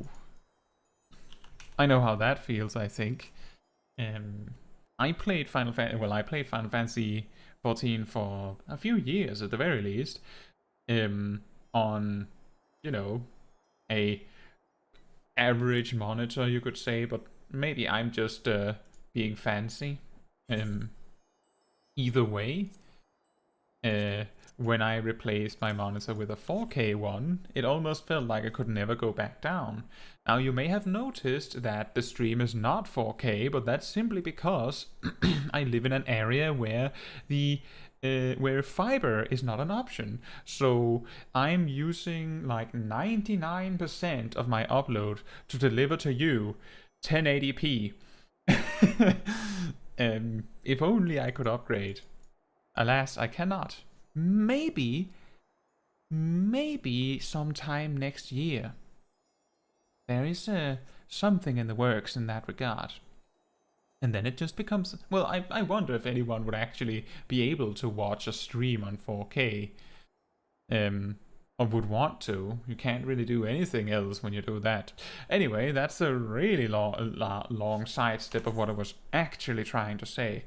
What I wanted to say, Linda, is that if you log into the game and now with your much larger monitor find that your UI elements are too big or too small, goes both ways. Remember that UI elements that you open with keybinds and stuff, if you right-click them, you can adjust their size, which can be helpful. And if you need to change the size of other UI elements, then you can open the HUD layout, UI element settings, and then you can change the size there. It's a bit important. Sometimes you need to change it, sometimes you don't. As a matter of fact, apparently if you start a new character and you're on a 4K monitor, then the hotbars and everything will default to like 120% size, while if you do it on a 1080 high definition monitor, then they will typically be 100%. And Linda says, good to know. Usually I only ever modify the HUD layout for job gauges. That's also an option. It was just a suggestion to like, in case you log in, to find that it's all wrong. Oh, and we have the dungeon queue. I also use the HUD stuff to change job gauges a lot. Usually to change them to the simple one and to move them somewhere.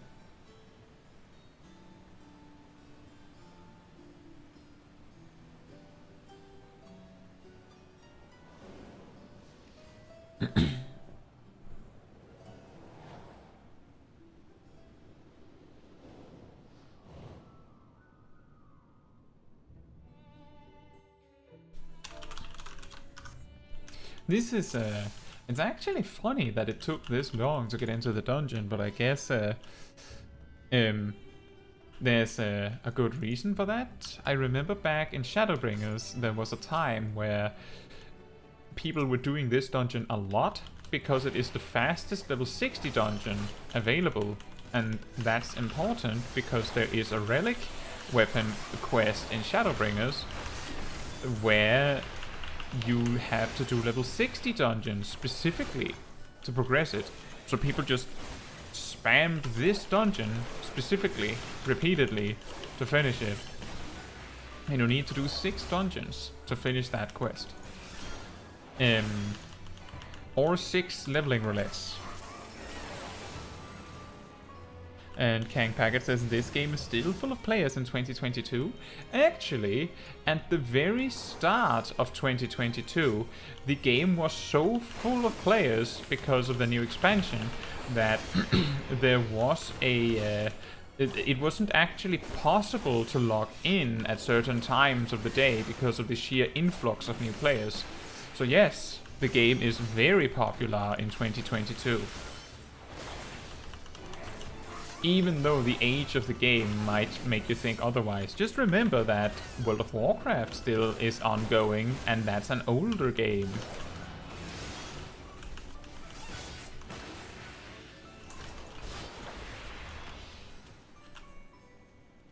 But yeah, that's a little fun fact for you, among others, Pokeshack, is that sometimes the reason why a specific piece of content is popular is for a really, really obscure reason. Like in this case, this dungeon is allegedly the shortest level 60 dungeon.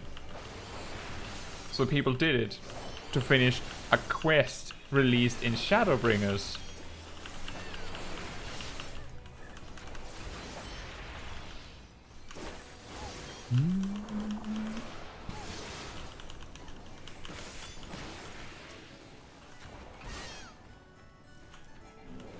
You sold your bow?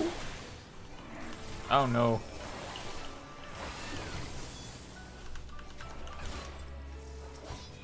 Well, fortunately you can get another one. Or you can just, like, when you reach the level 86 part of the quest, there's a good chance that you can just take a new weapon reward and fix it.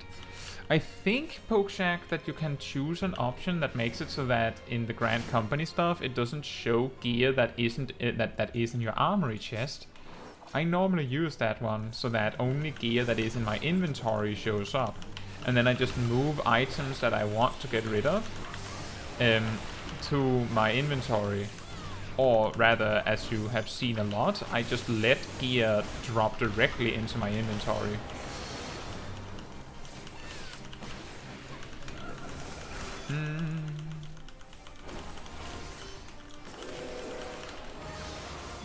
No telegraph.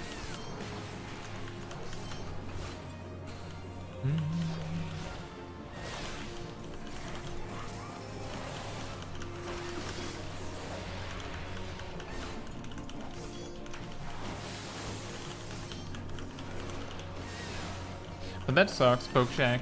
I don't think there's any way to get that back.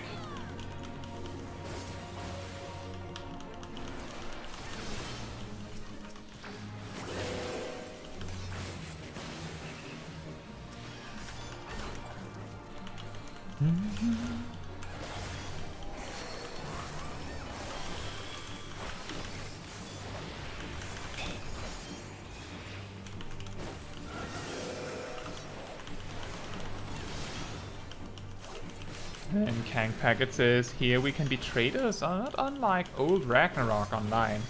Well, you can be like crafters and gatherers, but the thing is that to unlock areas that would be interesting to access as a crafter or gatherer, you are forced to do the main quest, and the main quest can only be done by combat jobs. So while you can play crafters and gatherers as you please, you will have a hard time accessing newer stuff for those classes if you don't play a combat job on the side, or rather as your main. I just wanted to make that clear, so you don't get disappointed that it doesn't work the way that you thought it did.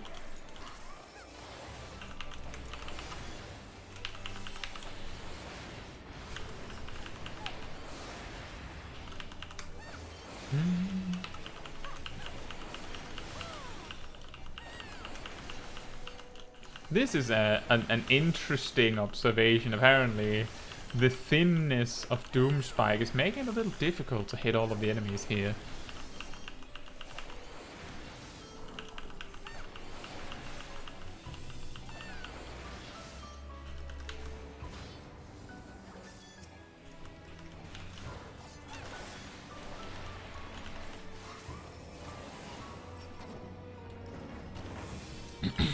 And there's Sip. I guess I should have warned you that I was going in. I thought you were playing Cyberpunk, that's why I didn't want to bother you.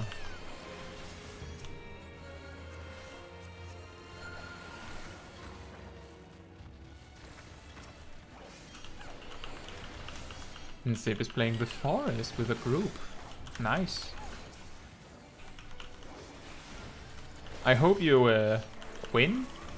Is that a thing in that game?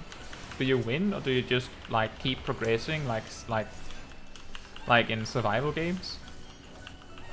Either way, I hope for good things.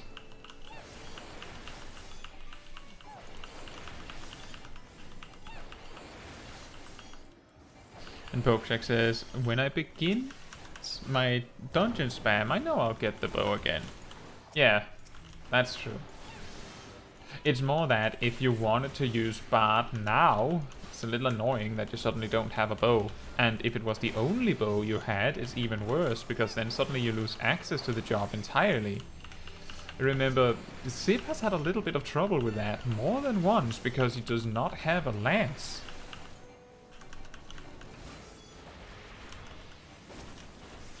I think that was it, right? You don't have a lance.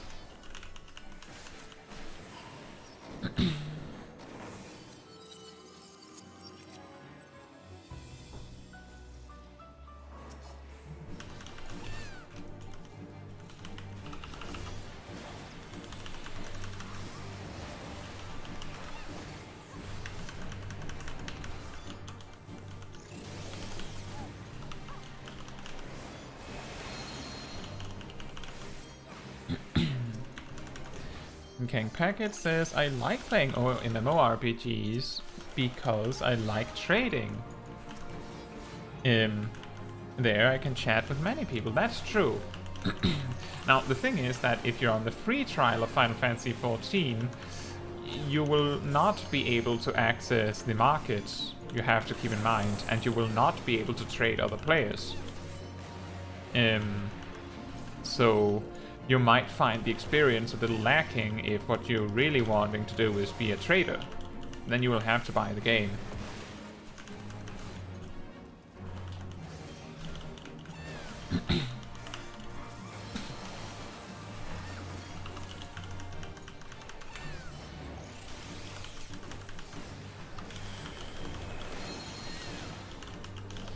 I think we can just ignore the mechanic here and just attack the boss. The question is whether everyone else is on board with that logic. Because that only works if people don't stop attacking the boss. And Sip says... And for anyone not sure what I'm talking about, Mackerel is Sip. He's someone from my free company. On my main. And Sip says, I like Final Fantasy XIV because I can AFK at my private estate. I mean... If that's what makes you happy, didn't you play the game for a long time without a house?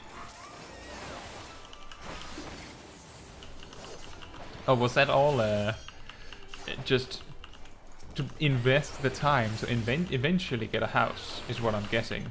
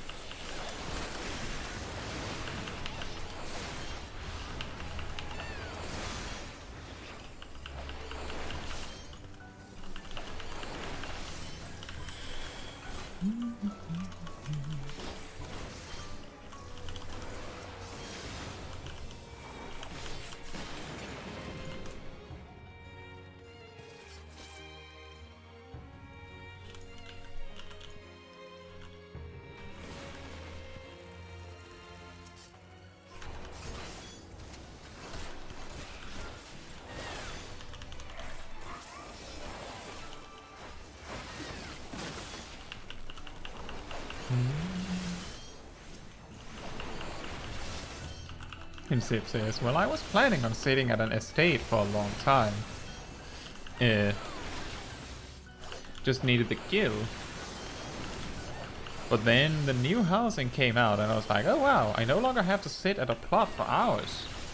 Oh right. The dark days. The dark ages. Then got it first try when Ishgard dropped. That's true. I do remember that. I was just more implying that when you said that you're specifically enjoying Final Fantasy XIV for the sake of AFKing somewhere, you would have to play the game a lot to reach that point in the first place.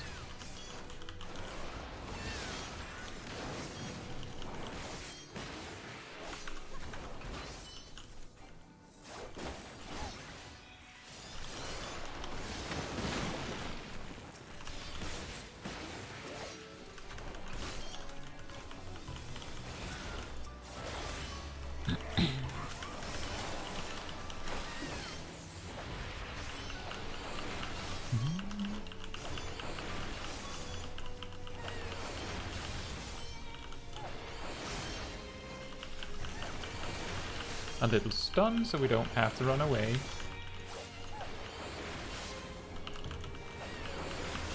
On the other hand, we should have probably stunned the Berserk instead, but little too late for that.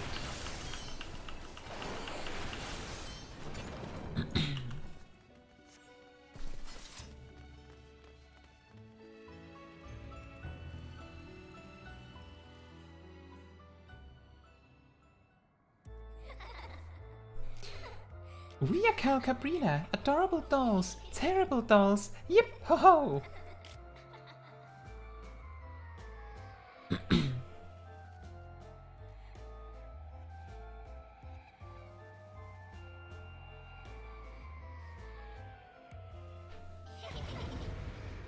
Gang Packet says, old players really welcome new players here? Yes, very much so.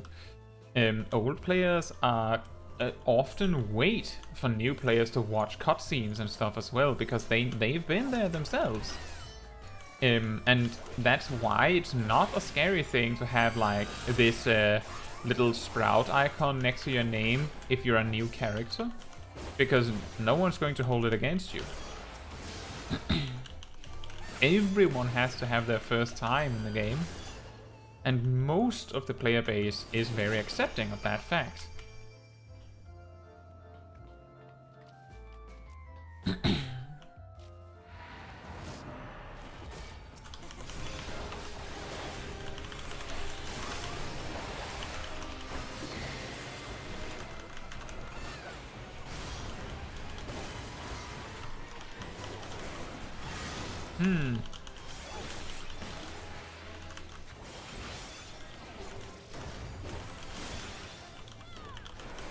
Exactly, as Sip says, if you have the Sprout icon, it's very, very common that people will just excuse any mistake that you make by like, oh well, it's his first time, and will not get mad at you about it.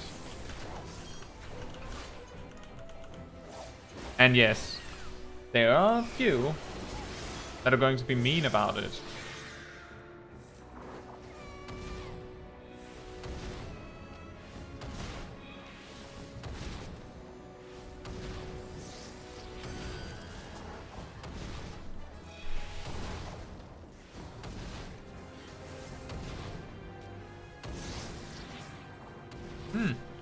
Ow. But yeah, you don't need to worry about being a new player in an old game.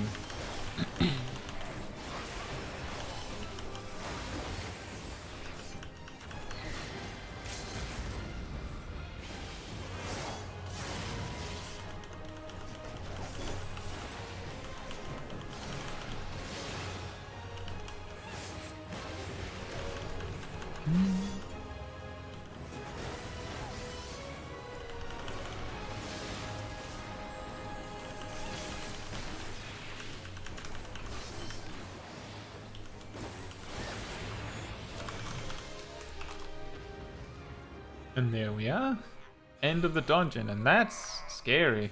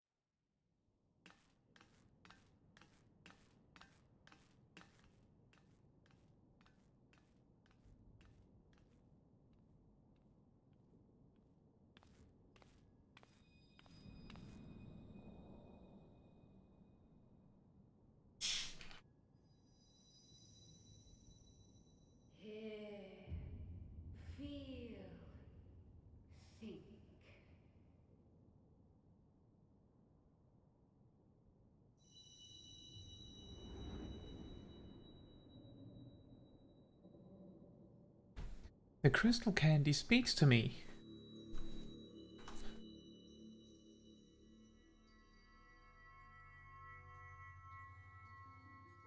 Through time and space hast thou journeyed unto me, as I knew thou wouldst.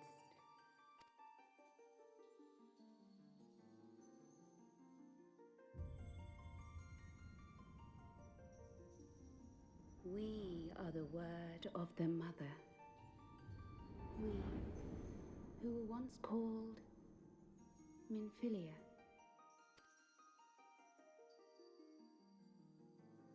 Much time hath passed for thee since the bloody banquet, since I hearkened to her word.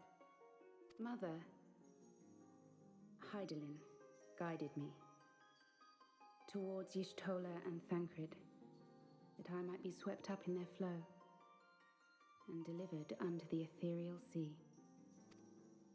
There, adrift and alone, her voice silent once more, I prayed for those we had lost, for those we can yet save. To her I would make an offering. We speak now with one voice, one will, one word. Unto thee we bequeath the most precious of gifts, the truth which lieth at the heart of this world. Thus do we beseech thee once more. Hear, feel, think.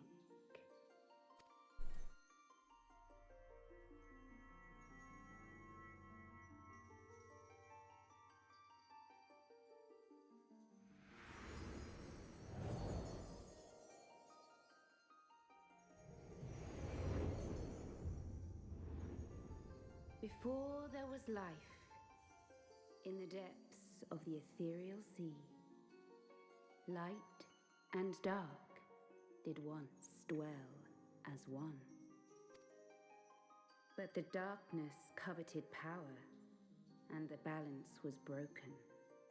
Thus was I forced to banish him unto the distant heavens, to forever remain apart, a moon bound. In sundering the star did we cry out, and the barriers twixt planes chanced to falter. Across 10 and 3 were we then divided, reflections of the source, each possessed of a shard.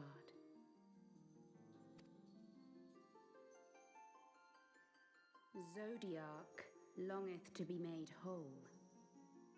For his restoration, for his resurrection, his servants labor without cease. They seek to tear down the barriers which surround the source. Thus do they rejoice in their ardor, in your calamities, for each marks a rejoining.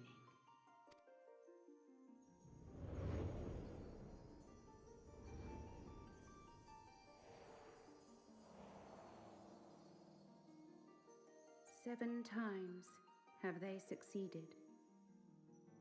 7 times hath the darkness grown stronger. 7 times have I failed.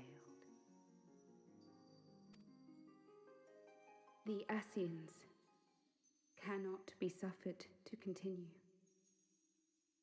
This is my final.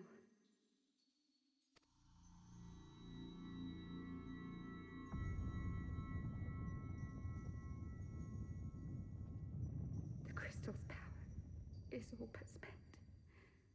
With what remains, I will return you to the shore of the ethereal sea.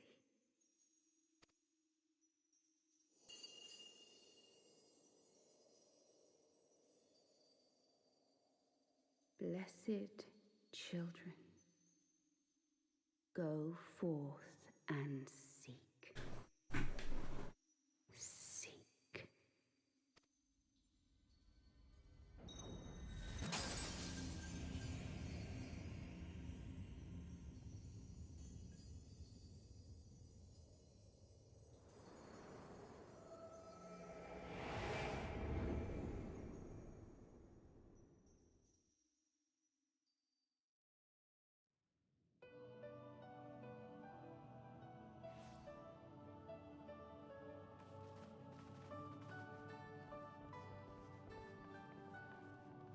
Thank the 12!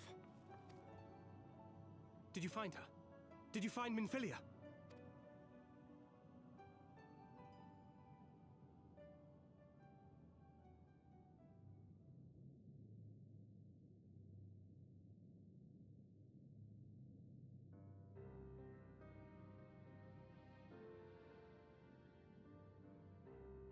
The word of the mother? I'm not sure I understand. Nor am I. Cryle?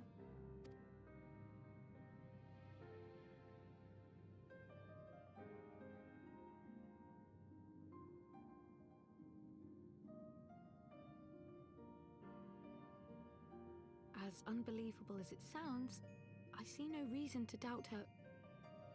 The word's tale. No one was more sensitive to the will of Hydaelyn than Minfilia. And if Hydaelyn has grown so weak that she can barely make herself heard, it is not hard to see why Minfilia, having joined with her, might struggle to maintain her own form. What? Why would she need to maintain her own form? Are you saying she's gone?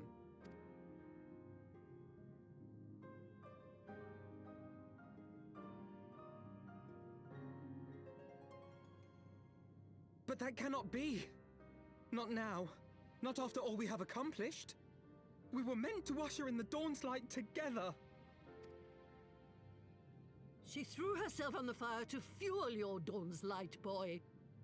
You'll just have to usher it in on your own. Must you be so ungentle?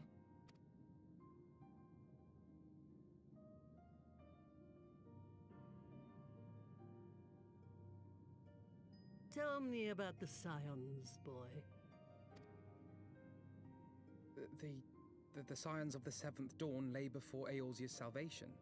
Whenever the realm is threatened, be it by Primal, Ascian, Garlean, or any other, we take up arms in her defense, that all in Eorzea may live to see a brighter tomorrow. And that's very noble of you. But in chasing after these lofty goals of yours, you seem to have lost sight of some basic truths. To win a war, you must be willing to do whatever it takes. To fight, to kill, and if necessary, to die. The path you've chosen is paved with the dead. Walk it with your eyes open, or not at all.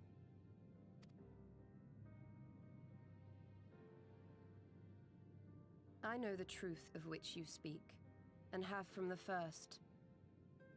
If the Ascians will go to any length to resurrect their god, then we must needs be as committed to our cause, to unmask them and their schemes, and to crush them both utterly.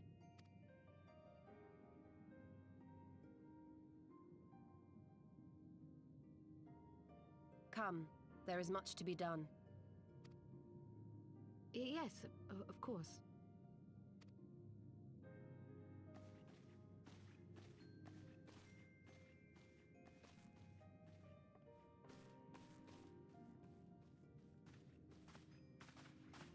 Thancred, wait!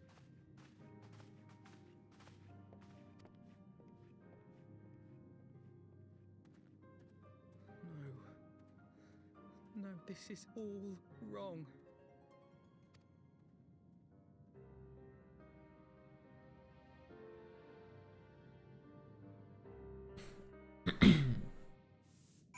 Alright. Hey Marketer, how are you doing?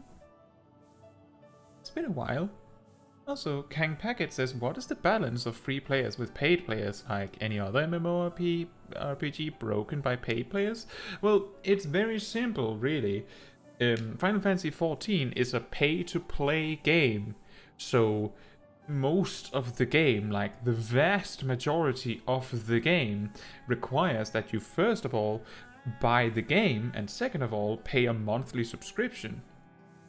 Now, the first 60 levels just happens to be free to play, but only until you buy the game. So if you buy the game, then it's permanent pay to play.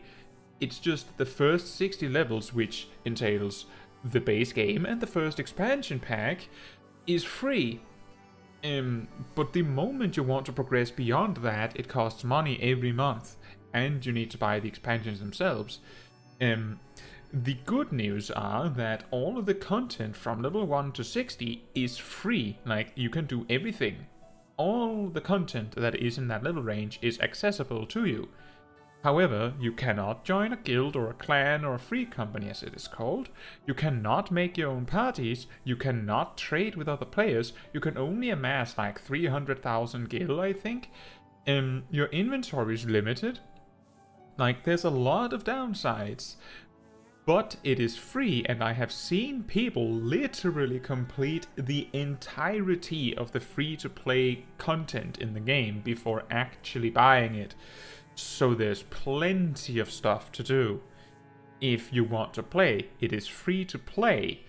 It's just, like, as I said, you can spend over a year in the game playing on the free trial, but you will not be able to experience the whole game. That is just as it is, and that's final.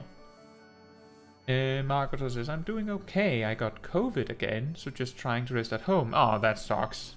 I'm glad to hear that you're doing okay, but that really sucks. Hopefully it goes over very soon. And yes, exactly. Hard limits did disincentivize bots. the fact that the game is pay to play, you have to pay to get started, also means that people take rules of the game more seriously, because if you do something that is against the rules of the game, you can risk getting banned. And if you get banned, it is not as easy as just make a new account. No, you actually have to fork over something on the north side of $100 or something like that to get everything again. And then also the story is really long, so it's a lot of time investment that you just poof, gone. So often people are a lot more respecting of the rules of the game just because of that.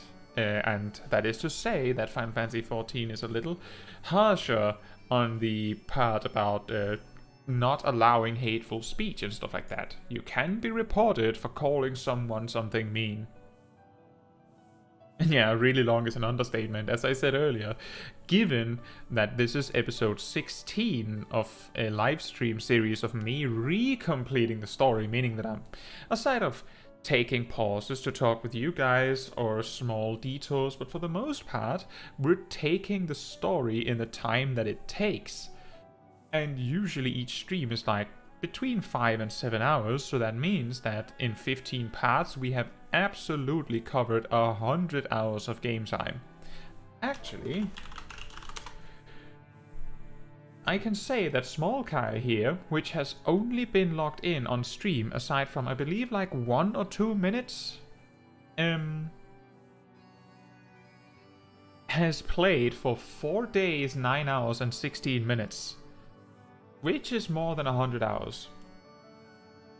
And Pokechek says, I spent months until a friend gave it to me, and I met someone who has been in the free trial for more than a year with all classes at 60 and having completed the entire game. He didn't buy the game just because he had a bad PC. Oh. Well, there's an argument to be made that it's better that he saves up for a better PC first if his PC is already having a hard time playing the game, for instance. I don't know. I don't know what the best choice is. But yeah, there's plenty of stuff to do, so if you can't afford to buy the game, there's still stuff to do, although you will have a harder time doing, you know, making parties and stuff. And as Margot says, games as a service are always a hard sell for most people. The part about you having to pay every month to play it is pretty brutal. I think it's a lot easier to like get into it by playing it free first, and then if you really enjoy it, then you can more easily measure with yourself in your own heart whether you feel like the game is so good that you're willing to pay every month to play it.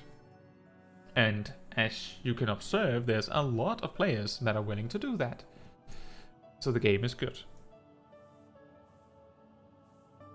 And Margot then says you can always just buy a month at a time when a new update comes out, and that is also true. The game is structured in such a way that it is very easy to catch up on new content. Like if you want to do a new raid, it is relatively easy to buy gear that enables you to do it. It doesn't mean you can buy the best gear in the game, but you can, with in-game currency, buy gear that is good enough, so you don't need to like grind away every day to be able to do the new content when it comes out. You can just play the game when you feel like it.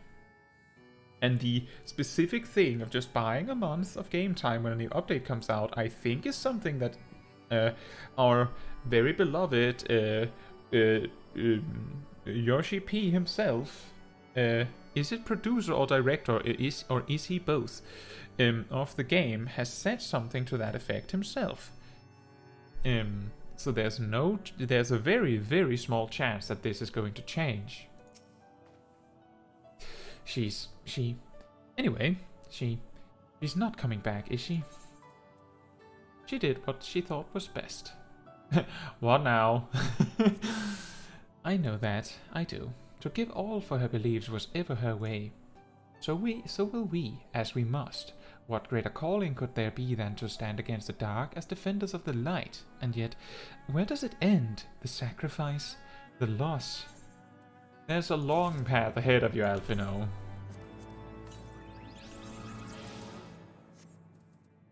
a really long path.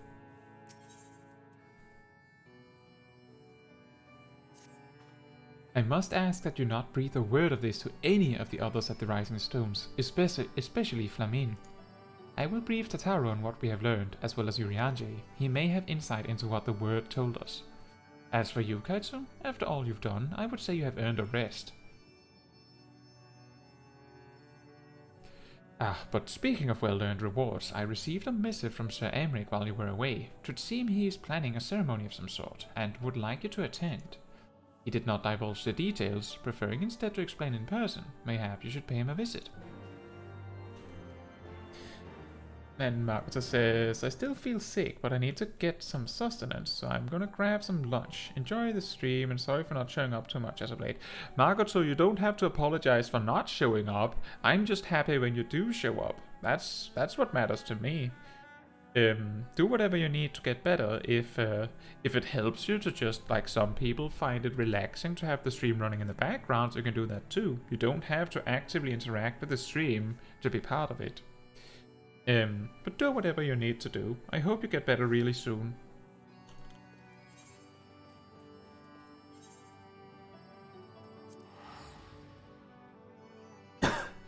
Pokechek says, time for Scholar in the level 81 dungeon. No insta-queue again. Oh, no insta-queue for healers? That's a little bit surprising. I hope it goes well. Just remember to use your tools a lot. Also, another tip for Scholar, if you're finding it a little rough, is that Whispering Dawn, while it is like a party-wide heal over time effect, it is technically also a heal over time effect that goes on your tank. So you can just use that to add extra healing to your tank when you need it. As a little side thing, but sometimes people forget that. And hey Skullwolf, how are you doing? Kang Packet says, is the level more important or the equipment? Well, what matters when you're progressing the game is the level of your main quest, because that is what determines what content you have access to in the game. This one progresses gradually through the levels. But given that all endgame content is level 90 right now, so meaning any endgame content you would have access to on a free trial would be level 60 content, means that everyone will be on the same level anyway. What matters the most is your level your item level by far, because first of all, like 99% of your stats are from your gear. Like if you're running around in level 50 gear as a level 90, you will have trouble fighting a level 60 enemy. That's how significant it is. Your gear is very much how strong you are in a very strong capacity. However, this is primarily because usually your level dictates what you have access to, and part of that menu is what gear you have access to. Case in point, my weapon requires level 60, but I'm level 70, but content we're doing now, like dungeons, will scale me down to level 60, meaning that me being level 70 is completely irrelevant. I hope that explains. Skullwolf says, pretty good, besides my house being like an ice cube right now. Well, you have to turn on the heat then. Ah, Mistress Chaiji, the Lord Commander left instructions that you were to be shown inside. Good. Otherwise, I would have come in vain.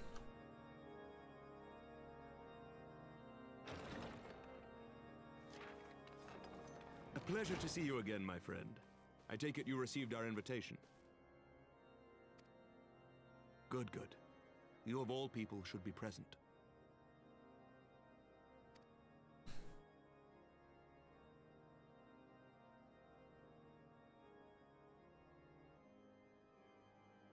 When the true brothers of the faith seized control of the vault, I feared the worst. Yet in adversity were we blessed with the promise of peace between man and dragon through Vidofnir's timely rescue of an innocent child. Timely, I say, though miraculous or providential might better describe the event. The gods themselves could not have devised a more fitting symbol of hope. Needless to say, we could scarce let such an opportunity pass us by. Which is why I set about making formal arrangements for a peace conference between our peoples.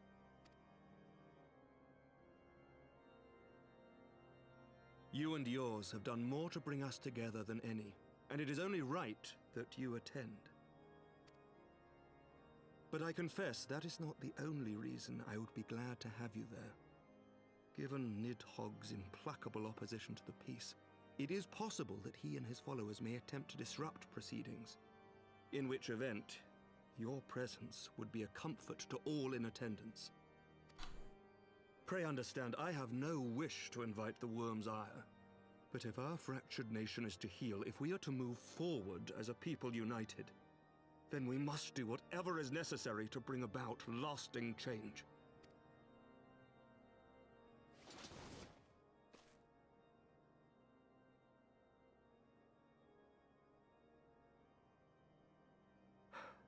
Tis nothing. Tis nothing.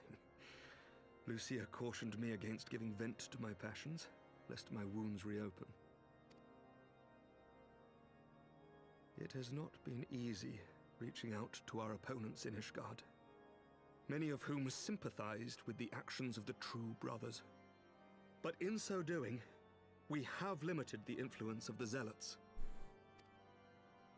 The people are ready, my friend. This conference must go ahead.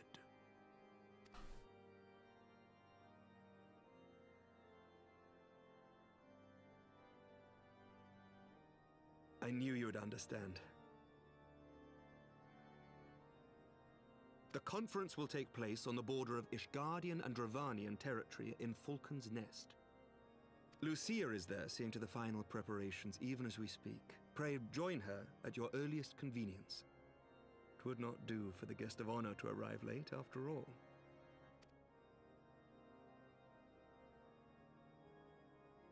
Oh, and one more thing. A drink! We should make time for one. Once the conference is concluded, I mean. By my reckoning, 'tis long overdue.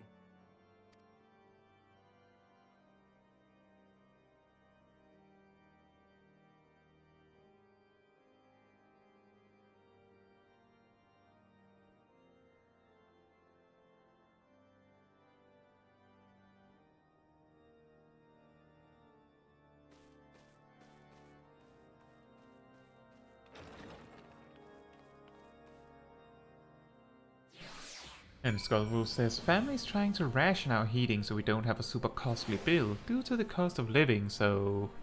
Yeah. I get you. It's, everything sucks and all that. Hopefully it doesn't, get too bad. I just recently started putting on heat because it was simply, like a few weeks ago, because it was simply, too cold in like the night hours. I'm like, I imagine me sitting here streaming with ice on the tip of my nose and stuff like that. That doesn't work. Normally I would be able to get by just having a really big cup of tea, but the thing is, I start the stream with that, and I'm not kidding, I actually start all my streams with a giant mug of tea. Like, we're talking, there's like half a liter in it, and within the first hour of the stream it's gone. And then I'm stuck with a can of water which can hold like 2 liters, and usually that one is gone within a few hours, and then that's when the time starts ticking. If I haven't rationed it anyway. And Sip says, sounds like you need to have bad cooling on your computer. That heats my room up. Great. Well, Sip, the only room in my apartment that is not heated is my office. Because of my computer. And Sip says, Arya and I would recommend a thermo bottle. I'm sure the reason why I just use a big mug is because it means that the tea will, you know, cool down a little bit in time so I don't burn myself. Welcome to the stream, Lightborder. Yes, you could say that I'm leveling up an alt. This character is exclusively for playing on stream, which is why the stream is called Rewind Replay.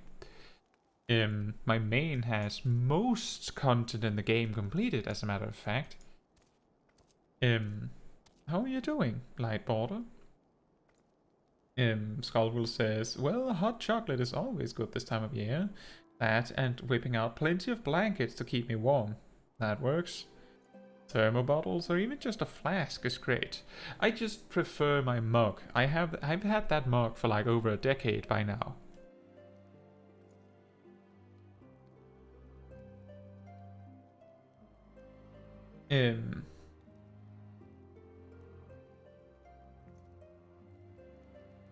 Kang Packet says you're good if you use VTuber. What do you mean?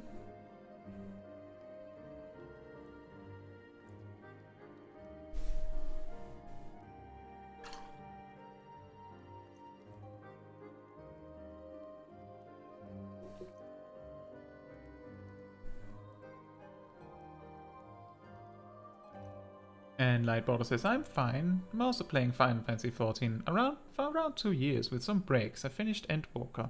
That's awesome. You can see that my channel is very much dedicated to Final Fantasy XIV content, with tons of guides and such. So that's how you can also tell that this is an alt and not a first playthrough. And Heavens, what is your favorite expansion? Well, it's a very good expansion. I think my favorite is Endwalker. But that's also a little unfair because it's the newest one, right?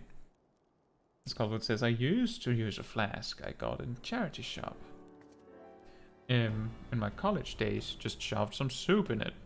The Lord Commander said you would come, Caetsu.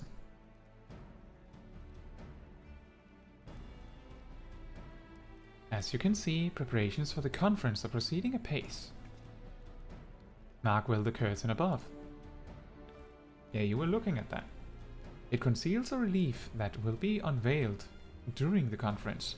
The Masons labor day and night to see it finished on schedule. Sir Emmerich wanted a symbol which would endure long after this conference is concluded. I think he will be pleased with the result. It was not my war, but I made it mine, and to see it draw closer to a resolution fills me with a strange hope. His faith is infectious, is it not? His certainty that we can be better than we are. Forgive me, I am rambling. You must be tired from your journey. Go, rest. I will not keep you.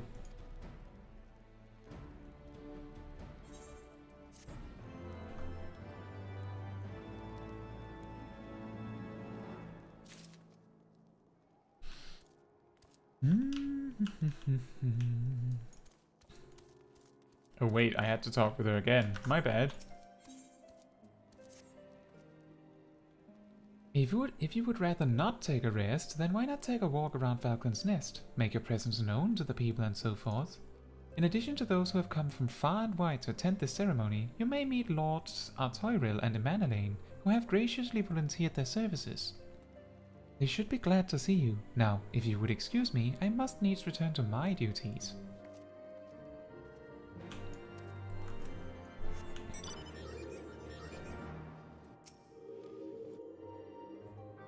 I'm glad to see that the rumors were true. Well met, Mistress Chaiji, and fear not, I have no intention of begging your aid with this or that.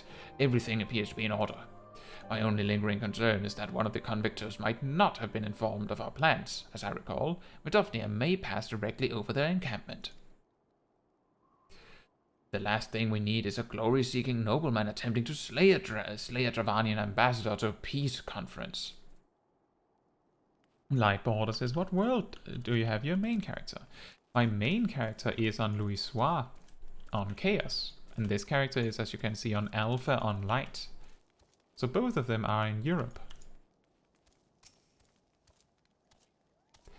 Do you know when everything's set to begin? I wasn't sure how many might come, so I thought it best to come early and find a spot with a great view. When I heard that Sir Emmerich was planning to make a speech, I knew I couldn't miss it.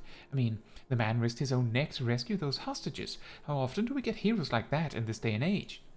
And he's more than a fighter too. He's a thinker, he is. He's got plans to better our lives, to change things, and he'll do it. By the Fury, me and my friends and family, we all believe he can do it.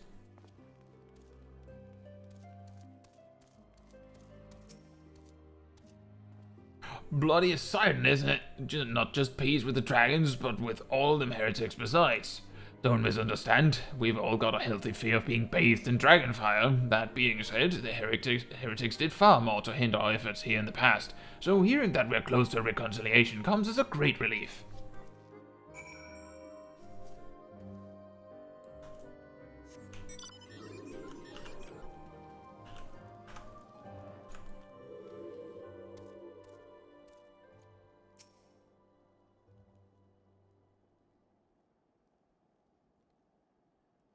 How much has changed since we fought alongside each other in the vault? If you had told me then that we would soon be hosting a peace conference, I would have thought you're a naive fool. Yet here we are, preparing to make that fantasy a reality. And here I am, laboring to make it so.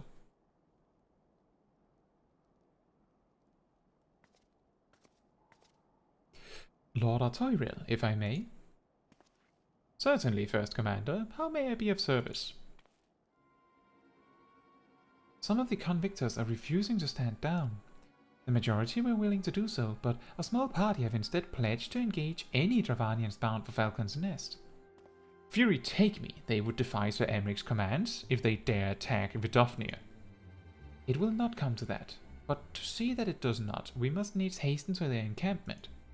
They should be far more reluctant to oppose us were a Lord of House Voltan present. I understand completely. Let us depart at once. But ere we do, I must ask, would you look after Emanelaine while I am away? Oh no. As you know, he has ever been an impulsive, changeable child, but recently he seems to have been suffering from a bout of melancholy. I thought to lift his spirits by having him assist with guard duty, a simple but honorable charge, unlikely to expose him to danger given the presence of so many other knights. Alas, he has taken no interest, and I fear he may abandon his post in my absence. All I ask is that you keep an eye on him until I return, exhausting though that may be. Thank you, my friend. I promise we will not be long.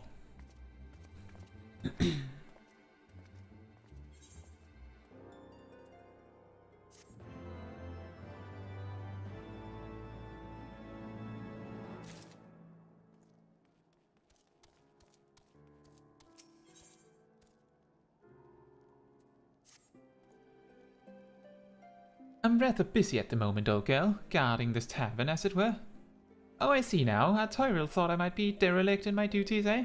The nerve of my brother to question my dedication. But since you are here, mayhap I can put you to proper use. The wasteland beyond the walls must be kept safe for travellers, yet I have been forbidden from leaving Falcon's Nest. It wouldn't do for our esteemed guests to be devoured by wolves, though, no. Yet that is precisely what will happen if we do not cull the roaming packs. Your map, if I may. Right, there. Those are the points our scouts marked for patrol. I'll leave you to it, old girl. Come, Honorite. I must return to my rounds. Oh dear, do be careful, my lady.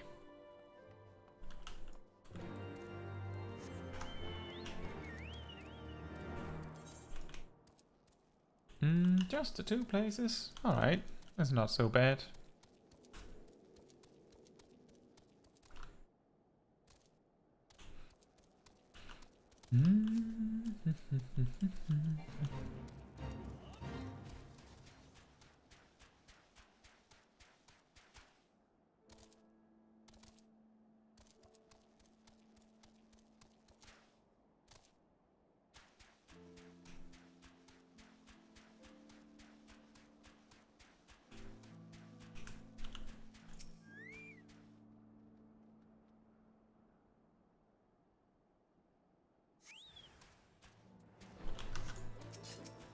Oh no!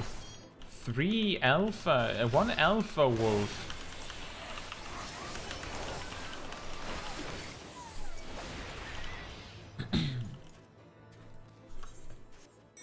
3 wolves, one of them an alpha. Very scary.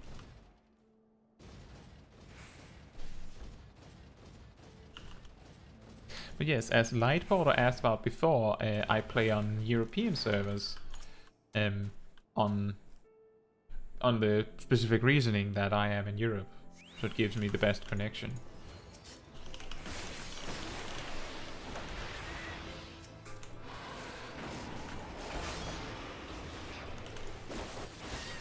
I don't know how big the difference in experience of the game is if you're playing on a worse connection, but based on what I've heard from viewers, it can be very disabling, like players from Australia being unable to play jobs with a particularly fast playstyle like Machinist, because the latency makes it impossible to perform certain maneuvers that you need to do.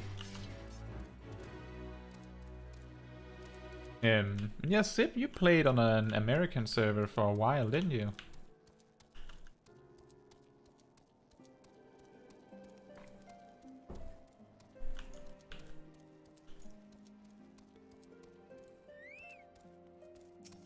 I did the thing, Madeleine.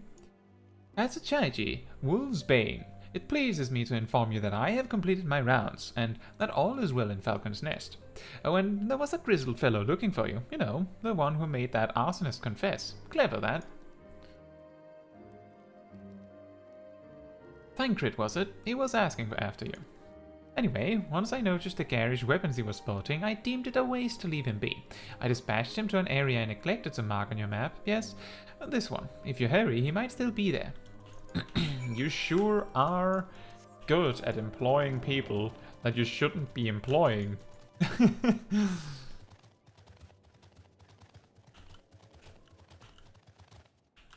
It's okay, I'll run all the way out there, in the middle of nowhere.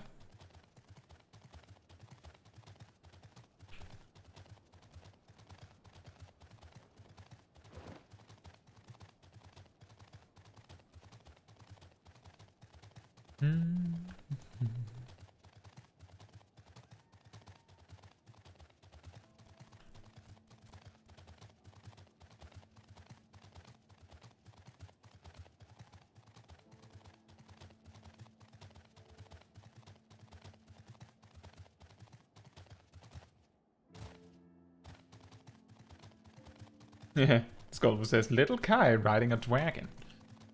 It's a big dragon.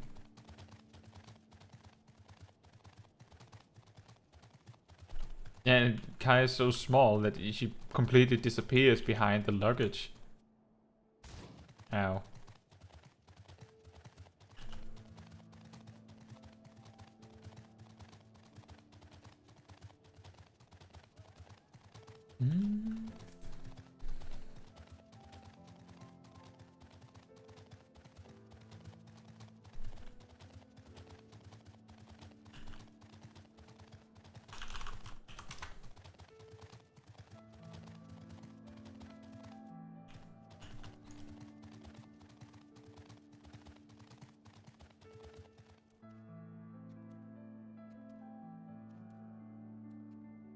Pokecheck says, I mean, my tank died in the last pull.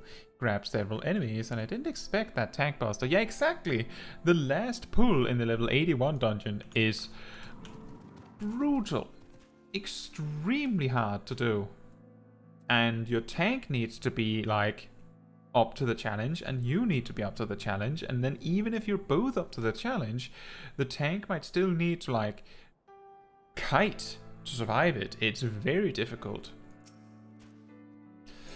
Fancy meeting you here, Kaito. It was fortunate I came when I did. These two would not have fared well against the wolves on their own. The young lord wasted no time taking advantage of you, did he? And me, I suppose. Let us return to Falcon's Nest, then, and see what other thrilling tasks he may have for us.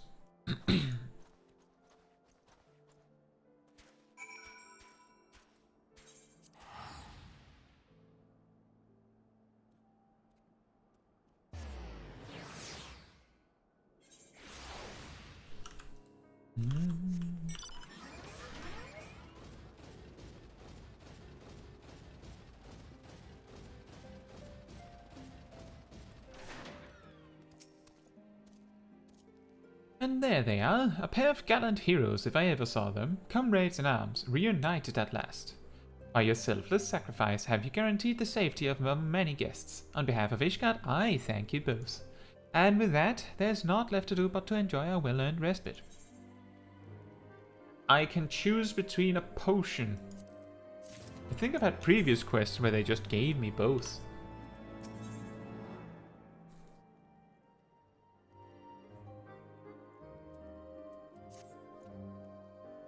Oh, and this should of course go without saying, but let's keep those last few favors between us, yes? Our Tyrell wouldn't understand. Oh yeah, he wouldn't understand. Right then, the first floor of those barracks has been converted into a tavern for the duration of the conference. Why don't you go and have something to eat? For once, a suggestion with which I agree. Go on ahead, Caetsu. I will join you anon. Pope Shack says... Oh wait, is this a voiced cutscene perhaps? Do that first.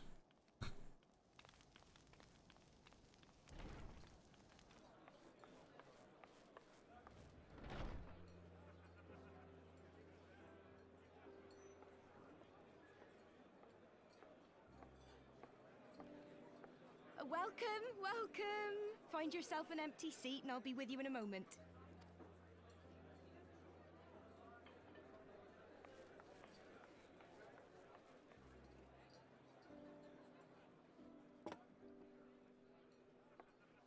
Cold out, isn't it?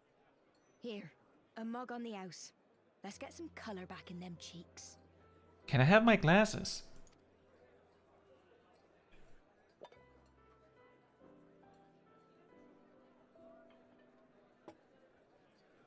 Freight food will be a bit longer than usual. We've got a lot of hungry folk to feed, what with the conference and all. Oh, so many people with cause to celebrate. To think there could be peace in our time, after all them years of fighting. When I heard about the conference, I knew I had to come. I knew I had to be here, to do my bit. My husband, he died fighting the dragons, you see. And here we are, about to break bread with him.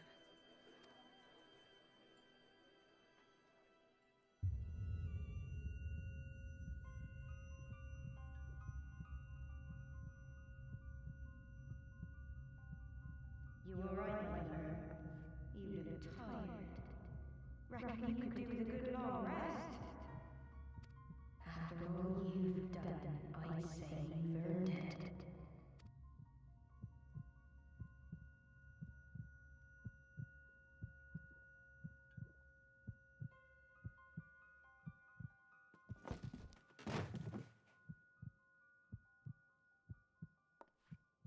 Sleep now. Sleep. Sleep and leave us to our affairs.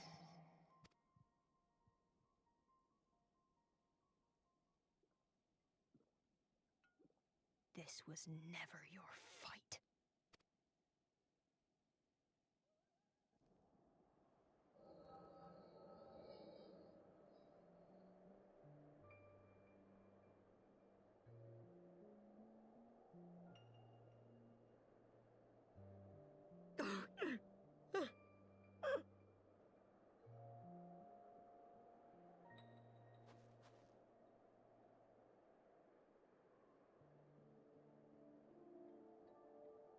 My son. They told me he walks in Alone's halls. Him and the rest of his unit. They told me the same.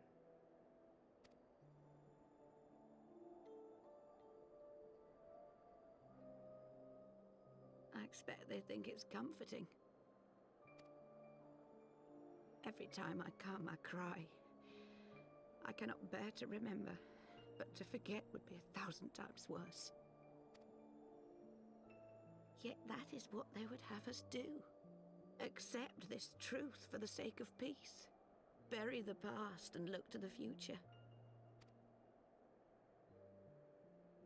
But he was my future. My flesh and blood. My heart.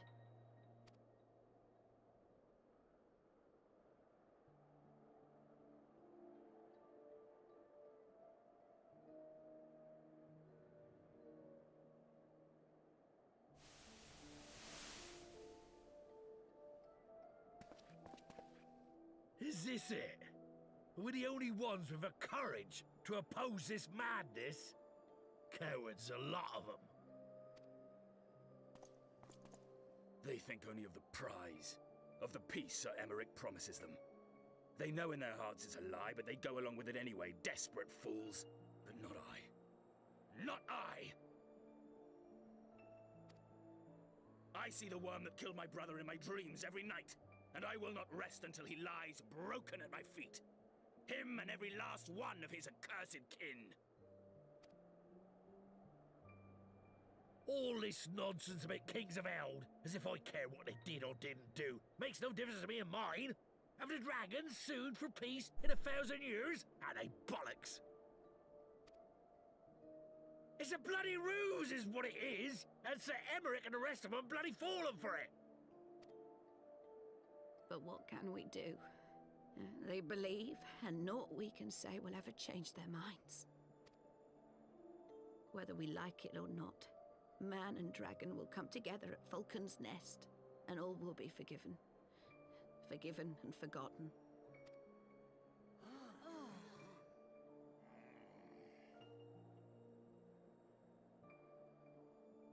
No. I will not let that happen. Oh? They will remember the true face of the enemy. I will show it to them. And we will rise up against them once more.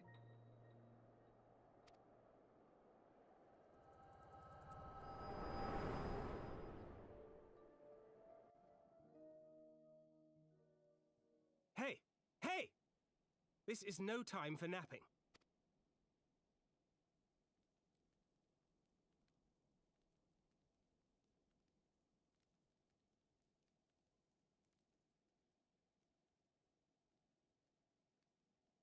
Do you have your wits about you? Good. Come with me. We have a crisis on our hands.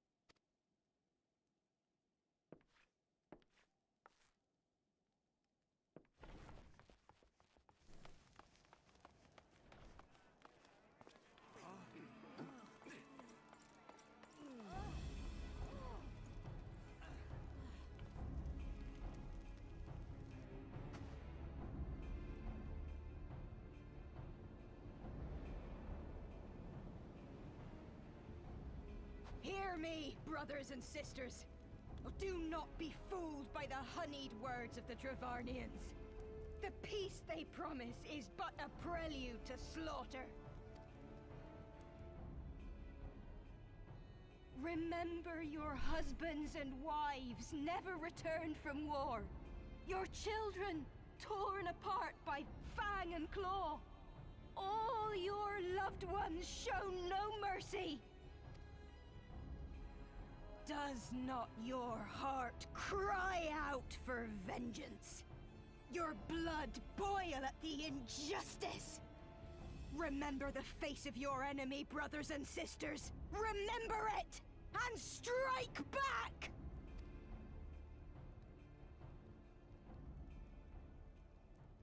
You there! Don't just stand around gawping! Do something, man! Stop her!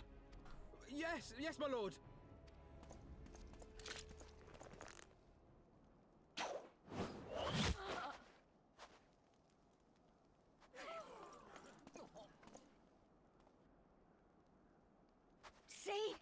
See here the true nature of the Highborn. With lies and deception they lead us to our doom. And dare we raise our voices in dissent? Death is our reward. This is the choice they have given us, brothers and sisters. Death by dragon's fang, or death by nobleman's command. Death to all we hold dear.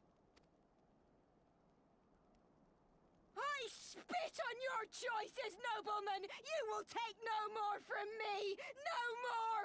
No more!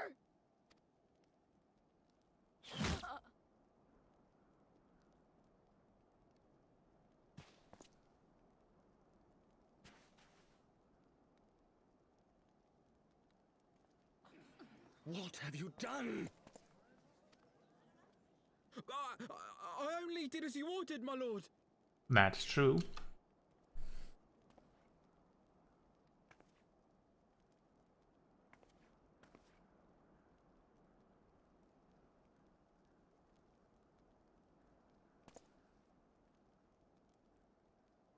I gave no such order. I did not.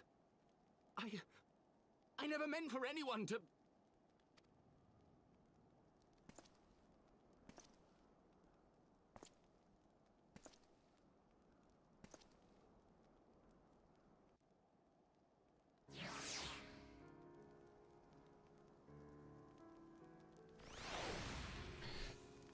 Let's see.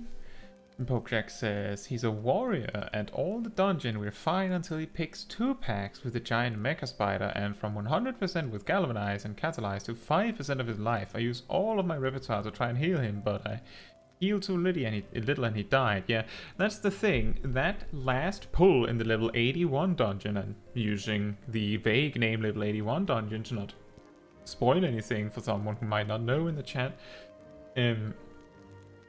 that particular pull, the tank needs to use everything they have correctly.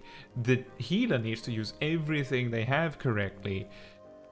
And even so, you're still on a very strict DPS race to kill the enemies before they kill you. And 2 or 3 of the enemies have tank busters that they'll use whenever they feel like it. And when I mean tank busters, I do in fact mean attacks that hit for like 20% or more of your health, just as an extra bonus smack at you. So that one particular pull is unusually brutal. As I said earlier, almost every single time I've done that dungeon as a tank, I've had to kite the last pack for a little bit because I run out of cooldowns. It's very normal. The only time that I had a healer that didn't have problems keeping me alive was when they, basically the classic type of healer that spams whatever heals they have instead of attacking. Even though the fights took longer, that fight was easier, even though it took longer because they were spamming heals. Lightborder says when you play shield healer, you should be careful. Tanks don't go down more than 75% in my opinion, because you don't have many tools for burst healing. With shield healers, it depends. Now you have to remember, if you say go down below 75% health, as a scholar, the whole gameplay loop of the toolkit is that excogitation is there if your target drops below 50%. But if you spend all of your other resources trying to prevent that from happening, then you're going to be out of resources by the time the tank actually really needs it. So what you need to do as a healer in any content is try to focus, try to measure how much damage the tank is taking, and try to plan your response accordingly. If you see that the tank is going to die in 5 seconds, then you need to make sure that that is not going to happen, and heal them accordingly. But if the enemies are capable of doing in the ballpark of 40% of the tank's health, and then there are 2 tank busters that you can't account for very reliably, that also do 20%, then that means whatever you see the enemies will kill the tank in around 6, 7, 8 seconds, and then the tank just loses 40% of their health instantly. Then you go from 7 to 8 seconds to 3 seconds. And both you and the tank needs to be aware of that. It's very complicated to say what the right move is as a healer, and every player plays healer differently. Ultimately, most of us end up at the same end result. But the thing that barrier healers have a lot going for them is typically that their OGCD healing, meaning non-spellcasts, tend to be more potent for sustained healing, and can keep the tank alive for longer. Case in point is that Scholar can use Sacred Soil very, very regularly to heal for 500 potency over 15 seconds, and then 15 seconds of downtime. If you make clever use of that, it means that you're basically healing 50 potency every 3 seconds for the entirety of fights, and reducing all damage your tank takes by about 5% on average. Which helps, but isn't enough. Which is why I'm saying that that particular pull, which is brutal, you need to both you, the healer, and the tank to play perfectly.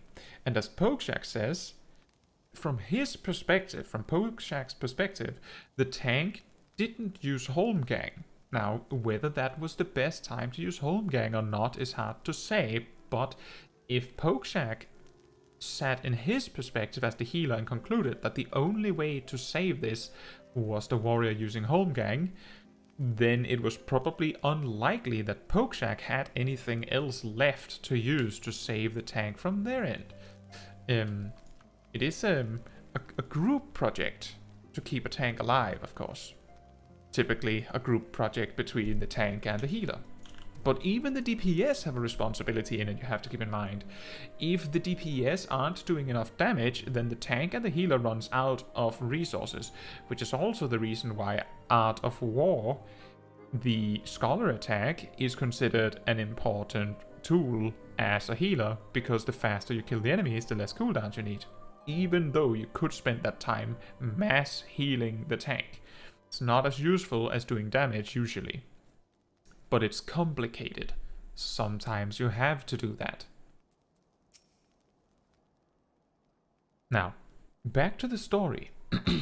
I dare say that could not have played out any worse, given that the first commander and Lord Artoriel are not here to take control of the situation. I spoke with a messenger who said that they would be returning shortly, but until they do, naught will be done. Lord Emanelane has retreated to the barracks and is refusing to speak to anyone. Probably a good idea. Therefore, it falls to us to ensure that order has been fully restored. Come, let us walk the streets and speak with the people. There's not much he could have done in that situation. The woman on the pillar there was basically saying what she saw as true, and some people would agree with her, and the only way they could get her down was to force her down, and if they tried to force her down, she would always return to the "look at them, silencing me." It doesn't matter what they did, they could only either silence her or let her speak. She wins either way. My wife and I fell while fleeing with the others at first. The Ishgardians tended to our bruises afterwards. Those mad fools have ruined everything, and for what?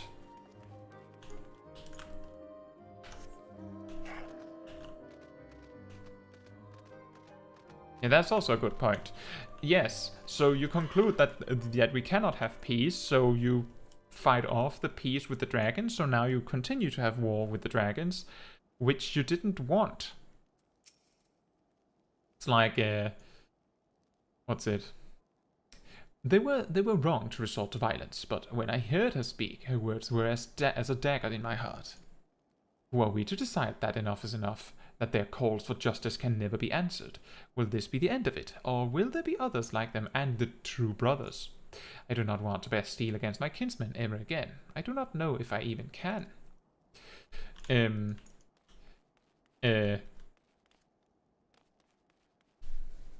See, Pokeshak says the problem begins with...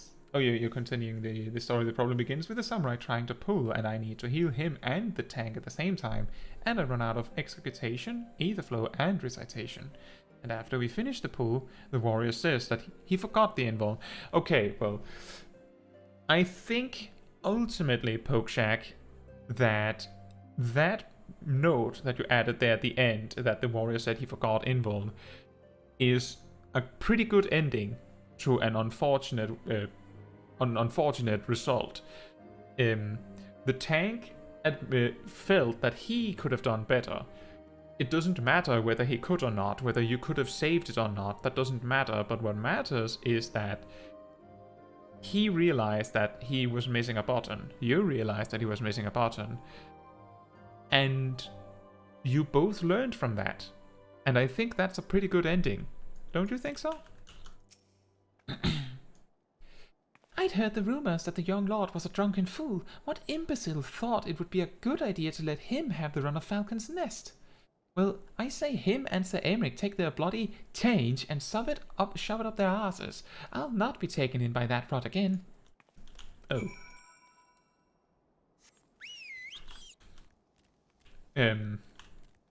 But yeah, the people here complaining about the potential peace is, in this particular situation, they've been explained that the Ishgardians were at fault for the war in the first place, and now they don't want peace because they've already invested too much into it.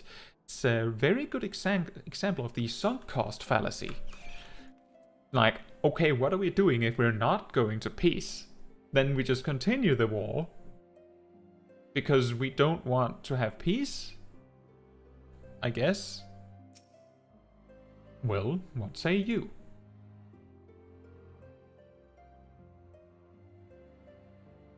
So the violence has passed, but the people are far from recovered. That is to be expected. For the moment, it appears that no innocents were harmed by the guards. The blame for all casualties can be placed squarely upon the protesters, except for that one person. Nevertheless, the people will not soon forget the image of a young lordling ordering the public execution of an unarmed protester, one whose words resonated with the hearts of many. After all, who among us has not lost loved ones? And Sib says, you know, as a Lalamain, I was sorely disappointed the Warrior of Light didn't go on a murder spree in Ishgard. All Lalas are evil after all.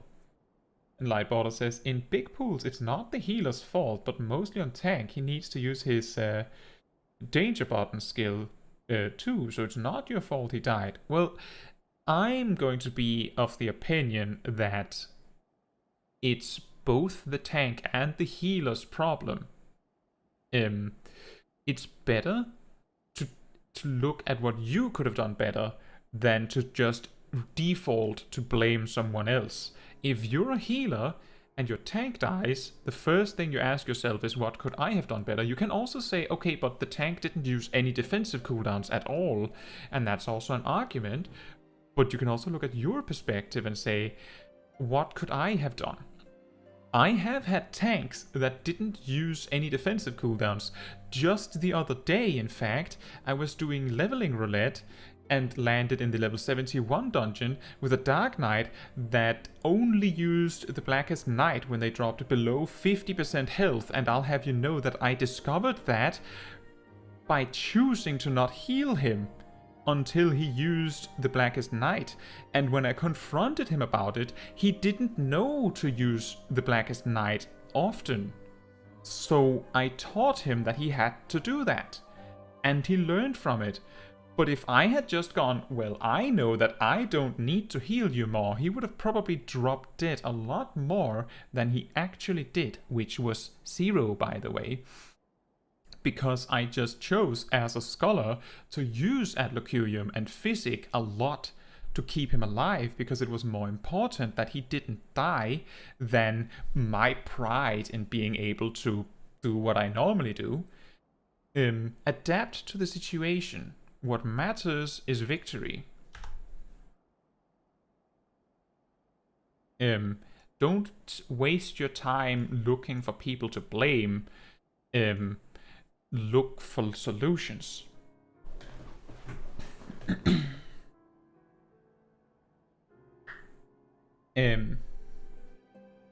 Porkjack says, what matters is the drop for my glam. Also true, and you see, that drops faster if you keep the tank alive. Linda says, I was going to ask a question earlier about the pet chocobo. What about it? Let's summon it again. Ayam Kesil, on the case, what would you like to ask Ayam Kesil about, Linda? Ayam Kesil is ready to answer any question. I'll translate, don't worry, you don't need to understand Chocobo.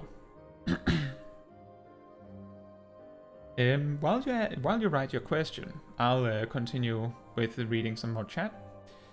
Popesick says, I'm not a Lala, but I did want a murder spree. It's a thing of the team, and normally I think I can do better. Yeah, exactly. And Sip says, with pulls it's like 50-50. If the tank can't rotate cooldowns, dead. If healer can't manage healing abilities, well, tank dead. And if DPS can't DPS enough, tank dies as he runs out of cooldowns and healer can't keep up with the damage on him. Exactly. It's like everyone in the party is technically partly to blame when you wipe. The question is who's quote-unquote most to blame, but it doesn't matter who's most to blame. What matters is what you can do better. That's my perspective. And Linda says, I was wondering if it was worth actually leveling and using it. It's one of the sides of the game I've never interacted with despite hitting level 72 recently. So, given that your Chocobo companion is only available in open world content, you might find it not particularly helpful to invest a lot of time in leveling it. My advice is you don't have to go out of your way to level it. Most content where your Chocobo is useful is content that your Chocobo earns experience from. So if you do content where your Chocobo is useful, then bring it. Then it'll automatically level up slowly. The bigger question is whether it's worth investing a lot of gil in Thavnarian onions, I think. Because you need that to level your Chocobo enough to get to rank 20, which will be enough to learn every ability. My suggestion is, if you are doing open world content, summon your Chocobo. It costs nearly nothing. If you don't know what to train it in, train it as a healer. It is not a good tank. It is going to die if it's tanking for you. It is not a good DPS. It accounts for a very small amount of your DPS. However, it is capable of healing you pretty decently. That is one thing it can do. So train it as a healer, then DPS, and then tank. Mainly because it's just going to die if you train it as a tank. And a little tip regarding the Chocobo. So the first ability it gets is Choco Regen, which is just a heal over time. It's going to use that semi-regularly. When it learns Choco Cure, it will only cast this on you when you're like below 60% health, I think. So you need to let yourself drop a little bit in health in open world content. Usually it's safe to be around 60% as long as you don't get hit by anything particularly brutal from like a Fate boss or something. But you need to let your health drop a little bit for your Chocobo to decide to heal you. And it will heal you. You just need to trust it. If you see it attack while you're really low, then you need to start healing yourself, because I don't know if there's a cooldown on Choco Cure, I'm not sure. It's a little complicated, but it actually is a good healer. Linda says, I could probably use it then, because I do most of my open world content alone, so I guess it would be worth it. I just know in a lot of other MMOs, pets give very, very little help. Exactly. So the thing is, your Chocobo does like, I think it's been a long time since I checked. Maybe it does like 10% of the damage you can do in open world content. Like 10%. And you can see that health-wise, Ayam Kesil here has less health than me. And Ayam Kesil is level 70. I'm also level 70, but I'm only wearing level 60 gear. So presumably, Ayam Kesil's health amounts are low. Which means that Ayam Kesil is not going to survive that many hits. So there's no point in having my pet tank for me. It's also not going to generate very much enmity, so it's not very good at holding aggro. You need to let your pet have the attention for it to get it, because it does not taunt. So it's going to be a terrible tank, is what I'm getting at. Which is why you should get the tank abilities last. The only reason why the tank abilities are even helpful is because there's a cooldown on the attacks that your Chocobo does, so simply having stuff like Choco Drop and Choco Strike means that it's going to use more damaging abilities throughout the fight.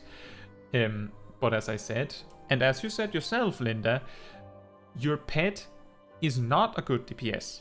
It is not a good tank, but its healing is actually okay. And given that some jobs have absolutely abysmally bad soloing ability because of no healing, your chocobo can compensate for this. That's the only reliable way to compensate for this. So use your chocobo, level it as a healer. If you've quote-unquote made the mistake of investing skill points in tank or damage, don't worry about it. When your chocobo reaches rank 10, buy a Thavnarian Onion, feed the Thavnarian Onion to a chocobo, then it can level more. When it eventually levels up again, you can feed it another onion, and you can continue. Eventually you will reach level 20, and by level 20, your chocobo will gain all of the abilities available to it. So there's no mistake. There's just getting things a little later. But there's no mistake. You can't have done it wrong. Don't worry about that. But I would recommend using it. And also, Linda, if you do open world content in parties, if you know what a hunt train is, because it is open world content, your chocobo is very much able to participate. Even if you're 8 people in your party, your chocobo can also be there, which means that if everyone is bringing a chocobo, there can technically be 16 characters in a party through you having your chocobo. So if you do any open world content at all whatsoever, then there is some reason to use your chocobo, even if it is weak. Mainly because it's kind of free to level it. Also, another tip if you want to get a little bit faster at leveling up your chocobo is, let's see here, these 2 weekly quests in your challenge log. Basically, if you kill some mobs in the open world with your companion, which you can see I'm excellent at doing, you get a nice chunk of experience and some money. The fastest way to level your chocobo is to do mob fates.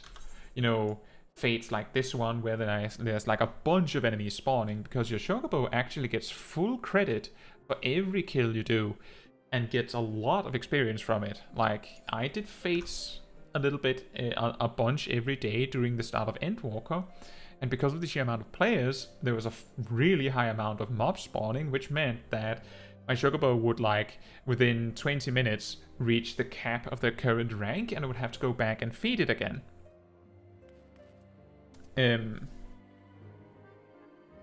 But yeah, in conclusion, use your pet. I'm the idiot for forgetting it repeatedly, which is the reason why Pokeshack keeps reminding me. Sip says, I grow my own Thavnarian onions and sell them. So my point is, buy them so I can make a profit. I also grew my own Thavnarian onions, but the moment that I had gotten those that I needed, I deleted my garden. Something you may have noticed in some of my earlier guides is that there is a little garden in my recording area where I do the striking dummy stuff in my guides. The day that disappeared was the day that I had grown at least 10 Thavnarian onions. I just deleted the whole thing. Like, I don't need this anymore. It gets in the way of my videos. Oh no, you bought the Giselle greens at the market board. Oh. I hope they weren't too overpriced. I think a lot of players have made that mistake. I made that mistake. I unlocked the companion on my first character, my main, and then never used it because I got the impression that Giselle greens were difficult to obtain. I assumed.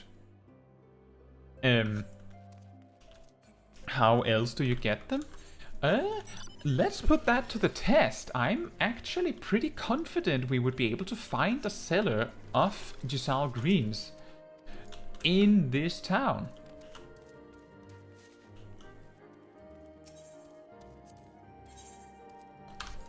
Or maybe this is the only town where you can't.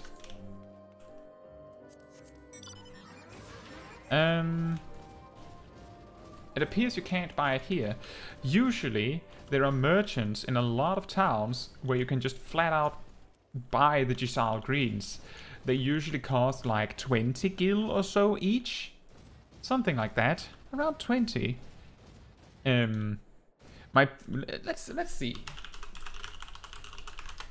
is there a, like, where is a vendor that sells it?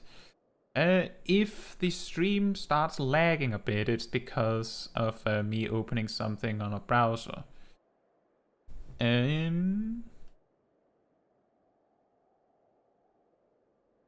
Let's see, it's usually 36 gil, my bad.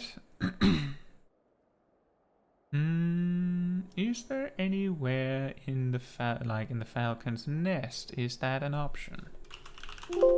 No, we cannot buy it in Falcon's Nest, but you can literally buy them in the Foundation. Don't worry about it, Linda. As I said, I made that mistake. I think a lot of players made that mistake. Next time you need to buy Giselle Greens, just do a little Google search. I know Gamerscape has a list of all the places that sell them, and just get them there. But you have 100 or so right now, so you have plenty.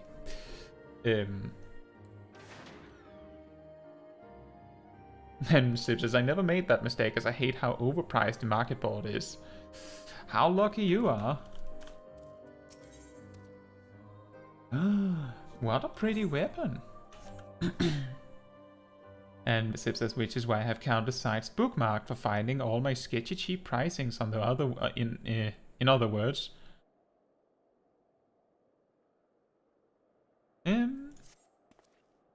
Lord Artoriel and the first commander should have returned by now.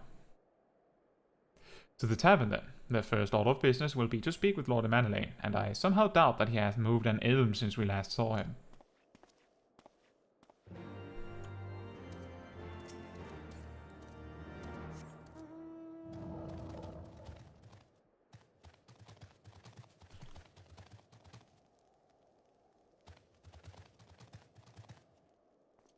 Yeah, that's true, Linda. The price of Giselle Green is absolutely ridiculous on the market board. But the thing is that there's a lot of items you can buy for really cheap from a vendor somewhere, but the market board sells it for a huge markup.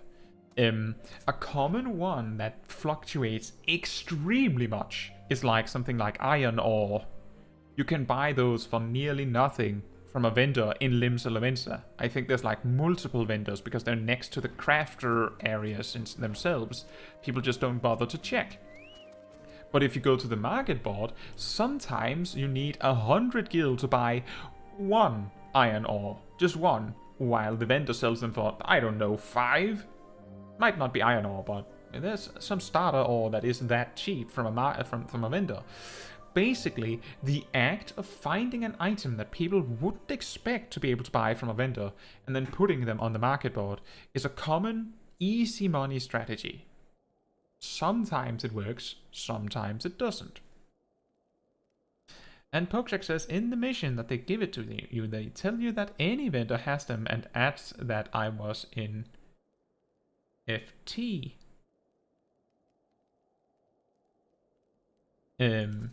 That's why I know they sell them everywhere. Except Falcon's Nest. Are you telling me, Pokeshak? Oh yeah, free trial, sorry. Are you telling me, Pokeshak, that I made the attempt to demonstrate for Linda that you can buy Giselle Greens in any town except one? And I happen to be in that town trying to demonstrate it? I mean, I would almost say that that is more impressive than awkward. Bruh. Linda says, on another note, I watched your healer comparison video and really enjoyed it. I main white mage but wanted to try as Logian, but I find it hard to understand the card system. I had 2 main questions. Go ahead.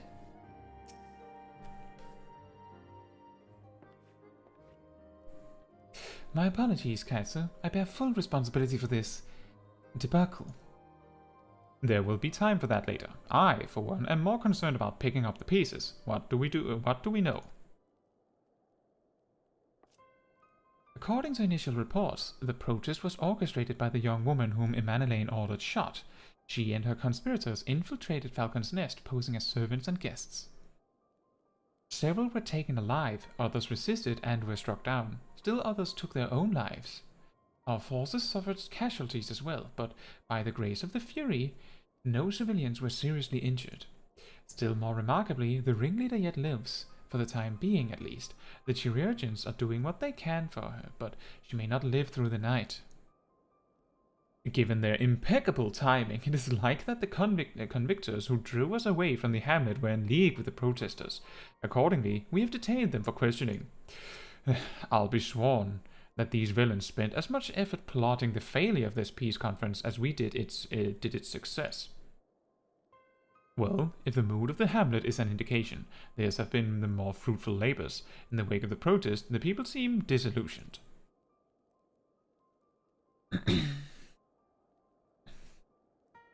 You spoke with them, then? I see. Sir Aymeric placed his trust in me. It will be difficult to explain what has happened here. Remember how far we've come, First Commander. The people's faith may be shaken, but we convinced them before and will do so again. If we can but find a means to remind them, to show them once more the promise that change holds for all, then this tragedy too shall pass into the past. We must pray that you're right. Nevertheless, for the time being, I have no choice but to suspend the peace conference pending Sir Aymeric's final decision.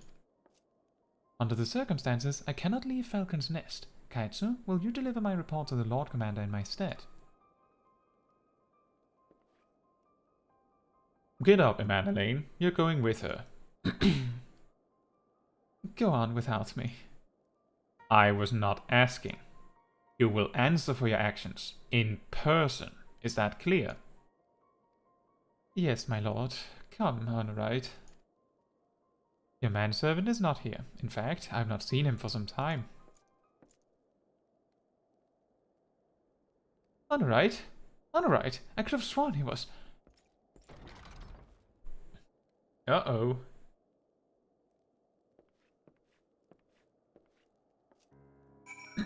Let's see. Pokecheck says, actually, I don't know if they don't sell it in another town. I didn't even know they didn't sell it in Falcon's Nest, but it is funny to think that it is. And Linda says, also, I'm really new in the grand scheme of things, but Astrologian card buffs seem really weak. And 2, why would anyone need to use the redraw ability since it would almost seem wasteful? Then again, I'm asking since from the perspective of not having tried Astrologian for a few months. Pokecheck says, I feel the cards have a good potential if you use them accordingly. Here begins the change of a mana name. And then it says 6%, I guess, just seems so weak of a bonus if used correctly. So, you have to remember that, let's say, just for the sake of example, that a samurai does 10,000 DPS, okay, so 10,000 damage per second. He does that on his own. And I'm using samurai as an example because samurai happens to do the most damage on their own. They have no raid buffs, they have no raid utility, they're just the damage machine. They don't even have much ranged attacks, so all they do is do an incredulous amount of damage. Now, if you have an Astrologian in your party, every 2 minutes the Astrologian can give everyone 6% more damage output by using Divination, which is a raid buff you get at level 50. This lasts 15 seconds, but that does in fact mean that the samurai now does 600 more damage per second for 15 seconds because the samurai does 10,000, remember. Now, those 600 damage you can view as DPS that the Astrologian is doing because they caused the samurai to do it. Now also remember that there are 8 people in your raid and you're boosting your own damage and the 7 other people's damage. Which means in an 8-man situation, you can view it as you're boosting everyone's damage by 6%, or you're doing the equivalent of boosting one person's damage by 48%. And now it's starting to look like something, right? But that's a different story. You were asking about the cards. So every card that the Astrologian plays boosts the damage of another player by 6%, if you're using it on the correct roll, or 3% if you're using it on the quote-unquote incorrect roll.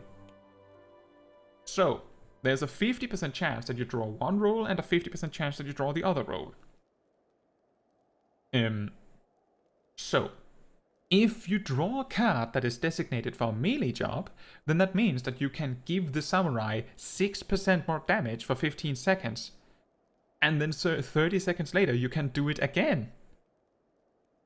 And that damage is attributed to you as the astrologian in the grand scheme of things. The thing is that if you were using a DPS meter, hypothetically speaking, remember that according to the terms of service, mods and third-party tools like a DPS meter is officially illegal, so use at your own discretion. I feel like I have to say this to make sure that no one misunderstands. But if you were to use a DPS meter, of course the samurai gets the credit for it, but everyone knows that the astrologian applied that damage to the samurai. So, there's more beyond that. So, you might... Linda, you said you had seen my healer comparison video, so you probably saw this passing thing about the burst, where you play 3 cards in quick succession. The reason why you play 3 cards in quick succession is because if you use divination, that boosts everyone's damage by 6%, and then you give 3 people a card. So those 3 people get 6% more damage. And that means that they're doing 6% more damage, which means they're doing 106% of whatever damage they were doing, and then the card will increase that damage by a further 6%, which means that you're doing... Quietly pulls out calculator. 36% more damage. So they're doing, let me just write it. 12.36% more damage. So just by layering these two things together, you're getting some extra damage. And then remember that everyone in your raid might have their each individual raid buffs, which means that while you're throwing out those cards that give a measly 6%, the dancer is giving everyone a 5% damage boost, the bard is giving everyone a 1 to 4% damage boost depending on when you use it, the red mage is giving everyone a 5% damage boost. All these things stack together. I actually have a video on this subject. Let me find it. In case you're interested. Let's see, it is called Why optimized openers delay their cooldowns. I'll just put a link so you can, for instance, bookmark it for later if you like.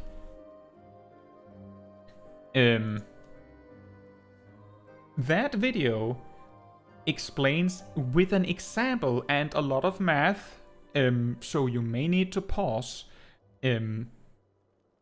but it explains something to the effect of if a samurai uses one cooldown just whenever, and like an attack that does damage at some point, but they will do X damage. If you use it during all of the raid cooldowns, you will do like 70% more damage. 70%. That is, of course, a extremely specific example I put forth, but it's to prove a point.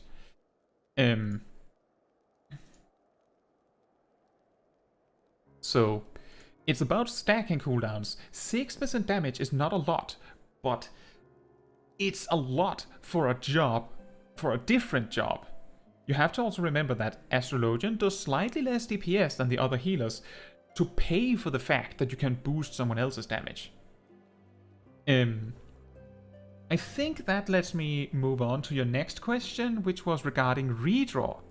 So, when you reach level 50 with Astrologian, your cards get this extra aesthetic that each of them has a type.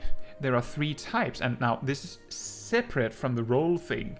Half of them are one role, the other half is the other role, which means that there is one of each type for each role.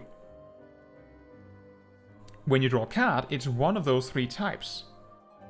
When you play it, you get a special astro sign associated with that type.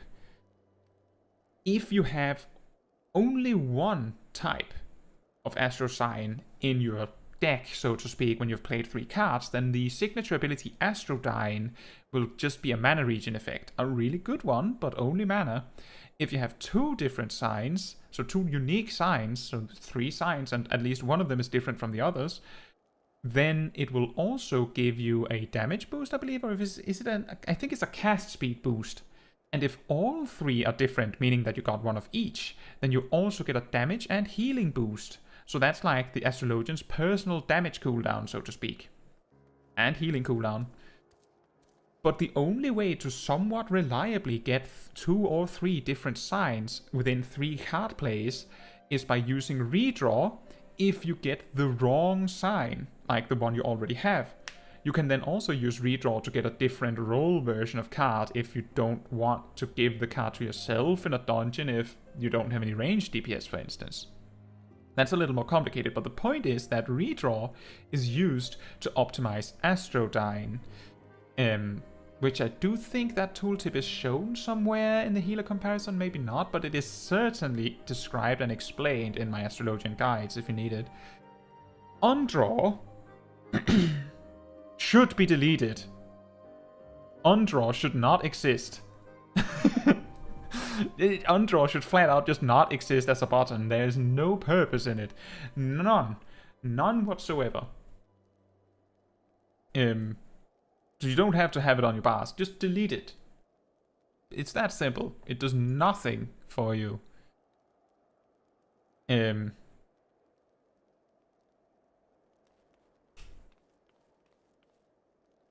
Okay, then I did remember it right, Pokeshak. Does that explain Astrologian pretty well for you, Linda?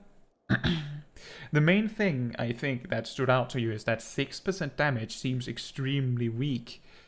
6% damage sounds like very little, but as I said, the other jobs in the game are balanced around the fact that they don't have such an effect, which means that if you give them that bonus, they will do more damage than if they didn't. Like, for example, Dragoon has a 1-minute cooldown that is a measly 10% damage boost. That's a minute cooldown. It has a 2-minute cooldown that is 5% for someone else and 10% for the Dragoon.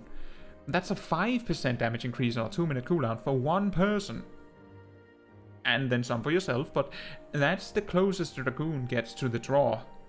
So I get what you're where you're coming from with the cards being sort of weak when you look at it. But they're fine. I hope that at least explained what you were curious about with the Astrologian. What you need to mostly concern yourself with is that you use the cards on the correct players. More so than whether it's strong or weak, because the game is balanced. Astrologian is fine.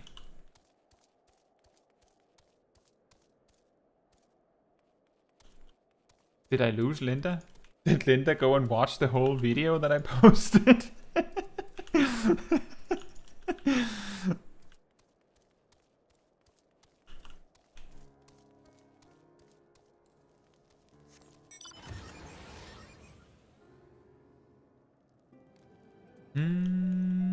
Where's on the right? See here?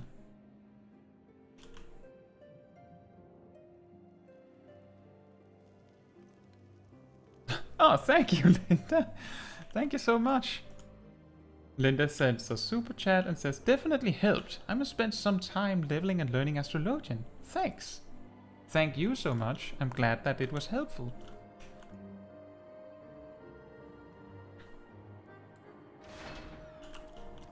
Also, this is probably a decent time as ever to highlight the fact that I have now enabled that you can become a member of the channel. As I said at the start of the stream, and I'm not saying this for any ill meaning. I absolutely appreciate the super chat, Linda. But what I want to say is that if you feel like giving me a super chat or something, then you might want to get a membership for just a month instead. That gives you, you know, some emotes.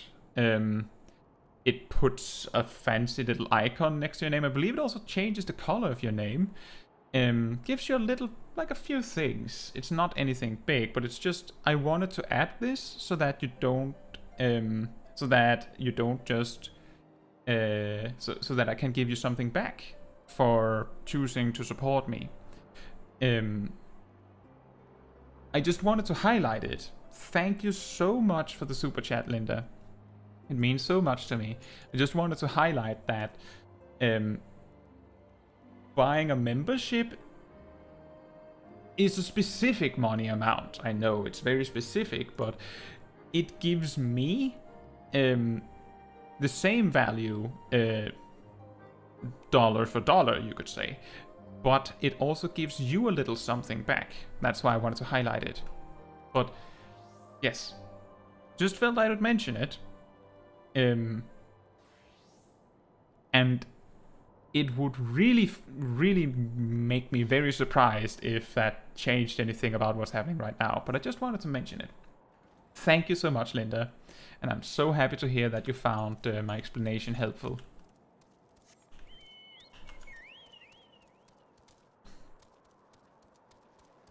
And Pokeshack says, go to the south.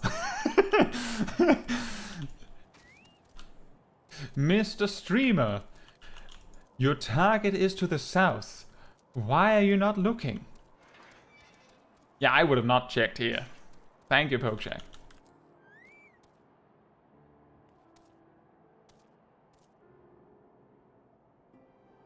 That's okay, Linda. I just wanted to mention this. I specifically went out of my way to enable memberships because I started to notice that there were some people that decided to give me super chats, and I would really prefer if there was a way that I at least had, like, people had the option of getting a little something in return. It's not a huge amount, like a huge big thing. It's just a few things, but it's more than nothing.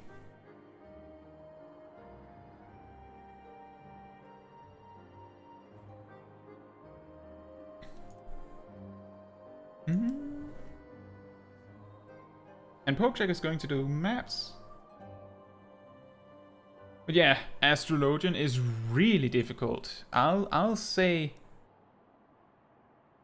right now that if that the footage that I show in the healer comparison is the best performance that I had in the video. I'm not good at Astrologian. Wow, Linda. I actually didn't expect you to also do that. I didn't want to make you feel like you had to choose to become a member. Like, thank you so much. Well, welcome to the cult of the pink, Linda Belfast. You are the first member, as a matter of fact. And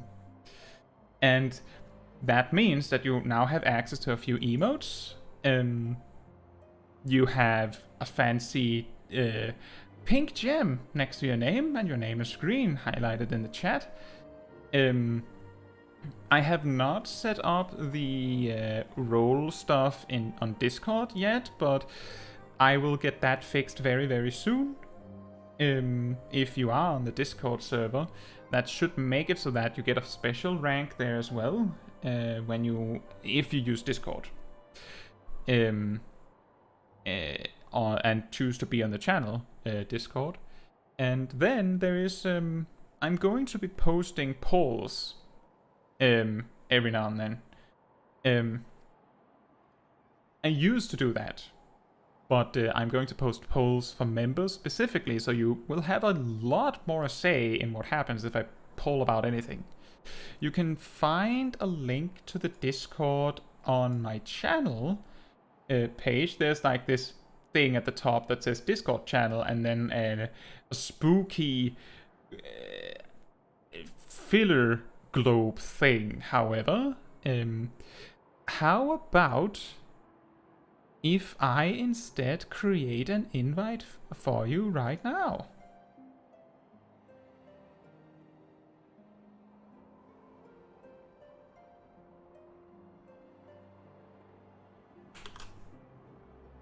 This should work, and that should invite you to the Discord. Remember, I have not set up the connection to YouTube yet. I literally enabled YouTube memberships like 3 minutes before the stream started. So I hadn't had time.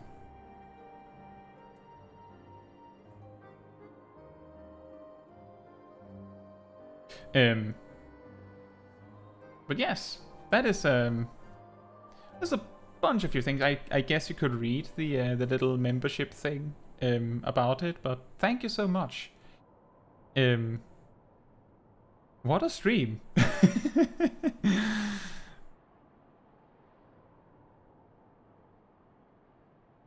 But it is optional to be on the Discord server, of course.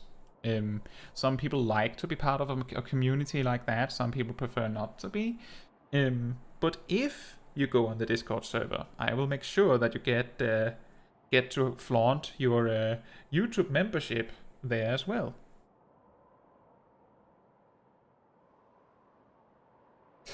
Now, as I was about to say before you completely surprised me, back to back, Linda, I was saying that Astrologian is extremely difficult to play. As I highlight in the healer comparison, the toolkit is strange. For healing, card play is difficult and requires that you learn a lot and plan a lot.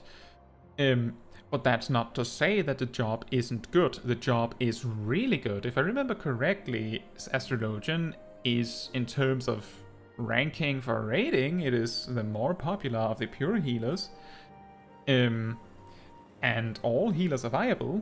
So if you find out that Astrologian is the job you love the most of all the healers, perfect.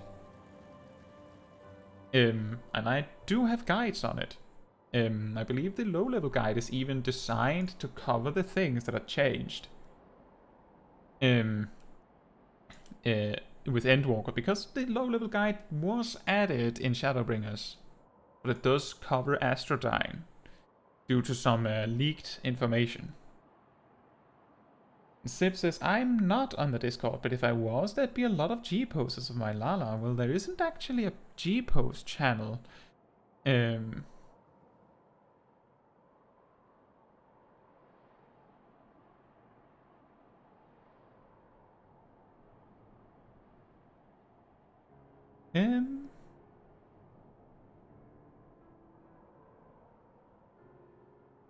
But yes, if you have your YouTube account connected with your Discord account, then I will try to make sure that the YouTube connection should be established automatically tomorrow. Or before I go to bed, I'm not sure. But it should work very soon. Now, we've been looming over this Honoroid for a while now. I do feel that he needs some help.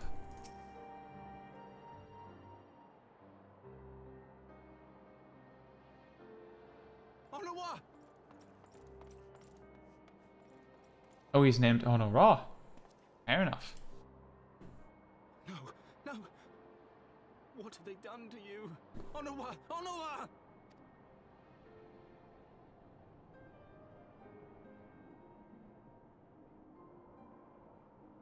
Is that you, my lord? You seem rather flustered. Because of you, you imbecile! What in the seven hells happened to you?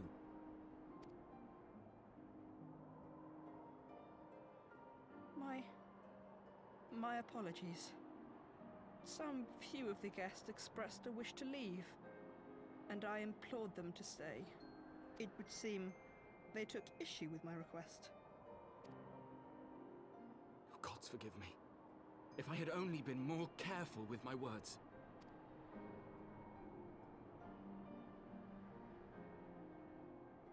Do not blame yourself, my lord. I know that you and your brother have Ishgard's best interests at heart. That poor woman. She lives in the past, clinging to the memories of the lost. But the future holds so much promise, so much joy. And you know that better than any.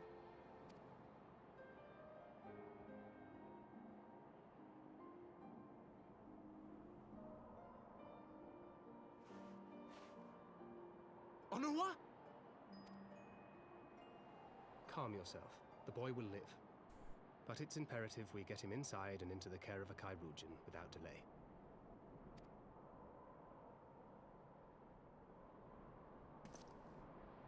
Oh, we were so close! Why does it all have to fall to pieces? Don't they want to live in peace? Don't they want to be happy? We all want the same thing! And still it falls to pieces! Tell me, what was I supposed to do? Someone, anyone, tell me, what was I supposed to do?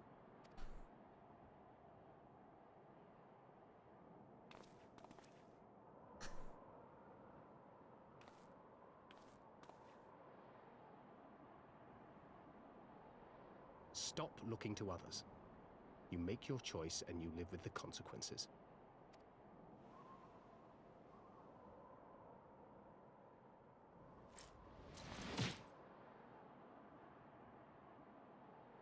And what would you know about consequences?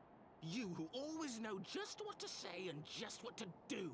Your every deed is greeted with a round of applause.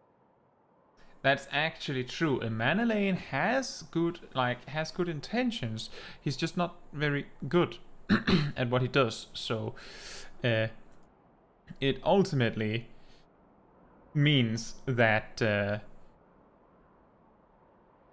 he gets the short end of the stick, unfortunately.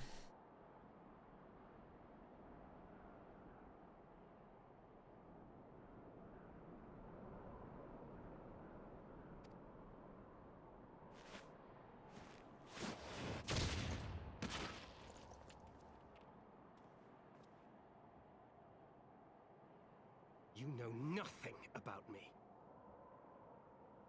I have fought tooth and nail for the people I hold dear. Done everything in my power to save them. And I have failed. Learn to live with it. I have.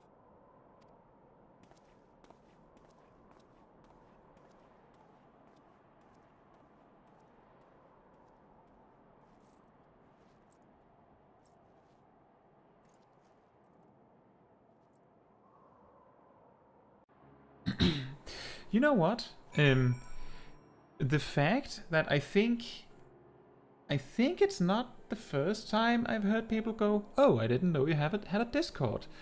Maybe I should start having like the Discord, a Discord invite link prominently pinned in the top of the chat on streams. Maybe that would help raise some awareness. I'll take him to the Chirurgeons. It's the least I can do. Oh.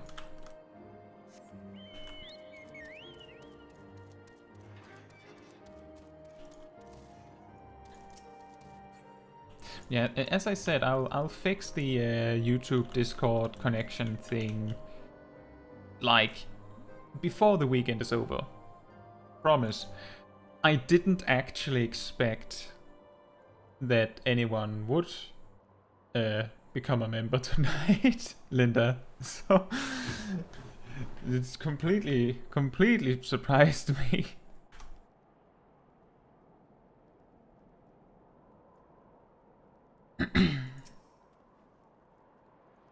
I may have overreacted, but it needed to be done. He was becoming hysterical. I understand the desire to look for reasons, for excuses, to convince yourself you had no choice. But the past is the past, and there's naught to be gained from reliving your mistakes. I know this. I know this. But he...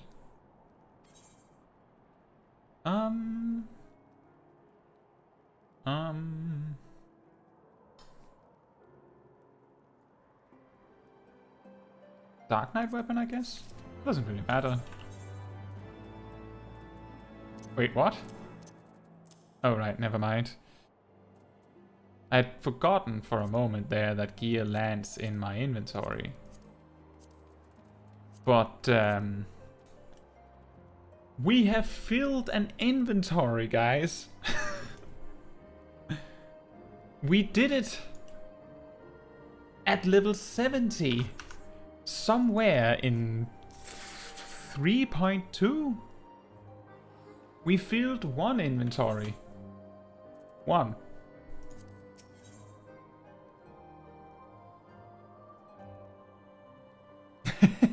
And then this says, I wish inventory management was a bit easier in this game. Well, the good news are that having an extraordinarily large inventory means that you don't have to deal with it as often, but the bad news are that when the day comes and you have to deal with your inventory, and it will come, it will be a long day. A long day. I have no desire to wait for the lordling to emerge from his puddle of self-pity. We have important matters to attend to in Ishgard. Poor Emanelaine. Poor sweet Emanelaine with the good intentions.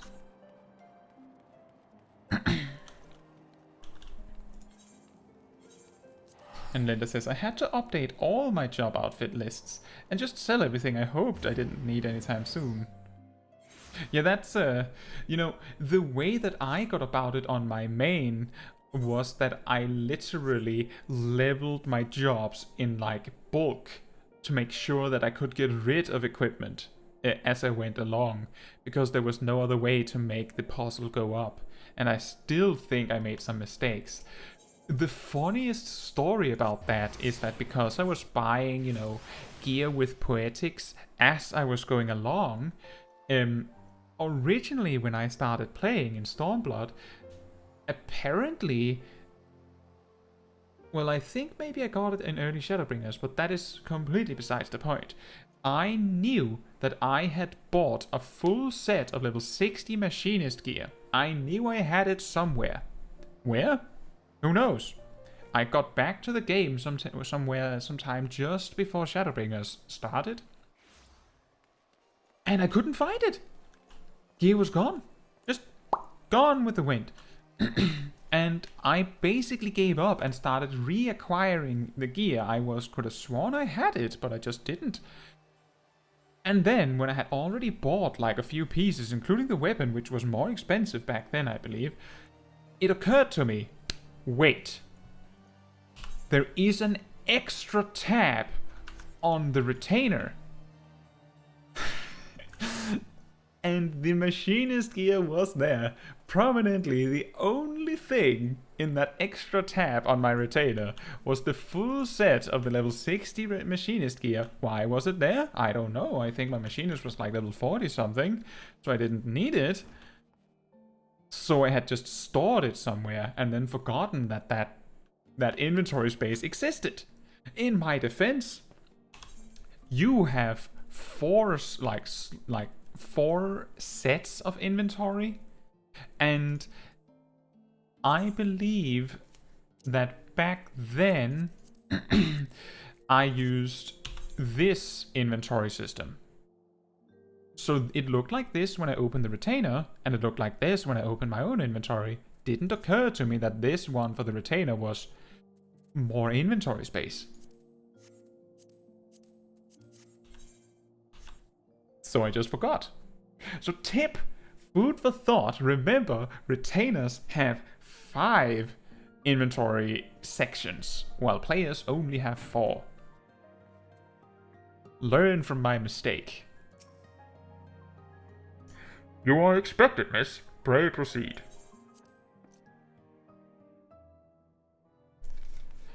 Is this a voiced cutscene, Aymeric? Sounds like it. It is not.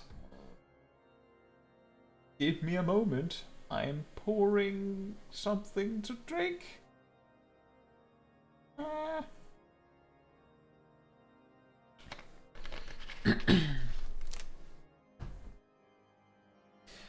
Word of the demonstration and its resolution outstripped you, Caetsu. Every man, woman and child of Ishgard has heard the tale.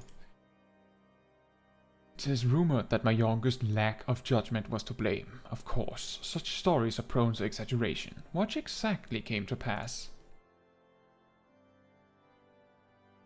Your youngest had lack of judgment. Sorry, bro.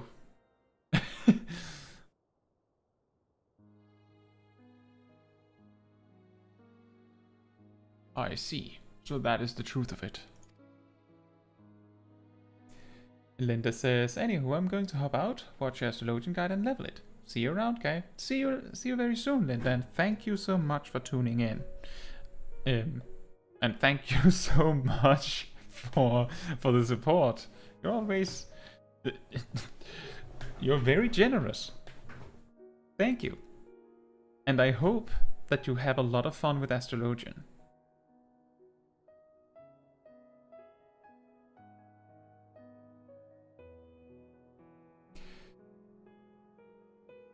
Regardless of his intent, the result is undeniable.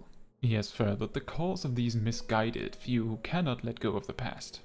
In an instant, the delicate peace we were poised to forge is once more beyond us.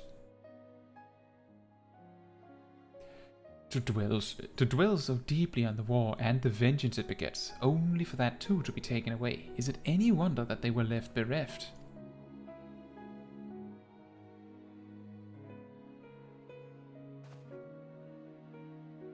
For what was this sacrifice? Have we naught to show for our suffering? I thought peace a sufficient salve, but mayhap I was mistaken. We are warriors, Lord Edmund, and ours is a nation built on centuries of warfare. Right or wrong, this is who we are, and we deny it at our peril. To hold on to the past without being beholden to it, aye, we must needs find a way to honor the sacrifice of our forefathers without glorifying in their excess. A difficult path, to be sure. We dare not deny the scars which mar our nation's soul, lest we spare our disillusioned souls to retrace them. But, as you say, we dare not revel in past glories either, for they are tainted all. A clear, unambiguous enemy, and an undeniable righteous cause. 'Tis a bitter reflection, but lies though they were, they did long serve to unite us.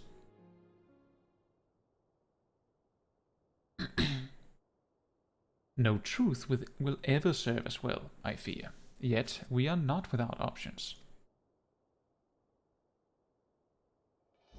At our last meeting, a proposal was tabled by the other members of the Eorzean Alliance for joint military exercises to strengthen the ties between our nations and test our readiness to meet with a common threat.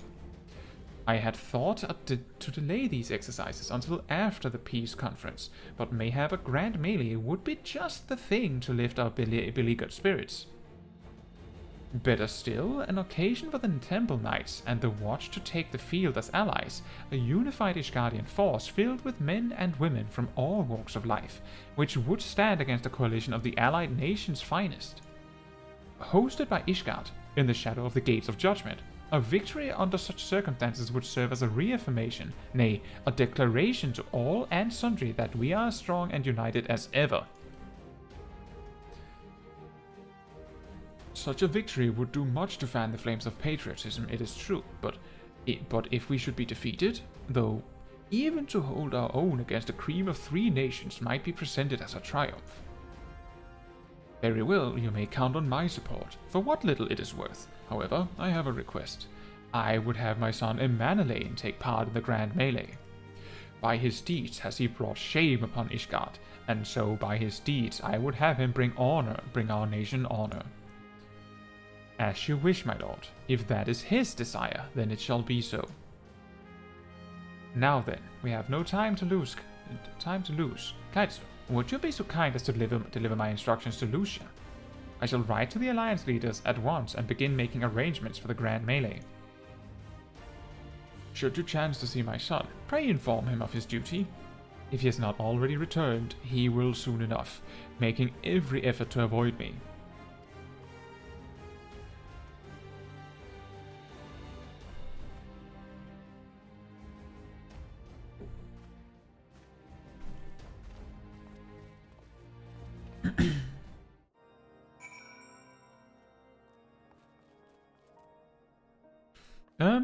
So just as a little roundup here quickly is that I will try to finish this patch before we end the stream, which means that we might at least go an hour more based on when I think we are.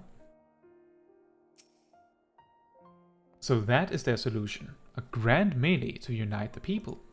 And what part would they have you play in this affair, I wonder? You, whom they have taken into their confidence, upon whom they have come so heavily to rely. And will you oblige them? When the proposition is made, will you stand for Ishgard once more? We've come this far, have we not? I will stand for my friends and comrades, not a nation. It is getting to be a bit much, isn't it? Huh? I will stand for my friends and comrades, not a nation. I think someone has come to see me. I will get to you shortly. A poor choice of words, for friends tried and true, then, the living and the lost. So for this grand melee of his, Sir Aymeric wishes to field a force comprising both his Temple Knights and Hilda's Watch, yes? I can only imagine what she will have to say about that. In fact, curiosity compels me to go and see for myself. Oh, hello, Light Porter. Thank you for seeking me out in game. Do you have an adventure plate? You don't have an adventure plate.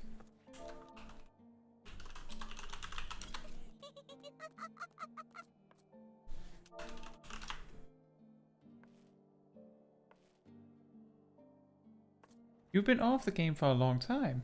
Well, that is something that you that could be something you can have fun with. It's not too involved to get into. Like, there's both portraits and adventure plates, which you can use as like a calling card. The adventure plate is mostly something that other players can view about you, but the portraits, which is this, attach to your like gear loadout. But come January, when you join dungeons, they will actually show that portrait to your party as a little introduction card, so you can put forth your best first impression with a funny portrait.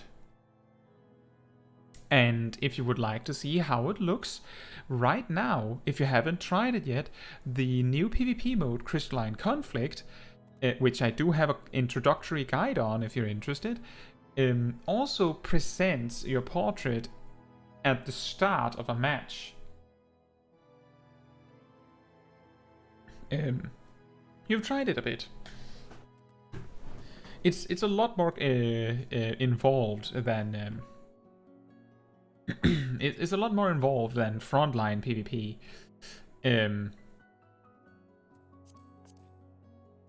Are you a bard main? But it's a lot more involved than frontline PvP, so I can understand if you feel it's a little difficult. I have done some streams on Crystalline Conflict, but we didn't manage to reach the highest tier in the last season, and now a new season started. And I feel like people enjoy watching streams of Frontline way more than Crystalline Conflict. It feels a lot more approachable.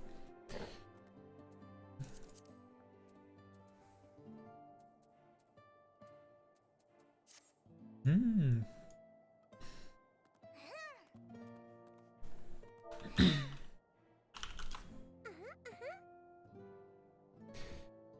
But PvP is not for everyone, but it was just like...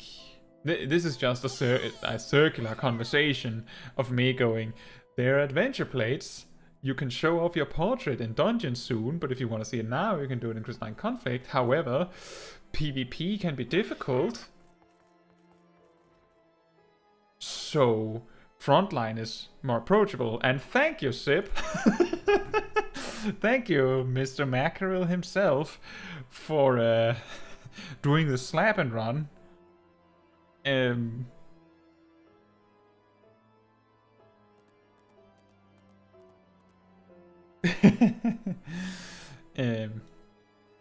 yeah, thank you for taking your time to show up in the in game. If you're interested, because here's the thing, a lot of people that watch the stream are not on the European data centers. I can ask when I'm doing group content. You're welcome to join. I can add you as a friend so I know that you're on the list if you're interested. We're still waiting for worldwide data center travel, so PokeShack, among others, can join us for stuff. But in the meantime, you're in Europe.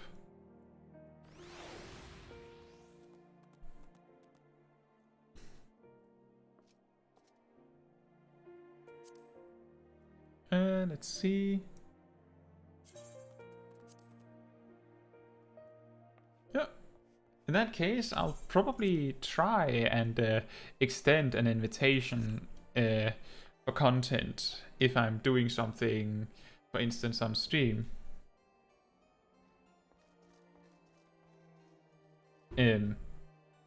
Because it is more fun with people on the stream, I think. Sip has helped me with faster queues last week, for example. Now, back to the main quest. Thank you so much for showing up.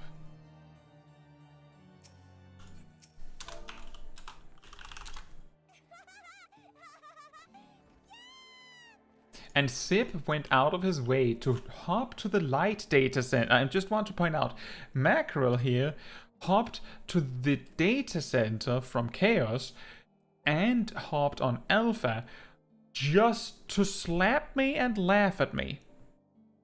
He's such a good friend.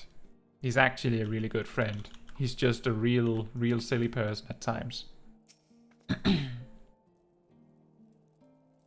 Well met, Caetsu. Have you spoken with Sir Aymeric?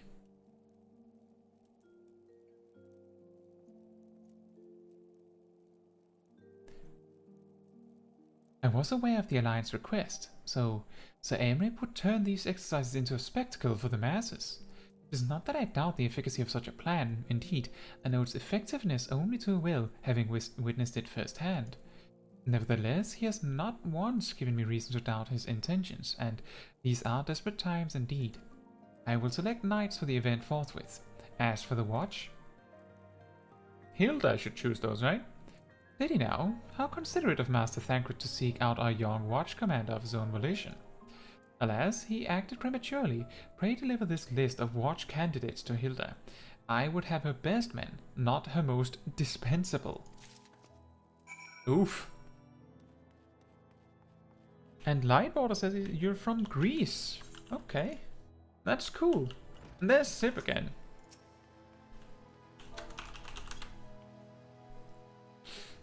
Just hanging out.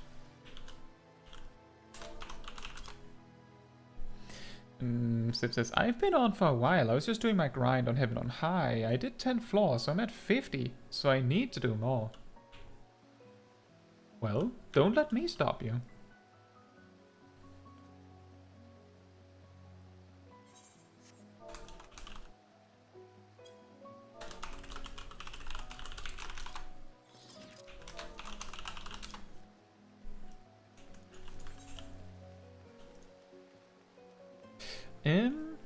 That's cool. I actually, back when I played World of Warcraft, well, a long time ago, back in Mist of Pandaria when I played World of Warcraft, I was in a guild with multiple people from Greece, if I remember correctly, and in Legion, for a while, my raid leader and guild master was from Greece. Very, very nice people. Not that that needs to be said, there are friendly people all over the world. Very dedicated to doing very well. Thancred's been telling me all about Sir Emmerich's grand soiree. Seems we're expected to join in. It's nice of him to invite us and all, but I hope he knows what he's doing, cause we ain't dressed to dance with professional bleeding soldiers. Correspondence from Lucia, addressed to Hilda. Well, seems the first commander's gone and handpicked her guests. Can't say I disagree with her choices, though. She's got a good eye. Will you be fighting too? Reckon it would inspire the lads if you were. Might take their minds off getting their hides tanned and all. Think about it, eh? I hate to ask, but you haven't seen our favorite lordling, have you? I thought not. On the assumption that he is not to be found in his father's loving embrace, I suggest we split up and look for him. I will search Foundation and you the pillars.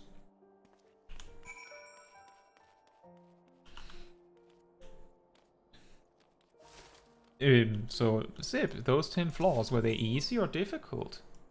Like, are you feeling confident about the next set?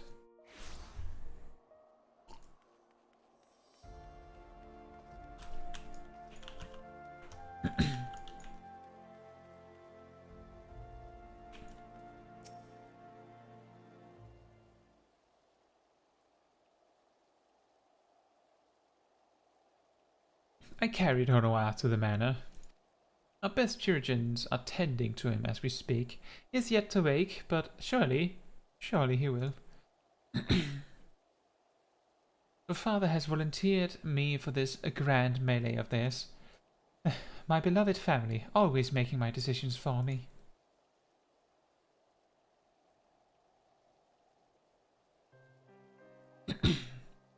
No, it's not like that. It's just... Well, you wouldn't understand. How could you?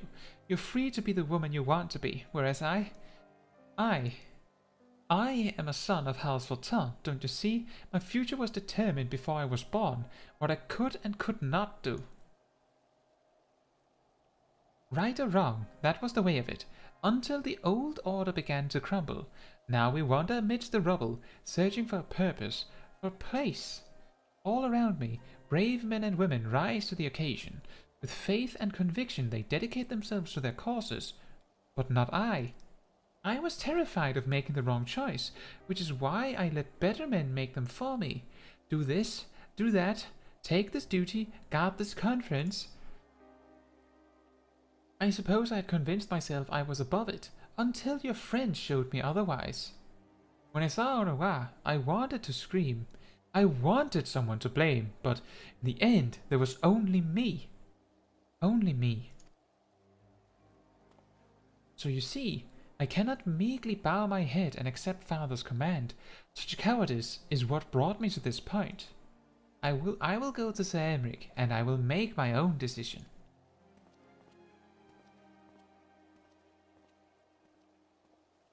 I actually feel like Emanuelane is getting a really, really hard rap. Like, he's got a point. He was put in a spot where he, as a lord, was expected to do something. So he did something, but he knows that he is not capable of doing the right thing. He lets other smarter people do it, so he usually stands back, leaves it to them. But then he's put on the spot, and then he does the wrong thing, and people get mad, and he's there like, but I tried! I'm not made out for this. Why do I have this title? And he can't just leave it all. It's really rough. Zip says, my last run I got to 70 and then died due to me forgetting boss mechanics. Getting to 60 should be fine. Yeah, you can do it. The Lord Commander is not to be disturbed. May I ask what matter demands his personal attention? Emanuele. I see. Very well, you may enter. I just need the energy for it. Yeah, I understand that.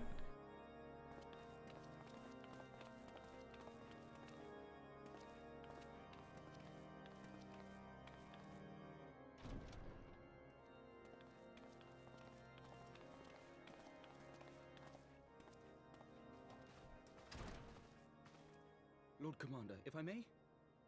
I wish to speak with you before the Grand Melee.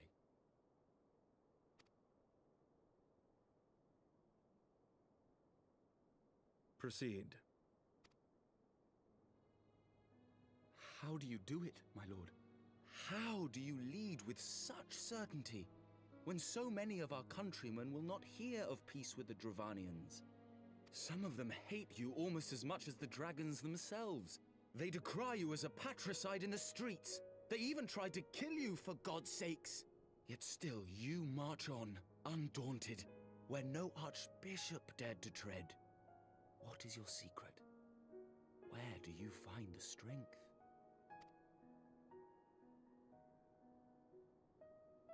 For centuries, our nation has been punished for the sins of our forefathers. If our punishment is to end, I believe we must right the wrongs of antiquity and move forward as a nation united.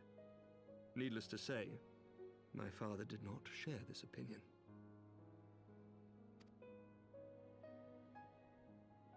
He did not believe the people strong enough to bring about their own deliverance, trusting only in himself. Tyranny seemed to him the only solution. But I have faith in the people, Lord Emanuele. I have faith that they will weather this storm and overcome every trial we set before them. Many have fought and died to see this blight upon our nation's history cleansed, and I would not let their sacrifices be in vain. Though we invite reprisals, the risk is worth the reward.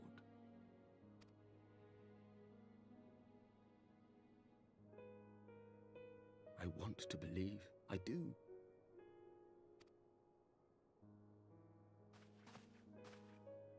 Lord Commander, through my careless orders, a pall has been cast over these proceedings, and I beg the opportunity to make amends.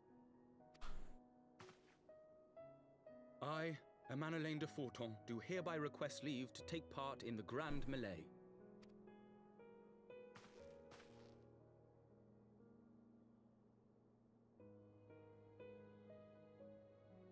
Who am I to deny such a heartfelt plea? We would be honored to have you join the fray, my lord.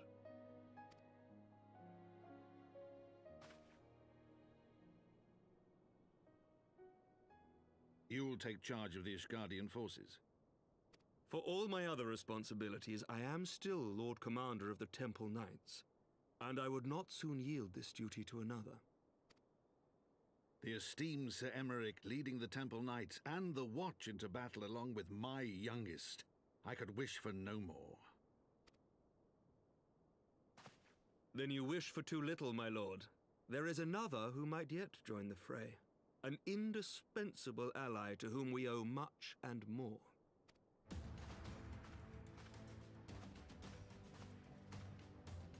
An adventurer beholden to none who nevertheless chose to champion our cause, who has shared in our suffering and in our glory.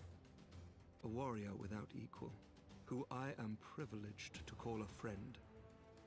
There is no one I would rather have fighting by my side. I ask this in full knowledge of your obligations, and will not think less of you should you refuse. But if your conscience will allow it, might you oblige me, my friend, one more time?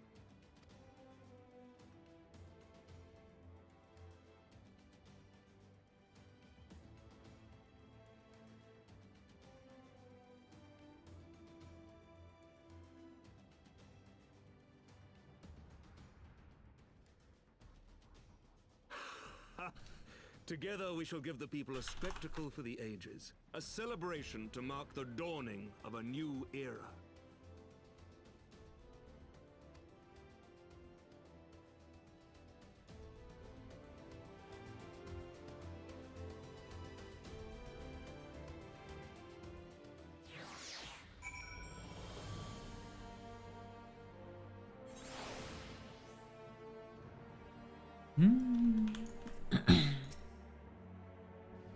Gods help me, I think it might be love. I dare say it might be cheating too. Your mere presence is enough to turn the tide of most battles. And did you see the way his eyes lit up when you nodded? It was a look of boundless relief and joy. One would think a politician more practiced at concealing his emotion. Still, his honesty does him credit. For a moment, I was inspired to pledge myself to the cause. But that would be improper. This is their fight. And yours. But not mine.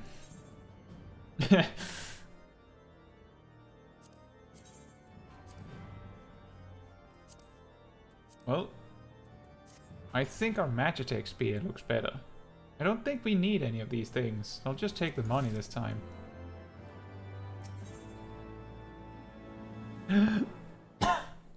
Sep, we're getting the emote.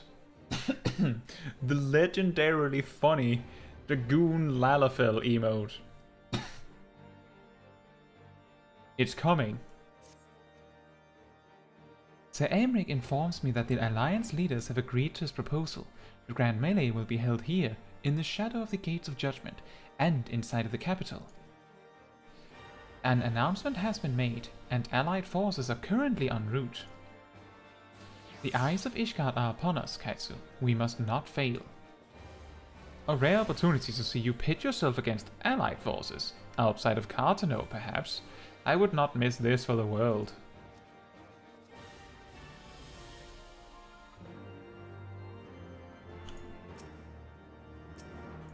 The most victorious emote. But we need to do this first. The greatest, bestest emote.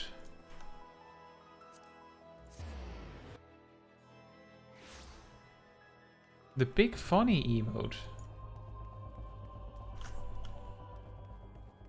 Hello, Emanuele. There she is. I say, when you didn't appear, I began to question. Nothing, never mind. To think that we are mere moments away from facing the cream of Eorzea's soldiery in battle, that I am mere... But what if... Oh, what am I saying? I have to stop imagining the worst. I must think of the victory, of the glory, of the stories I will tell Honorar when he awakes.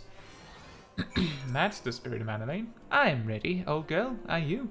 Why is it you are making this decision? By the Fury, how could I forget? Father bid me present this to you. I know it is certain, but we believe the men would find it inspiring if you bore the colors of House Fortan into battle. Pray do us this honor. During the Grand Melee, some of your gear will be glamored. Your attributes and abilities will be unaffected. Are we going to be wearing the House Fortan armor set?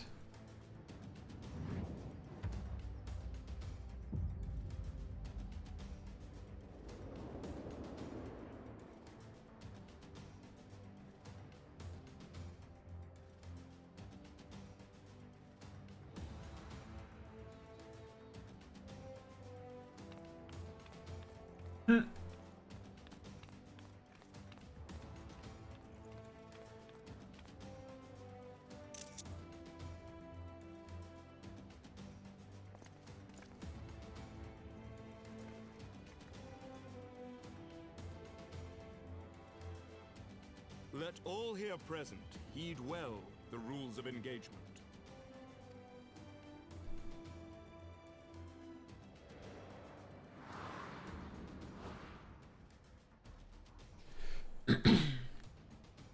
The Grand Melee is a large-scale battle in which an allied company of Ul'dan, Gridanian and Lomensan forces will be pitted against a company of Ishgardian forces.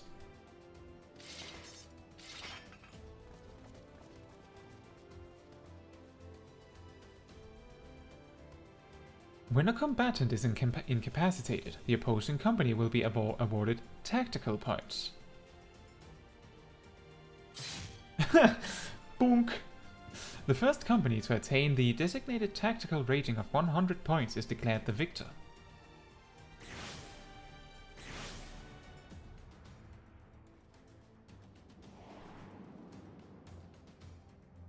During the Grand Melee, officiants may mark certain combatants with the Fury's Gaze, which will be indicated by an ethereal tether linking them to their company's flag. While defeating most combatants will award your company 1 tactical point, defeating marked combatants will award your company 10 tactical points. Marked combatants also possess enhanced attributes, rendering them more powerful and more difficult to defeat.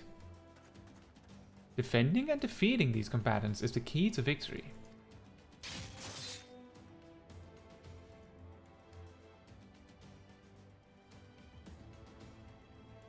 For the honor and the glory of Ishgard.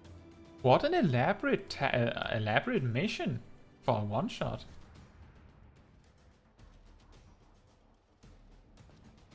What does Smol Caetsu do? He doesn't have glasses.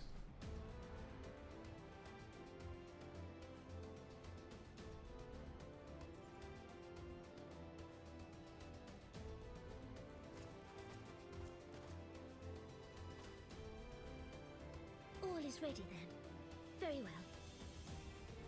Oh yeah, and Pokeshak says Machinist quest is more crazy. I do remember that. That was ridiculous. Brave men and women of the Eorzean Alliance, let the grand melee begin!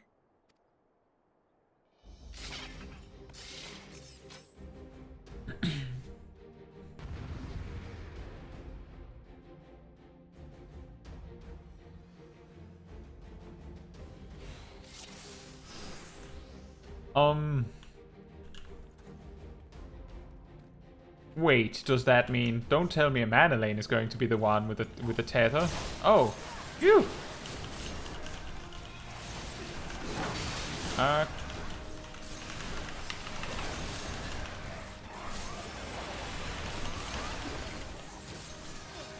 That's going to be difficult to defend from.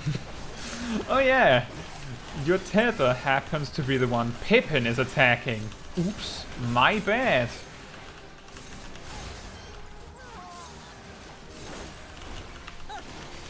Surprise!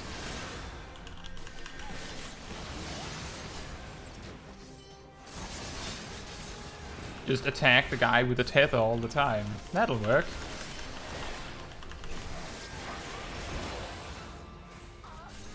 They're very good at making me work for this.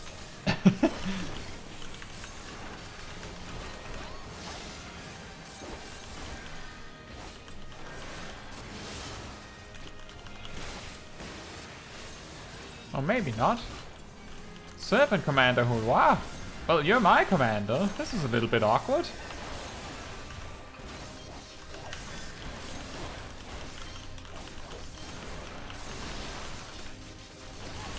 And Pokeshak says, and help your tether? What do you mean? This is going perfectly fine. Where's their tether? You know what, Pippin? I'm done with you. Bonk. Where's their tether? This is unfair.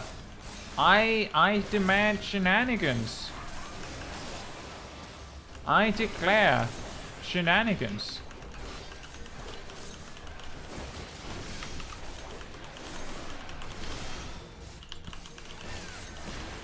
Where's their tether? They don't have one. What? That's cheating. Is this supposed to happen? Does it work like that?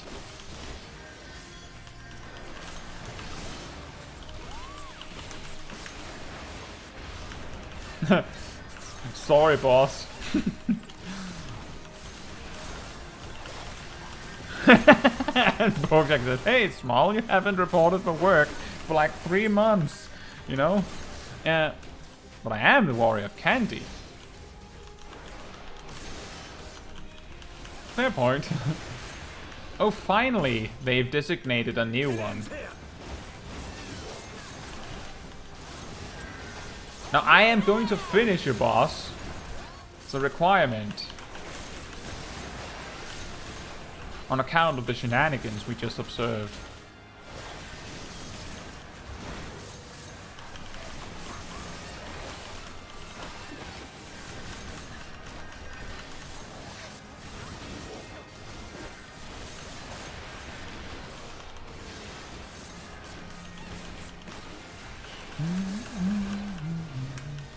I think it's in a very interesting way to make this battle. Oh, okay.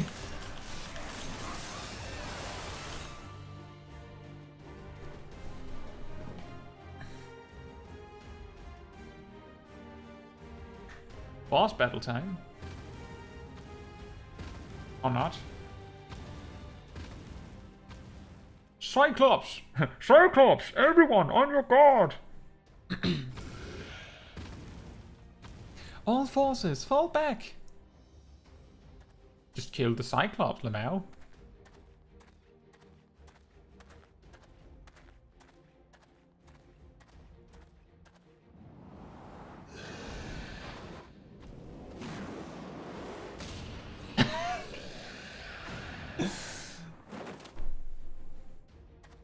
Efficient.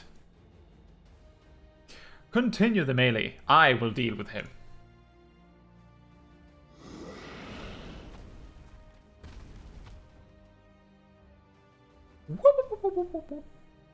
Ha! Daft sod. You heard the man. Back to it.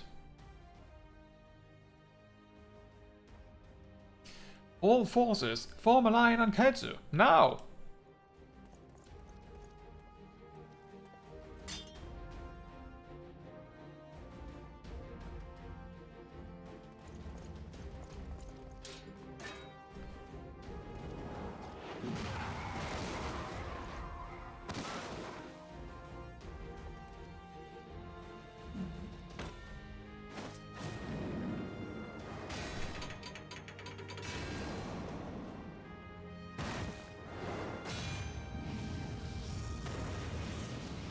Wow.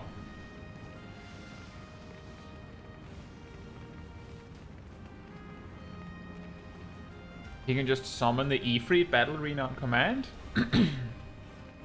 Well met. I will not lie. I was hoping it would come to this. So then, shall we dance? Damn it all.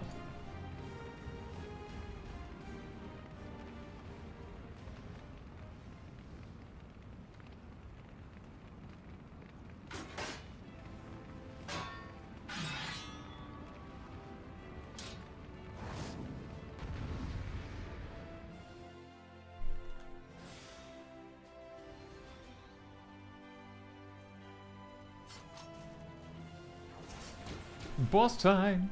Boss time!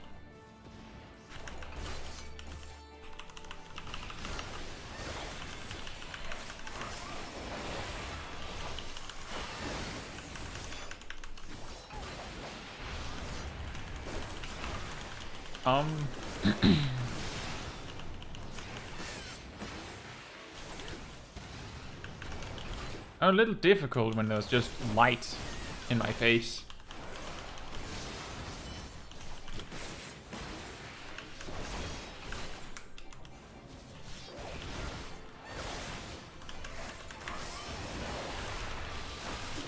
Oh dear. The curse? The curse of what?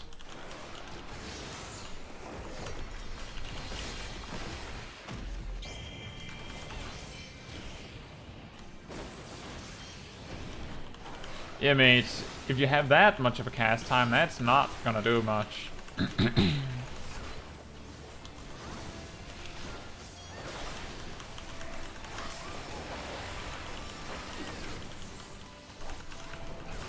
I think I'm just gonna step up away a little bit just to be sure.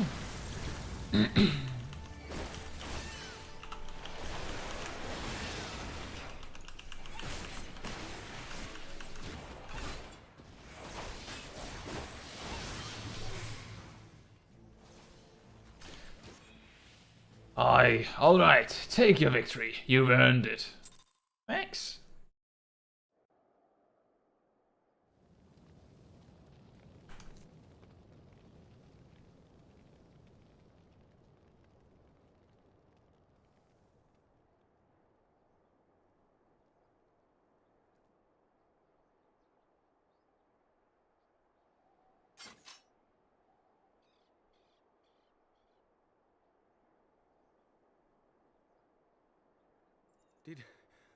Did she win? Then we...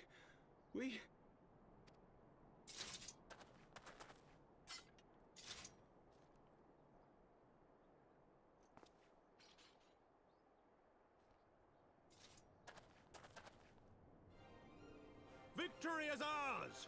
Ishgard! Ishgard!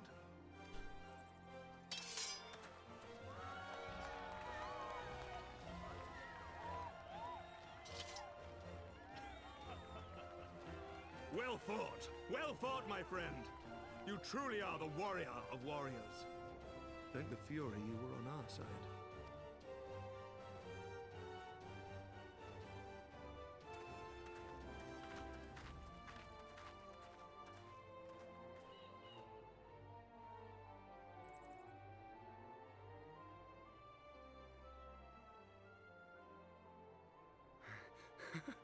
Oh, my lungs are burning, and I can barely stand. I didn't think I could do it, but then I did. We did. We faced the Alliance's best, and together, with one heart, with one purpose, we prevailed. After 1,000 years of hardship, of strife and bloodshed, we are strong enough to rise to any challenge, be it on the battlefield or beyond. The future holds so much promise, so much joy. We need only show them the way.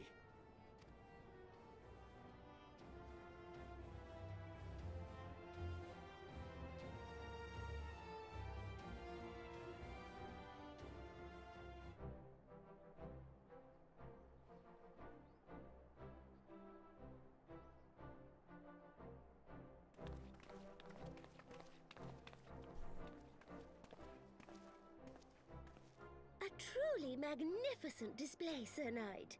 While doubtless less than pleased, I am quite sure the Grand Companies are honored to have been bested by such valiant warriors.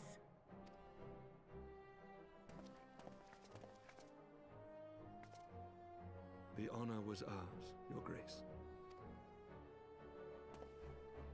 I am pleased to see that Ishgard's proud martial tradition is being upheld. When the time comes, I trust you will fight alongside your brothers and sisters in the Eorzean Alliance with the same fervor you displayed in opposing them.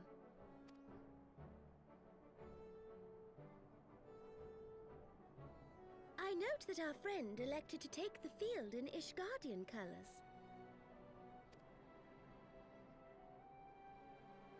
At my behest, Your Grace. If we have given offense, the blame lies with me. Fear not, Sir Knight. It was a surprise, nothing more. And any hint of ill feeling was thoroughly dispelled by the spectacle of our mutual friend's duel with General Rauban.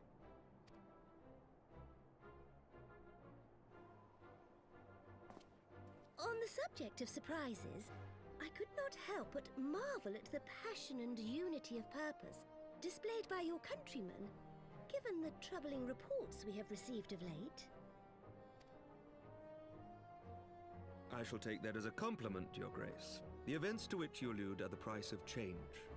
The end of the Dragonsong War marks the beginning of a new era for our nation, and for the people, high and lowborn alike, who will lead her into the future. Ah, yes. The people.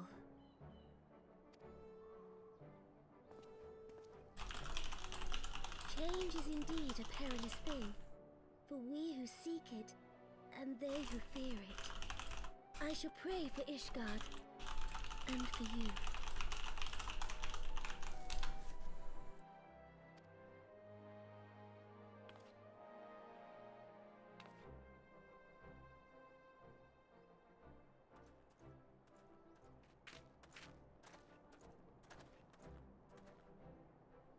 Well, that made for a refreshing change. Congratulations on your victory, by the way.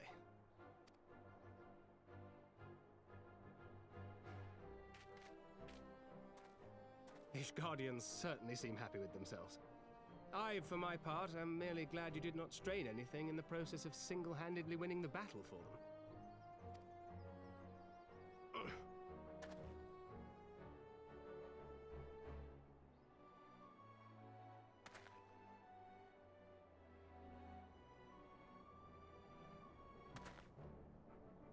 is but a scratch, I assure you. And I will not suffer you to worry over me. Not when we have a dozen far more important concerns. Make that 2 dozen. Still, as Y'shtola never tires of telling me, we can but face them head-on one at a time. One day at a time. As Minfilia would have done.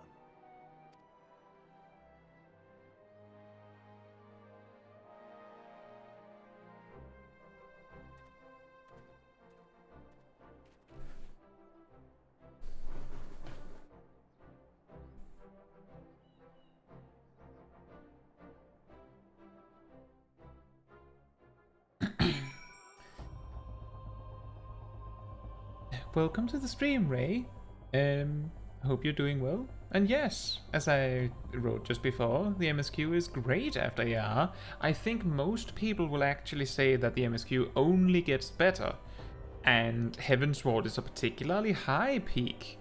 If I remember correctly, it's pretty common that people say that Heavensward is absolutely excellent. And then Stormblood is a little bit of a dip. According to some people, I think it's fine. And then Shadowbringers is excellent. And then Endwalker is incredible. So it only goes up. Only gets better. In my opinion, it only gets better. And I can see that Zip and Skullwolf are the Pizza Brothers over here. You'd thought we had been visited by the Teenage Mutant Ninja Turtles, huh? Balls, I had forgotten what it was like to feel so alive. Not since leaving the Blood Sands have I had the privilege, not since the Bull of Alamigo hung up his swords. Back then, the outcome might have been different, but I do not begrudge you your victory. I know how far you have come, how much you have endured. Our fight only confirmed it. We shall have to do this again one day, when time allows. I shall look forward to it. Now go. Go to the Ishgardians and celebrate your victory. You have earned it. Come, Pippin. Her Grace is expecting us. Lead on, Father.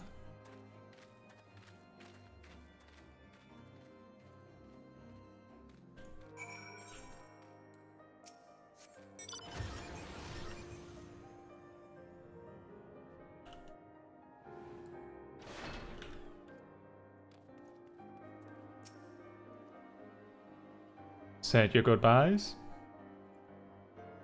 In all the years I've known Raban, I cannot recall ever seeing him look so happy in defeat.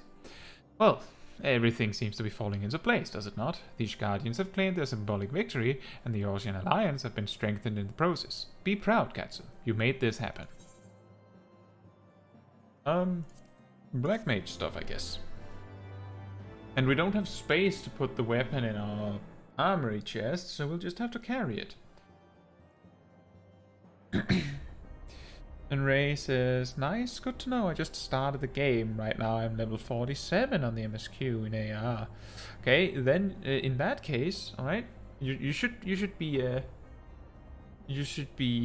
aware, or be made aware, that when you reach level 50 in the main quest, you're going to see the credits. Whether you watch them from start to finish or not is up to you. I do believe we counted it to be like 100 minutes. So it might be worth skipping if you don't like watching credits for 100 minutes. But after that, there's a pretty lengthy post-game part of A Realm Reborn before Heavensward begins. I think the story is still excellent, but I do remember that I skipped through a lot of it on my first playthrough years ago. Do whatever you prefer. But I do think that the story only gets better, so if you feel like it's a little daunting right now, that's okay. I think I really started, like back when I started originally, I felt the story really started picking up as we neared Heavensward. So, but if you're enjoying the game as a whole, that's what really matters. When I played the first time, yeah, exactly, I skipped through a lot of conversations. the whole post game of A Realm Reborn, when I did it originally, was like a blur. I didn't even realize that it was like a wall to be climbed, because I think I did it in like a day or two. But I am a lot more of a story person now than I was those years ago. So I prefer to sit down and just watch it and read it, which I do on stream now, fortunately. But yeah, I just skipped through a lot of it back then. If you feel the story gets a little boring, that's totally okay to do that. Don't let those people that get mad about it get to you. What matters is what you think is fun. What job are you playing? Oh, and most importantly, let's celebrate getting the victory emote by showcasing the fact that the Dragoon victory pose for Lalafels is a tiny jump. A tiny, tiny, tiny jump. You play Bard. Awesome. Bard is a little difficult actually, but if you're having fun with it, that's great, because it gets a little easier and, in my opinion, more enjoyable around level 52. So if you're already having fun with it now, even better.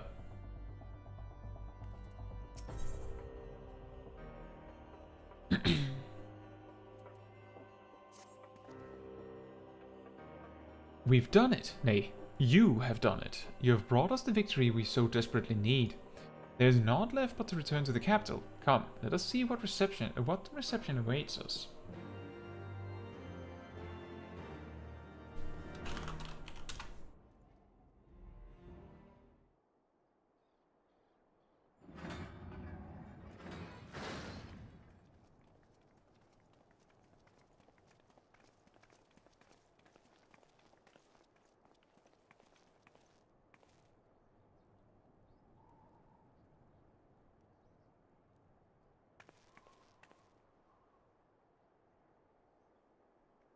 My lord!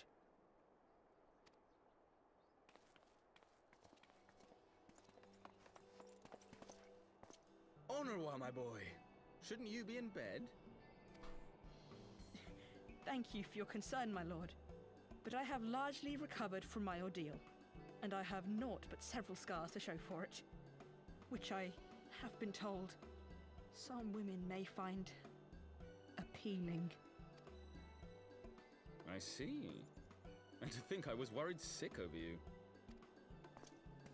I'm not sure I understand, my lord. Well, let's put that theory to the proof, shall we? My lord? 'Twould seem that a great many things have occurred in my absence. I thought I might begin to make amends by welcoming you in person. The messengers spared not their chocobos to bring us word of your victory in the grand melee. I cannot well describe our elation when we heard the news. It called to mind the day we rejoined the Eorzean Alliance, and I glimpsed hope rekindled in the eyes of the people. The Fury herself ushers us into a new era. Sir Emmerich, the time is now. Aye, that it is. Reconvene the conference and summon Vidofnir to Falcon's Nest. We will make peace with Hraesvelga's brood and hasten this bloody war to its end. Yes, Lord Commander.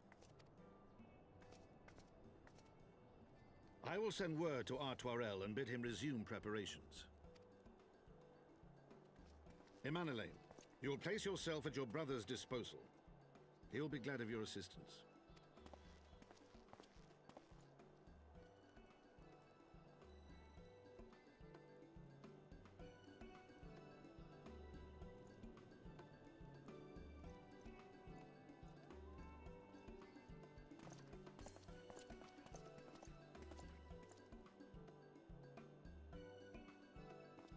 No stopping it now, is there?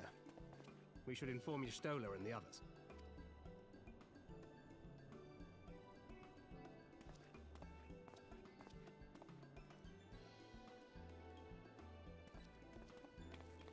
My dear friend, I doubt I will ever be able to thank you enough. But when the conference is successfully concluded, I damn well mean to try.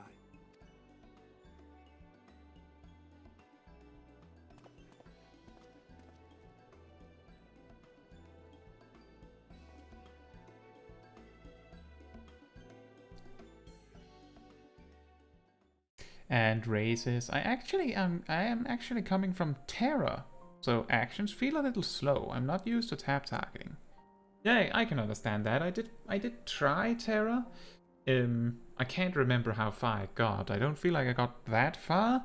The first few times I tried it, I played, I believe it's called Berserker.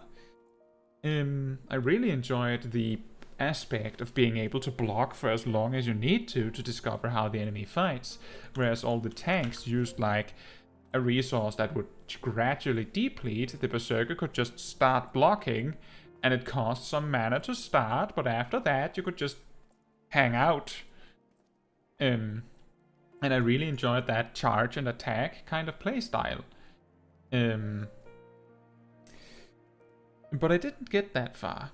I think it was mainly because I was also playing other games, so it was more like a distraction from something else. The good news, Ray, is that as you level up higher, the rotation for each job starts going a little faster.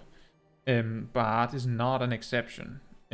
As it reaches higher levels, you unlock more and more abilities, and all those abilities need to be used in between your regular attacks, which really speeds up the gameplay. So if you feel that it's going a little slow, then that's a good thing, because that means that you have the overview to deal with the increased pace that might come. But the game is definitely completely different from Terra in the way that it is just as a whole. They say you dueled General Raban within a ring of flames. I did not think the man so ostentatious. Would that I could have seen it. After we parted ways in Matoya's cave, I returned here to speak with Tataru. We agreed to tell the others only that our search for Minfilia had reached an impasse. I subsequently learned that you had left for Falcon's Nest, but I thought it best to keep to myself for a time. I won't rely on you overmuch when we are together, and I needed to think, to reflect. I still do, I suspect, but matters here seem to be coming to a head. In short, there are some things I feel I must say, though nothing so urgent that it cannot wait until after the conference. So let us make Falcon's Nest and see if Lord Artoriel has need of our assistance.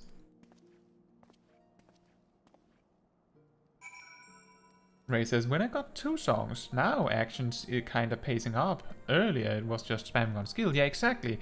And the reason why I'm saying that at level 52 it starts getting really fun is because at level 52 you get your 3rd song, and that means that, well, basically you are playing a song for the entirety of combat, which really helps to make it a little more exciting.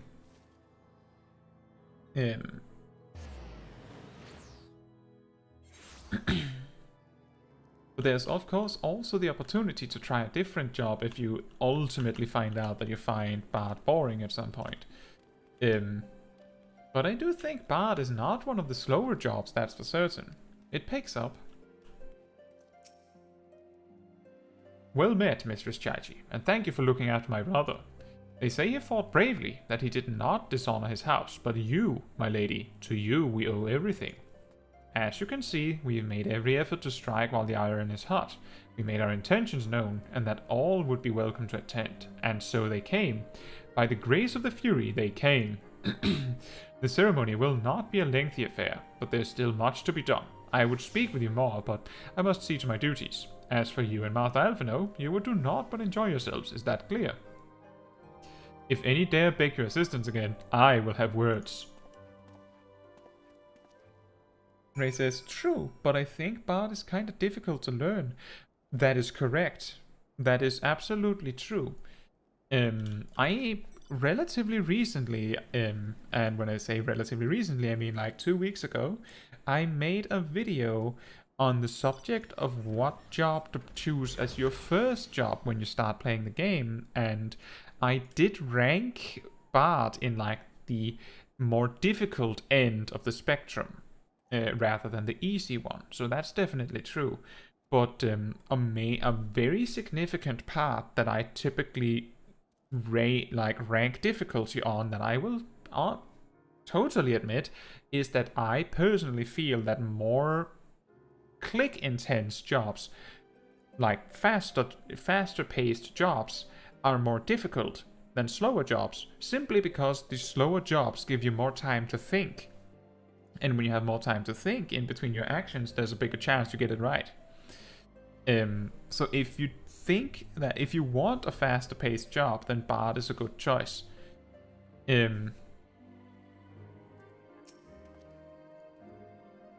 Well, there you have it. We have been forbidden from meddling. Shall we wait, or have you other matters to attend to before the ceremony begins? Well, I guess we'll wait for the ceremony to begin. Excellent! I only hope Thancred and the others will not be late. Epochal events do not come around very often.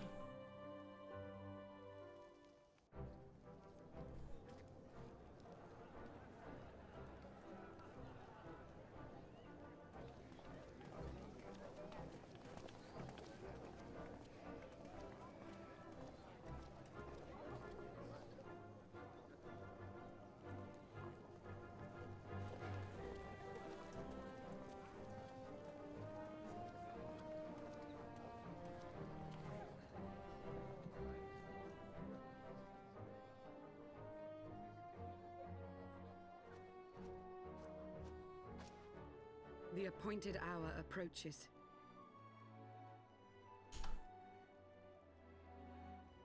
Aye.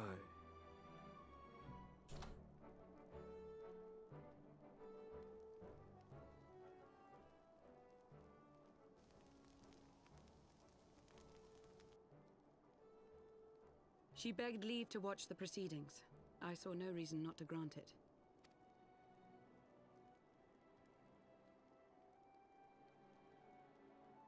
Should I choose to deviate from my prepared remarks, I ask that you trust in my judgment. Have I ever done otherwise?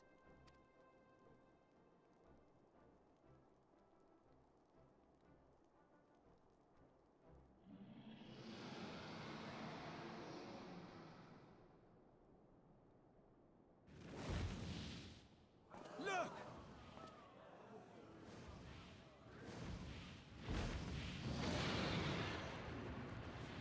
The White Dragon! Ah, how long it hath been since our peoples met thus, children of Thordan, even by our reckoning. Vidofnir, daughter of Hraesvelga, we give thanks for your visit, and bid you welcome to Falcon's Nest. Our sire bade us hearken unto the whispers of our hearts. They spoke to us of a paradise lost, of bonds of brotherhood which they yearn to see restored. Ours too yearn for such a restoration, and they have guided us here this day, that they might yearn no longer.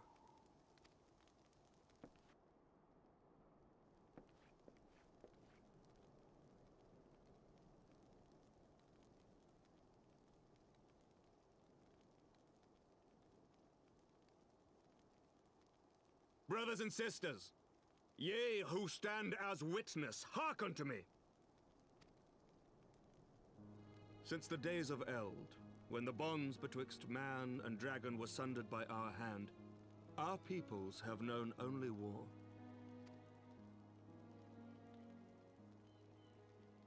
Bloodshed without end, losses beyond counting, and still we fought. And still we fought.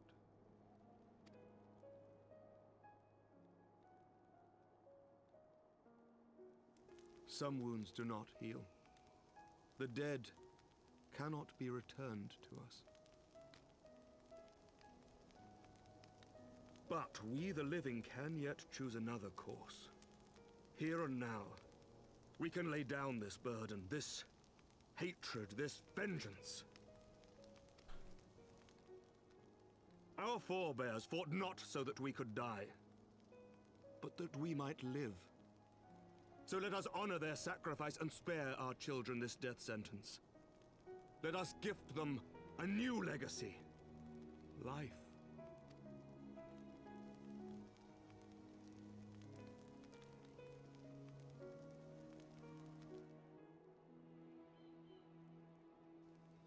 Betwixt our peoples yawneth a divide deeper than the deepest abyss, wider than the widest sea. Generations will live and die ere this divide is bridged. Knowing this, doth thy heart yet yearn for peace, son of Thordan? Look now on the legacy we would leave to our children. A dream of peace, inscribed in stone for generations to come.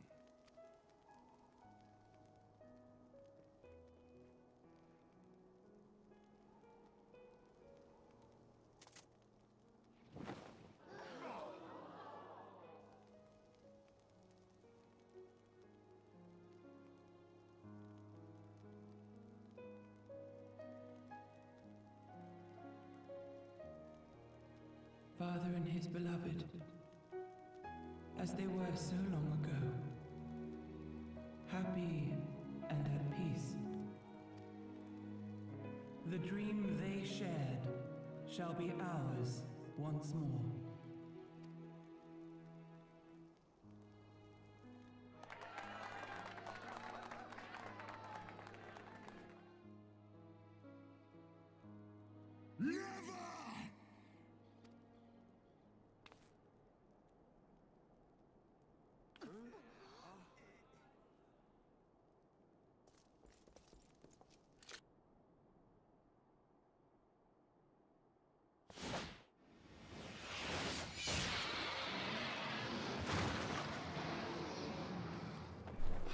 Your bow!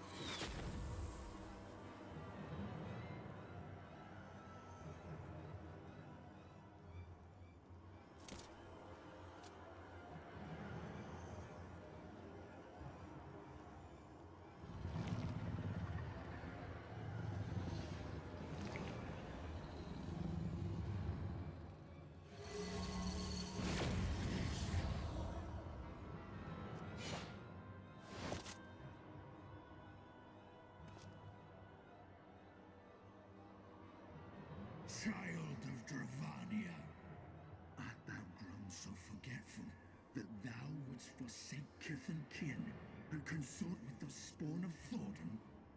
That thou wouldst dare contemplate peace? Hearken unto me, all of you! The final chorus is nigh, and all will be held to account. All will bathe in the flames of retribution.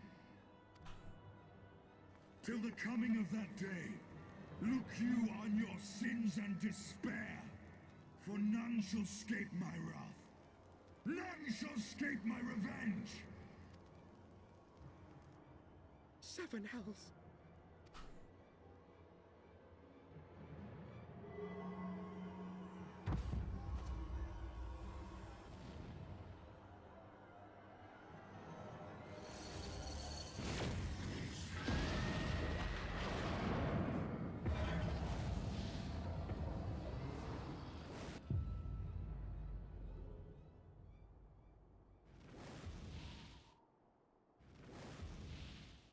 Damn you, Nidhogg.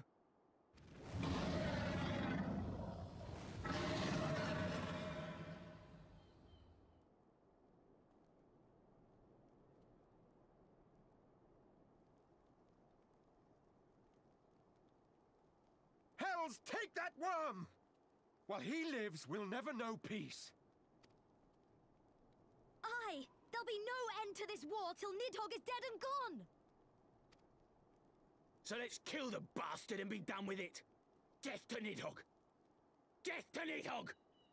Death to Nidhogg! Death to Nidhogg! Death to Nidhogg! Death to Nidhogg! Death to Nidhogg! Death to Nidhogg! Death to Nidhogg!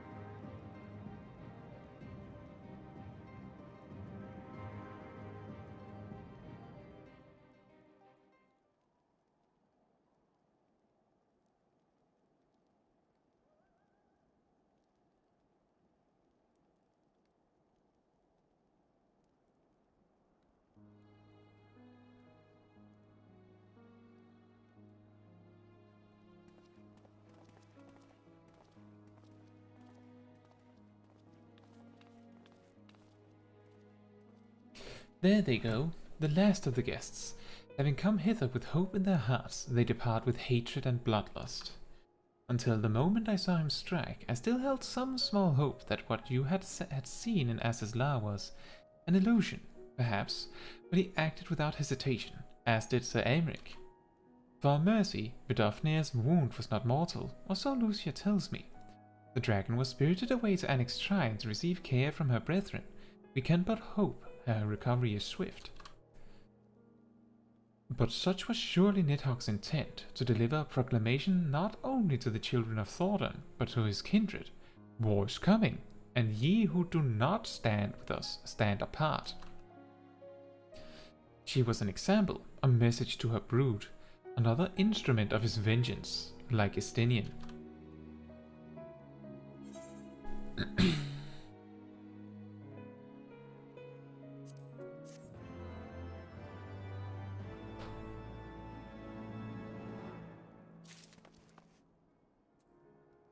And Ray says, I'm focusing on completing the main quest, then I will check for jobs. Just keep in mind that if you're playing the free trial, it's not as long, but if you're playing the if you're playing on a subscription and you have all of Endwalker to work through, you are hundreds of hours away. If you watch the cutscenes and everything, hundreds of hours away from completing the story. However, you can, at level 47, catch up one job, like from level 1, within like a day. No problem. Within a few hours even. I believe we got Black Mage to like level 30, 31 or so, within like 3 hours. And that was me really being slow about it, to be honest. So within 4 or 5 hours, you would be able to catch up any job from level 1 to where you are right now, Ray. So if you feel like you want to try out other jobs, this is not a bad time to do it. That is not to say that you can't enjoy Bard. Actually, if you enjoy Bard, perfect. I'm just saying that it's not that much of an investment to try a different job. That's all I'm saying. And Skullwell says, it took me ages to figure out most of my stuff for my class, and I'm still learning even though I'm level 90 with my main. And Sip says, I knew what job I wanted, so I stuck with White Mage till Shadowbringers, in which I decided to take up tanking, but I still main healer jobs due to the playstyle. Exactly, as long as you have fun with it.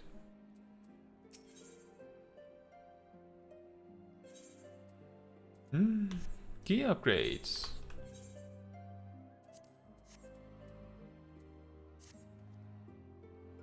When I said I wished to speak with you after the conference, I confess I envisaged rather happier circumstances. If anything, however, this latest tragedy makes the need for more pressing. There are things I must say. Not to the Warrior of Light, or even my fellow Scion, but to you, Caetsu, my friend. But not here, no. But of course, the intercessory in Camp Dragonhead is still open to us. Let us go there. That is a really long trip just to talk, man.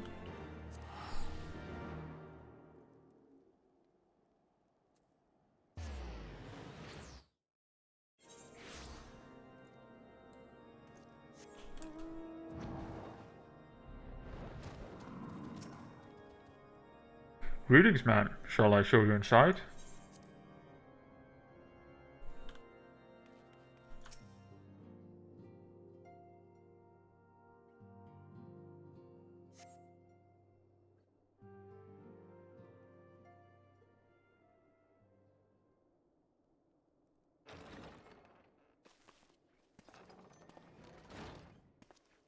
Forgive me.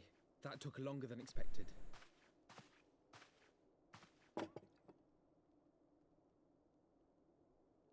You seem puzzled. Oh, these. I thought something warming might not go amiss. It was not all that long ago that we sat here, you and I, in our very own falling snows, as Lord Horshvon called it. I still struggle to believe he is gone. And Azelle too. I had such hopes for her. Master Matoya asked me what it was all for. Why we fight. And why we die. Were I still commander of the Braves, I would doubtless have replied, for the future of Eorzea. But I'm not that man. Not anymore. I needed a new answer. One that I could live with. And when I saw Estinian at the ceremony, I knew at last what it was. I do not want to be a man who sacrifices his friends and family for a cause. I want to fight for Estinian, and I want to save him.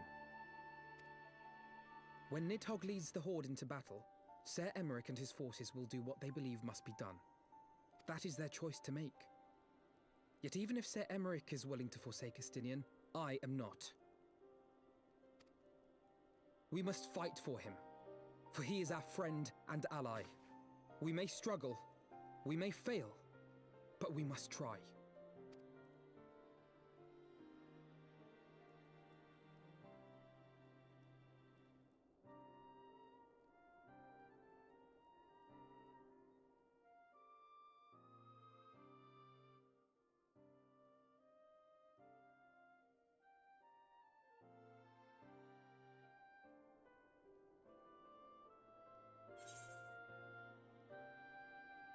We will find a way to save him.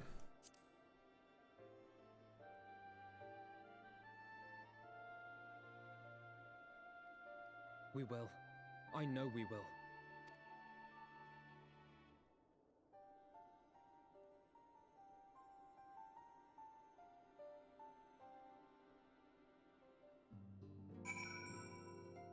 And Ray says, wow, hundreds of MSQ still left, then for sure I'm trying out other jobs. I think the way that you should view the main quest is that it shouldn't be like, in other MMOs, it's normal to go like, well, I'm just doing the thing that leads me to the end game. Every time that I've had a friend that tried out Final Fantasy XIV and just went, I'm just going to do the main quest until I finish it, they burn out some way along the way. It's really healthy to like switch up the stuff you do in the game with other stuff. There's a lot of things to do. There's a lot of non-main quest related stuff, you know, optional dungeons you can unlock, try other jobs. I don't know, try PvP if you'd like. I believe that's not available to trial accounts if you're on a trial account. But that's also a thing you can do. Just doing other things. Socializing might also be good, but just sometimes taking a break from the main quest can be healthy for your experience of the game, specifically because it is really long. It is excellent. It is an incredibly good story, but it is also really long. So if you don't take your time with it, you're going to burn out. Like, you have to keep in mind, like, I'm playing like 7 hours or so of the main quest as a replay through a week, but the rest of the week I'm, you know, playing other games, doing other things in the game. Which means that I'm only doing about 7 hours of main quest a week. And as Sib says, it's always good to try and find a group of friends that you can socialize with, since that tends to be what allows you to have more interest. Exactly.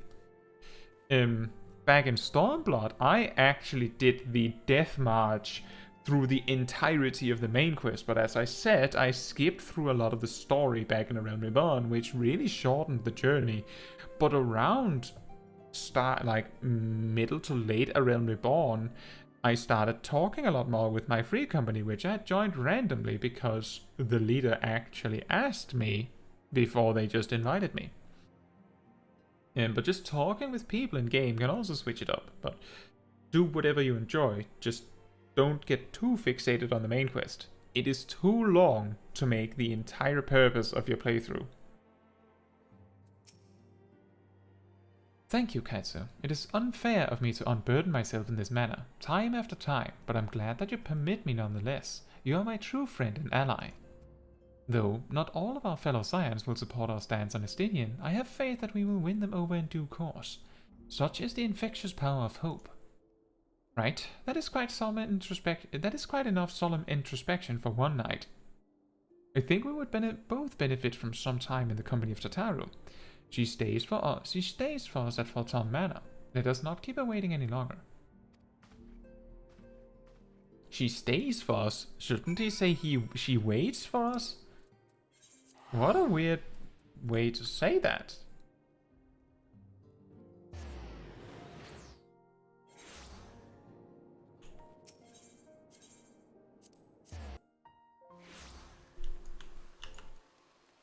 Huh, that is actually really interesting. We're going to end up with a very close to similar ending to the last episode where we hung out with Tataru and Alphino.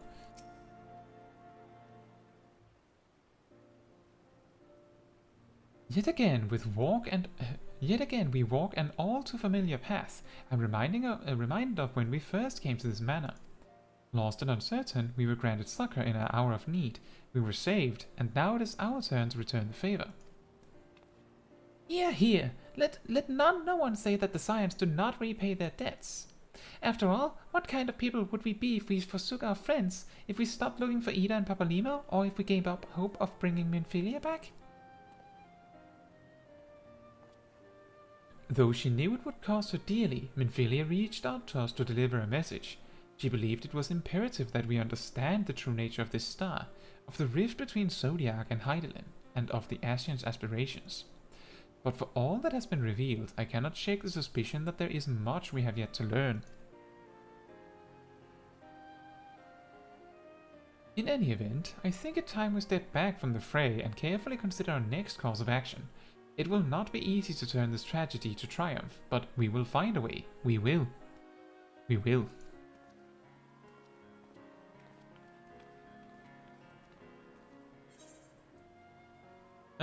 Maiming. New gear for us, which we hardly can carry. And battle stance. Meanwhile,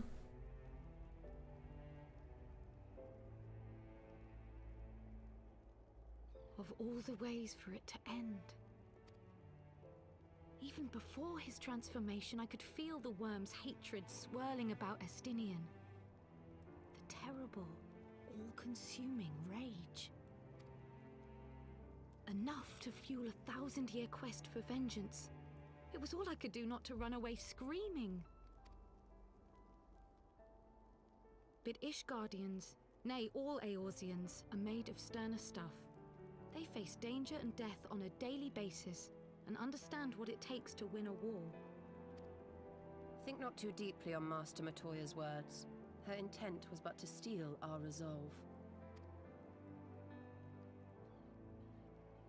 That, and to remind us to look beyond these passing conflicts to trials greater still, to the truth which hides at the heart of this world.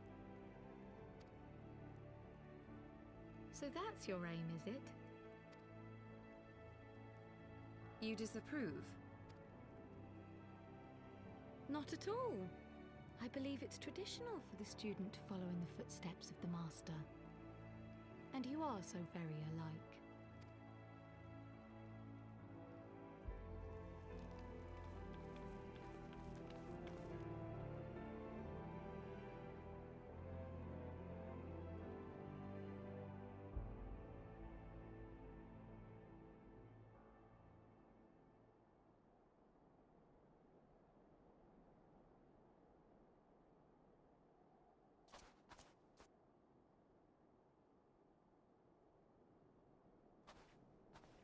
Hmm.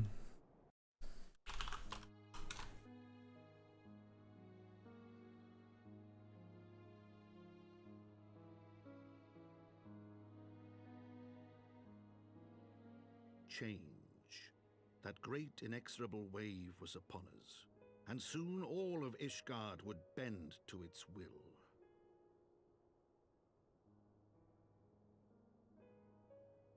For all our sins, for all our scars, the future for which we had long yearned was at last within our grasp.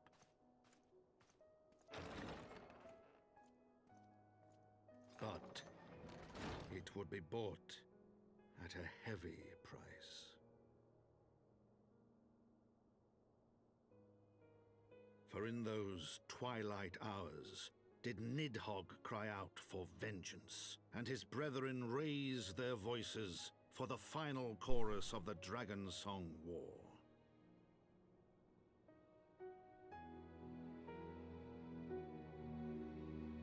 From the Memoirs of Count Edmond de Forton, Heavensward, The Gears of Change.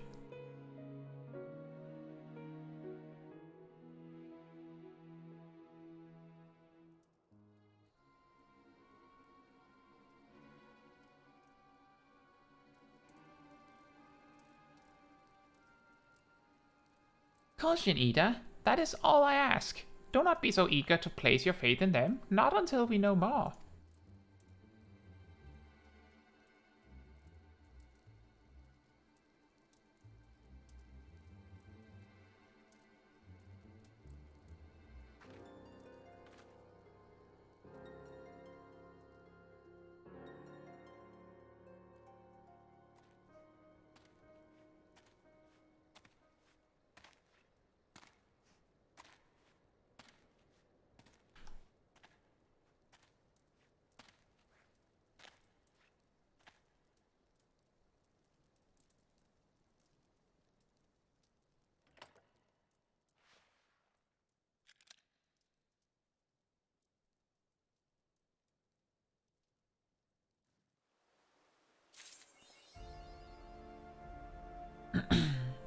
And Ray says, people say that MSQ unlocks lots of stuff, so if I stop doing that sometime, won't I be able to use those features?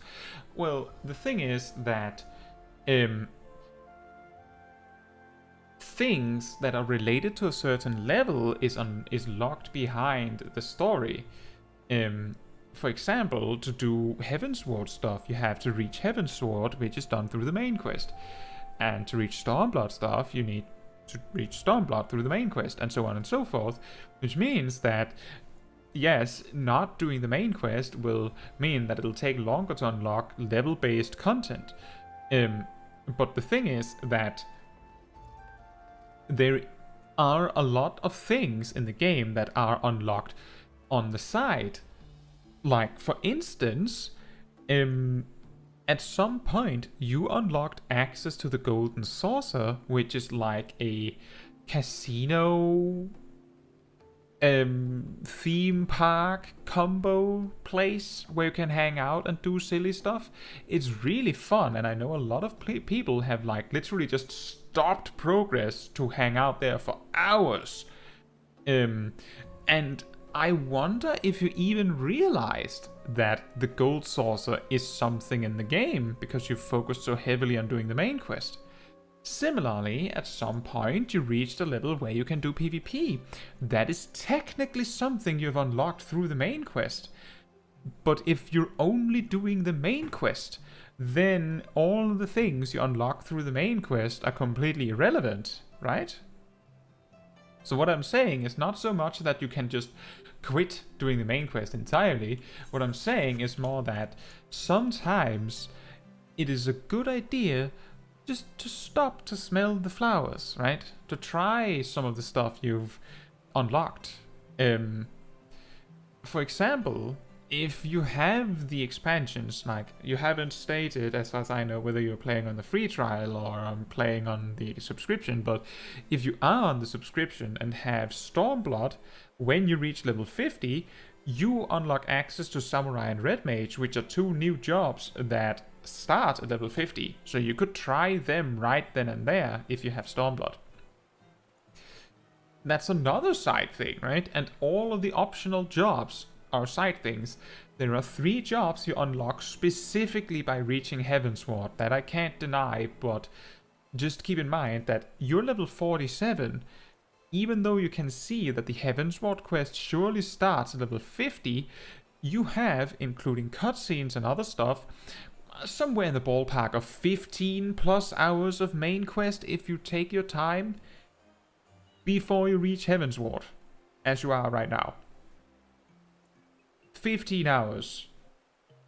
So, and that's like if you're just going beeline doing just that. So that's why I'm like saying that if you focus exclusively on the main quest, it's not going to be as enjoyable, I don't think. But maybe you prefer to play like that, and that's also okay. I'm just suggesting that trying some of the stuff that you have unlocked in the game might not be a bad idea. The thing is, I can't really show these things that I'm explaining exist because Smol Kai here has not actually stopped to smell the flowers ever. She's only done the main quest and then leveled Black Mage a little bit.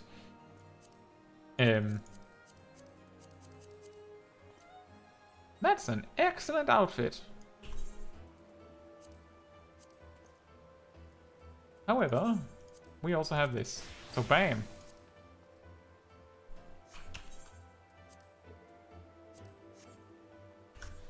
And welcome back, Pokeshack. Yeah, the main big point is that you don't have to rush. And Ray says, I'm right now on the free version. I will upgrade once I reach the trial stop. So this is another reason why you can take your time a little bit. Because the trial is as long as you want it to be. Like, there's no time limit on it, of course. But it stops at level 60. Pokeshack, do you know whether it includes the post-game of Heavensward? Just a yes, no is fine. I'm asking Pokeshack because I know Pokeshack played the free trial a lot. And he's I would say possibly the most regular in the stream. Not just a regular, but the regular, you might say. Everything until Stormblood. So, basically what that means, Ray, is that, of course, you won't be able to level up beyond 60, but I'm still technically playing the free trial part of the game on stream. I haven't even done anything that wasn't in the free trial on Smol Kai here, aside from being level 70. And I've played on this character for 4 days and 12 hours. Like, and that's just the main quest. Just, well, almost. There's also the Black Mage stuff. But the point is that you have still tons of content to go in the free trial. And the thing is that all of these things that I'm mentioning, aside from PvP, the Gold Saucer is in the free trial. You can level jobs in the free trial.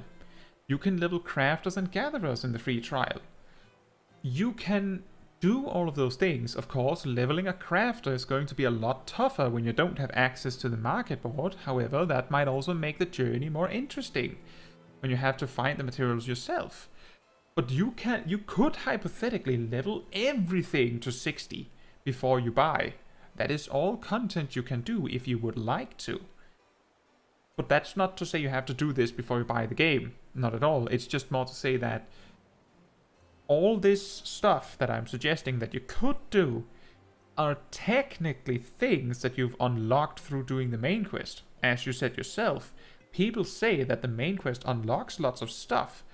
Many of these things are not obvious they are like, oh yeah, you've reached the level to do this thing, so you can. Palace of the Dead, I believe, is available to free accounts.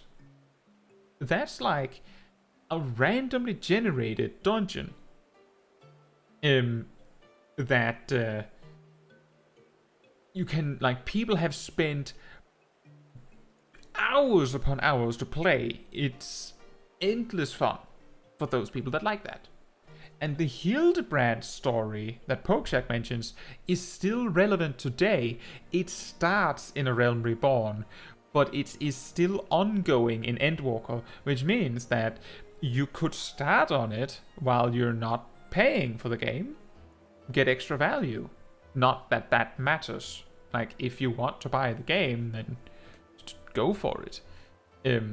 But that's, again, just to say there's so much you can do in the game aside from the main quest.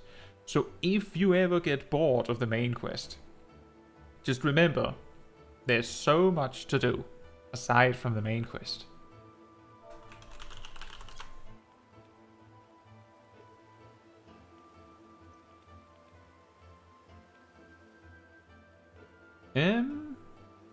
We need a picture for a thumbnail, and this man is not particularly entertaining. Can I go inside?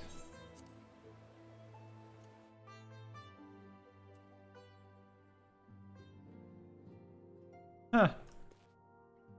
We have the exact same setup here. However, what we can do this time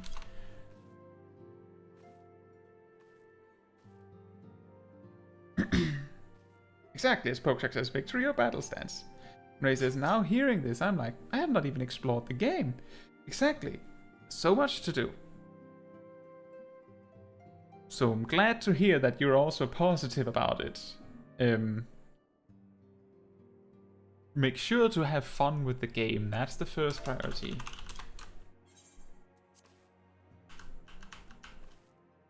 I think... actually, that's a great idea. This thumbnail for this week has Alphino sort of awkwardly there because he's too tall, but if we V-pose next to him like this, we might actually be able to fit him on the screen.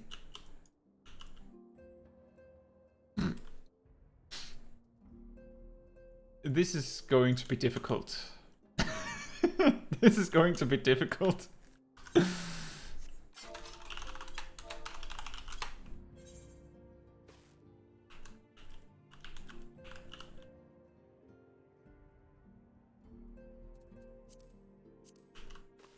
Let me just see where she looks if I remove the face the camera thing.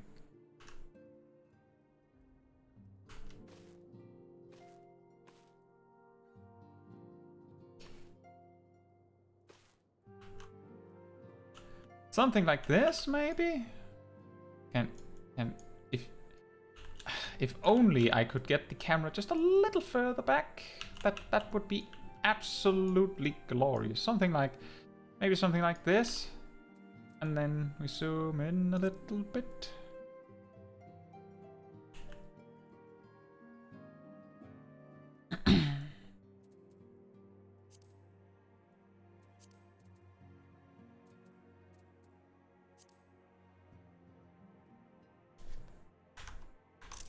Excellent. That's going to be a great thumbnail for next week. Thank you, Alphino. And Pokeshak says, you could do like me and spend 4 hours hitting a dummy, although I haven't done it for a while. That dummy needs someone to show him who's boss.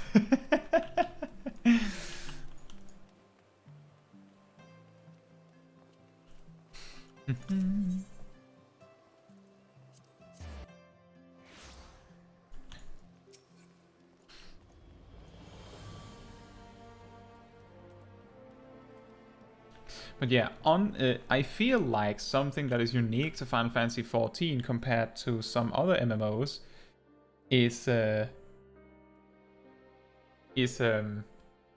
is that they focus a lot on giving you other things to do than, you know, doing the end game content. Like, just to put it into perspective, I don't do like Savage raiding, which is the equivalent to the highest, like most difficult content at max level. I don't participate in that. I spend my time on other things in the game. Because that's optional. In World of Warcraft, when you reach max level, eventually your gear, like the only way to get your gear to be better is by raiding. You need to do that, and that makes it sort of non-optional, and there's not much else to do in the game at times. So that might make players that are used to MMOs like that feel like that's the only thing to do. Ray says, I actually spent quite a lot of time on Dummy when I learned 2 songs and trying to do rotation. If you need a little guidance, I don't know if you've watched that already, but I do have a guide for for starting on Archer and Bard from level 1 to 50. You may have seen that, given that you're here, but I just still would mention that I have it. I actually have multiple because I had to remake it for Endwalker because they reworked the job quite significantly with Endwalker. In particular, something regarding their the way that they get the repertoire effect from their songs. It used to be related to their dots, damage over time effects, but these days it's just inherent in the song, which is such a good change. Makes it so much easier to work with the job, which I think is a good thing.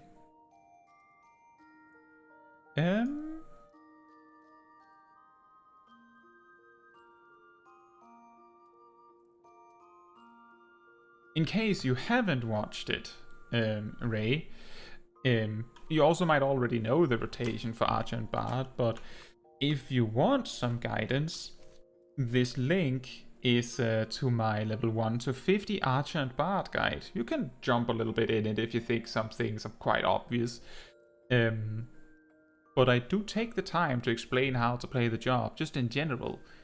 And this is up to date for Endwalker. And there is a follow-up video that also covers high level.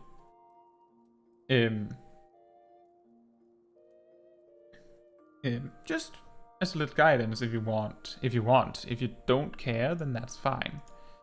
I think I may very well be the main cause of why Pokeshak has spent so many hours hitting striking dummies. Because I'm here with my video guides explaining him how to do it, and then he wants to master it.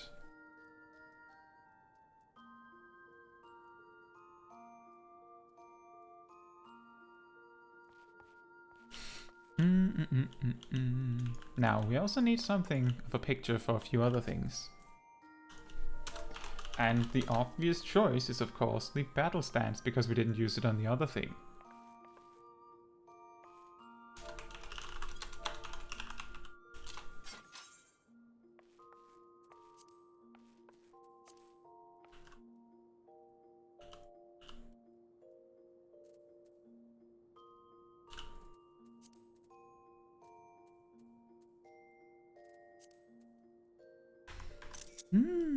I don't think the most of that spear is going to be on the picture when I finally use it. But that's fine. And we can also use this one, because we used a different part of it.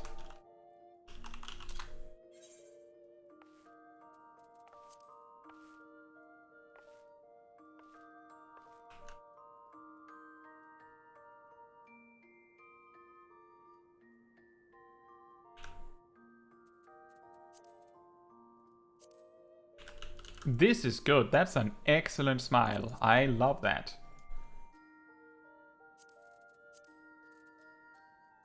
That's a little spooky, but let's go with the character lighting then. And of course the owlet is just leaving while I'm taking the picture. And Pokeshak says, I see the video and show the dummy who's the boss, and thanks to Kai I have all the jobs at level 80. Mama Kai in action, yeah. Well, that does in fact lead us to the round-off part of the stream. So if there's anything you guys would like to talk about or ask me before we close for the night, this is your chance. Something specific rather than just talking general stuff is probably best, since we've been talking general stuff for a little bit right now. So if there's something specific you would like to talk about for a little bit, or you have a specific question, this is an excellent time to do it. And it can be, oh, how does this particular mechanic on the job work? Or it could even be, oh, how does this, like, what is this ability? How do I do this? How do I do that? I'm generally very open to discussing anything.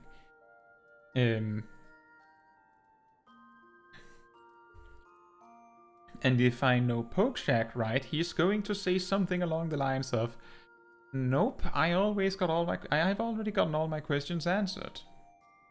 Which makes sense given how much we've been just talking random stuff tonight.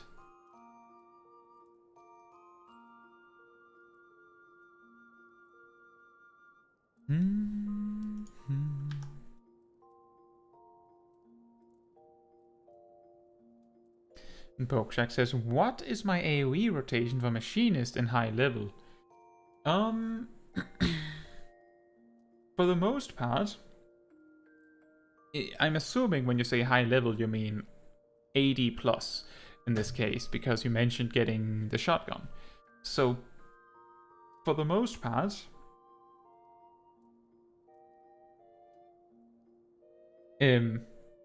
this time, betray your expectations. I want to talk about the AoE of my job after 80. Well, I assume that because you said you were playing it. So, I believe the shotgun is literally called Scattergun. So we're gonna call it that. Scattergun is your filler. When you don't have anything else, you press that. If you're level 90, you want to make sure you're using Reassemble on Chainsaw whenever Chainsaw is available. You also want to use Chainsaw on cooldown. If you're not level 80, you just skip that part. If there's more than 3 targets, if there's 3 or more targets, so anything more than 2 pretty much, then you will use Bioblaster instead of Drill. The important part here is that Bioblaster's damage over time component, which is the majority of its damage, does not work with Reassemble. The Reassemble will only make the initial hit crit, so don't use Reassemble on Bio. If there's not that many targets, then using Reassemble on Air Anchor might be fine. If there are a bunch of targets, namely not crossbow, here's an interesting thing as I was about to get to. So let me just check Air Anchor to be sure. Versus Scattergun. So, Air Anchor does 600 potency, while Scattergun does 150. So, if there are 4 targets, then you can use Reassemble on Air Anchor or Scattergun. If there's more than 4 targets, you should use Reassemble on Scattergun. If you're level 90, you should only use Reassemble on Scattergun if you have an extra Reassemble. Like, you need to make sure there's a Reassemble to use on Chainsaw. That is that's mandatory. Chainsaw has to get the Reassemble every time on AoE.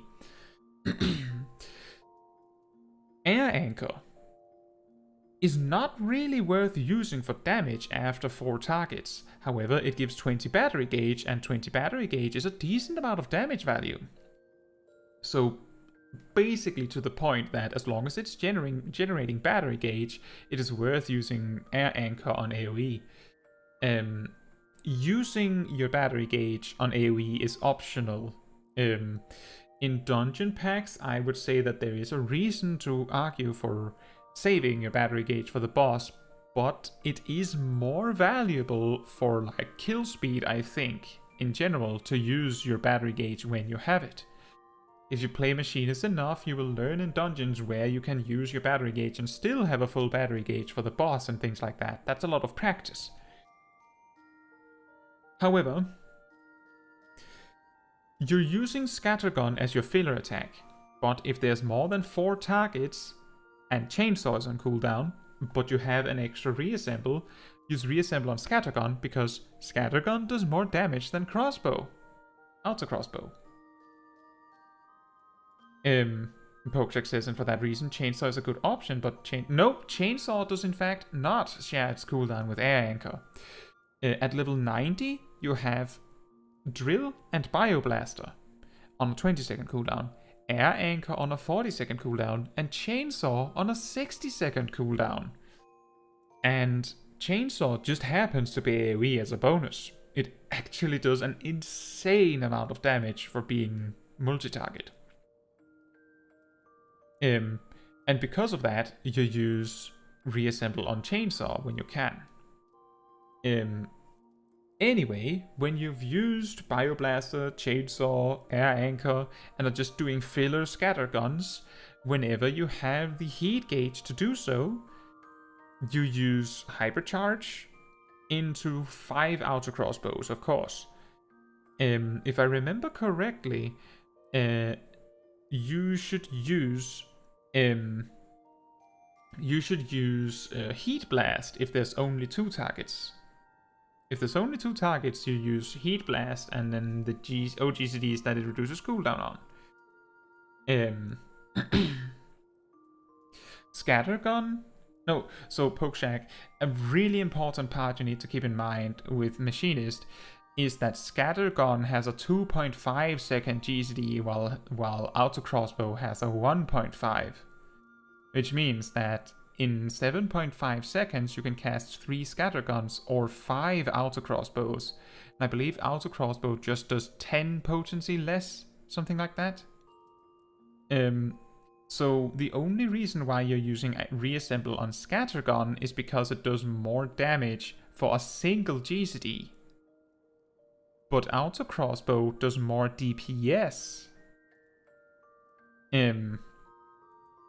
So basically, you use your long cooldowns, Chainsaw, Air Anchor, Bioblaster, use Reassemble on Scattergun, and then when you have enough heat gauge, you use Hypercharge, 5 Auto Crossbows, and then back to Scattergun. And because Scattergun generates 10 heat gauge, you're going to go 5 Scatterguns, Hypercharge, 5 Auto Crossbows, 5 Scatterguns, Hypercharge, 5 Auto Crossbows. And that's like your waiting rotation while you're waiting for the other stuff to get ready again. Make sure to displace, like, save your Hypercharge so that you don't have Hypercharge while one of your longer cooldowns become ready. So, like, if Bioblaster is going to be ready in 5 seconds, then you should wait with using Hypercharge until you've used Bioblaster. I do believe I go over this in the high-level Machinist guide in a little easier to follow way, I think. But basically, Hypercharge takes 7.5 seconds. Your bigger cooldowns can't wait, but Hypercharge typically can. So you want to use your big cooldowns first. That's pretty much it.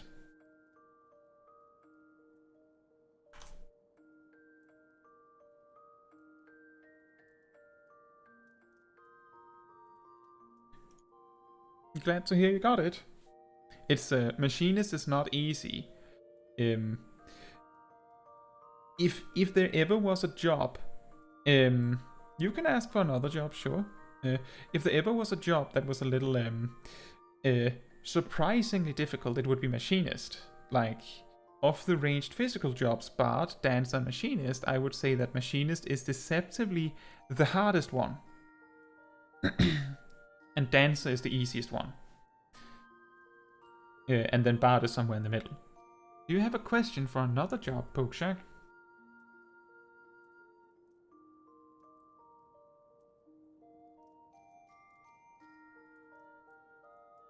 Reaper about Soul. Yes?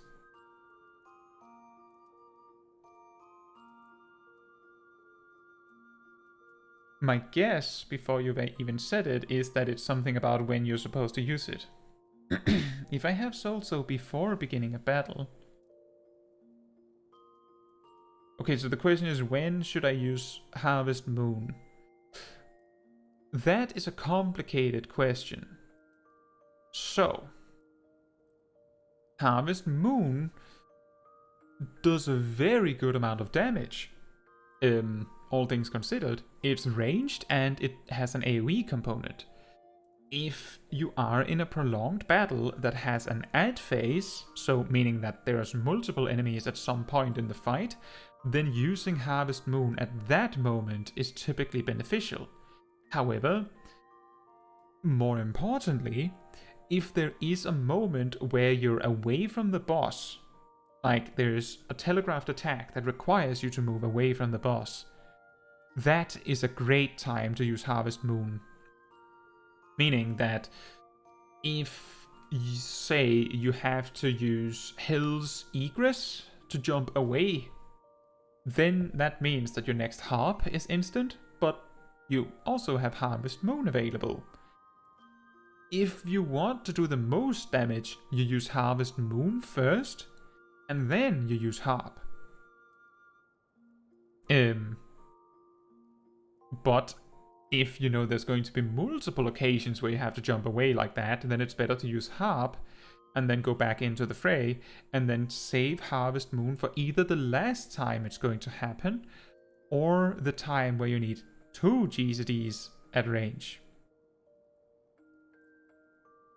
If you're in combat and there's anything to attack, even with harp,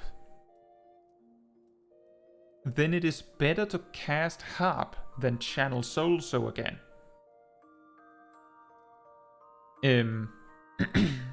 If there's anything you can use any attack on, then you should use harp. Soul Sow you should only charge in the middle of a boss fight or a fight in general if there's literally nothing you can attack. If I remember correctly, harp does 300 potency while Harvest Moon does 600.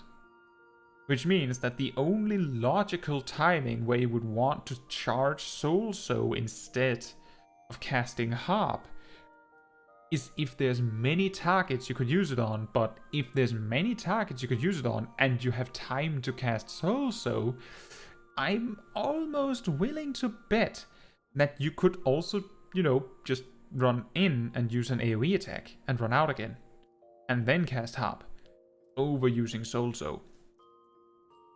Generally speaking, the only time, so any time you would want to use Soul Sow, just to make a comparison, is the same time that a samurai would be channeling meditation.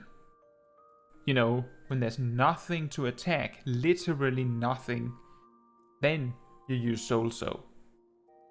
Preferably, you have spent your Harvest Moon so that you can use Soul Sow in such a time.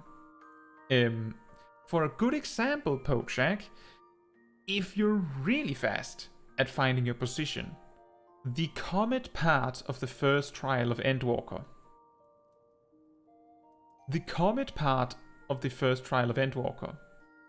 There is a time frame where the boss is unattackable.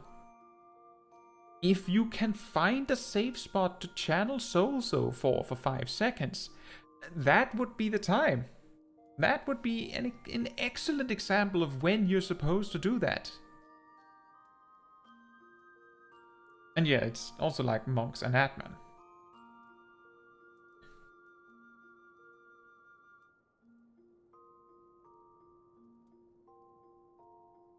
Could also be the Comet part of Vanaspati, sure. I guess there's 5 seconds there.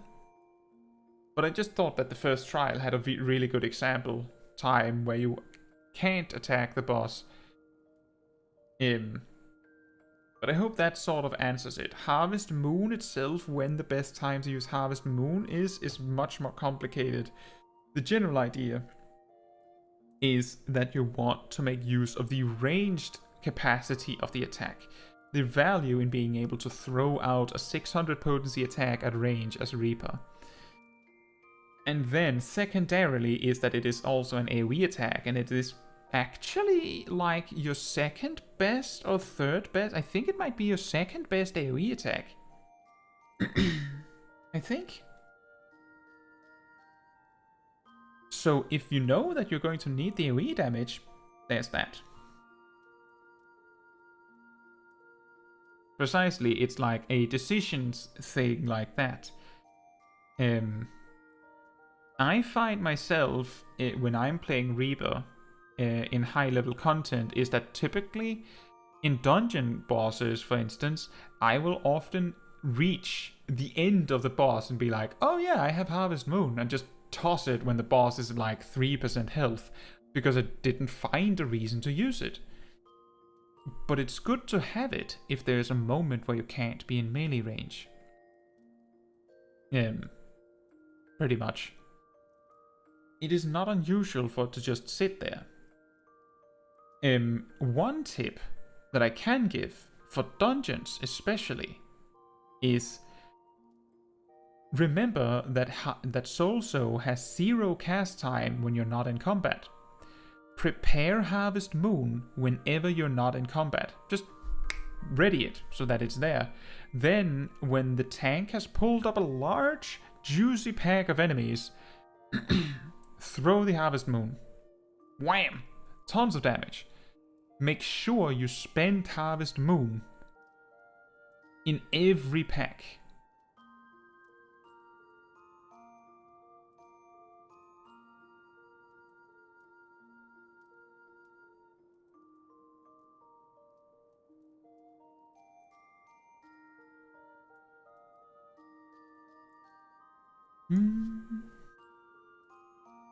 And then one last question. With the change for Dark Knight with Living Shadow, I see the pinned comment, but I don't remember.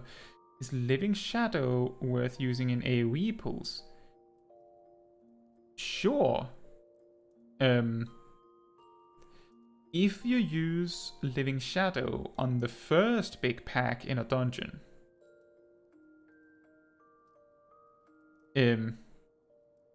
if you use Living Shadow in the first pack in a dungeon, then he should be ready by the boss. I can't remember exactly. I think your best choice would be to check the video.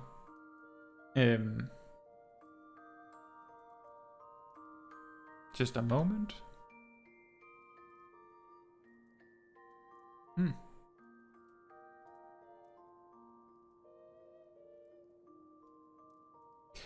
Well, but yeah, I'm not entirely sure. I think it's worth investigating a little bit.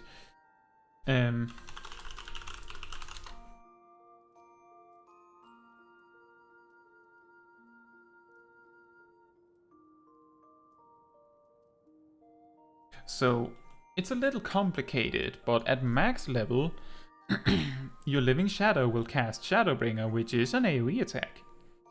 So he does do AoE damage.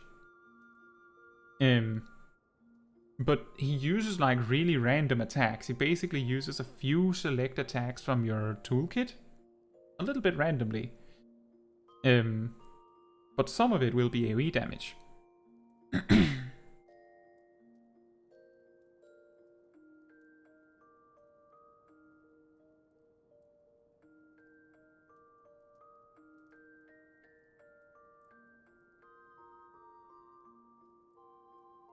Now,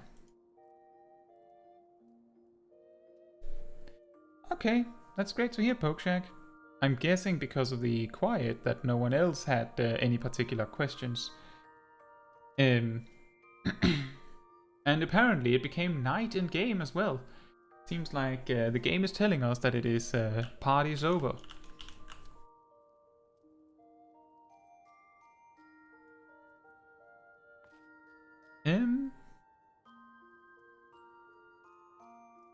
But yeah, that leads us to the end of the stream. So, as I always say, good night, or good morning or afternoon, depending on where you are in the world. And thank you all so much for watching and hanging out. next time, we're probably going to be doing maybe the rest of the Heavensward postgame, or maybe it'll take 3 episodes. Either way, on Tuesday, we're having PvP stream as usual. And otherwise, I'll probably see you then. See you very soon. Good night. And good night to Smol Kai.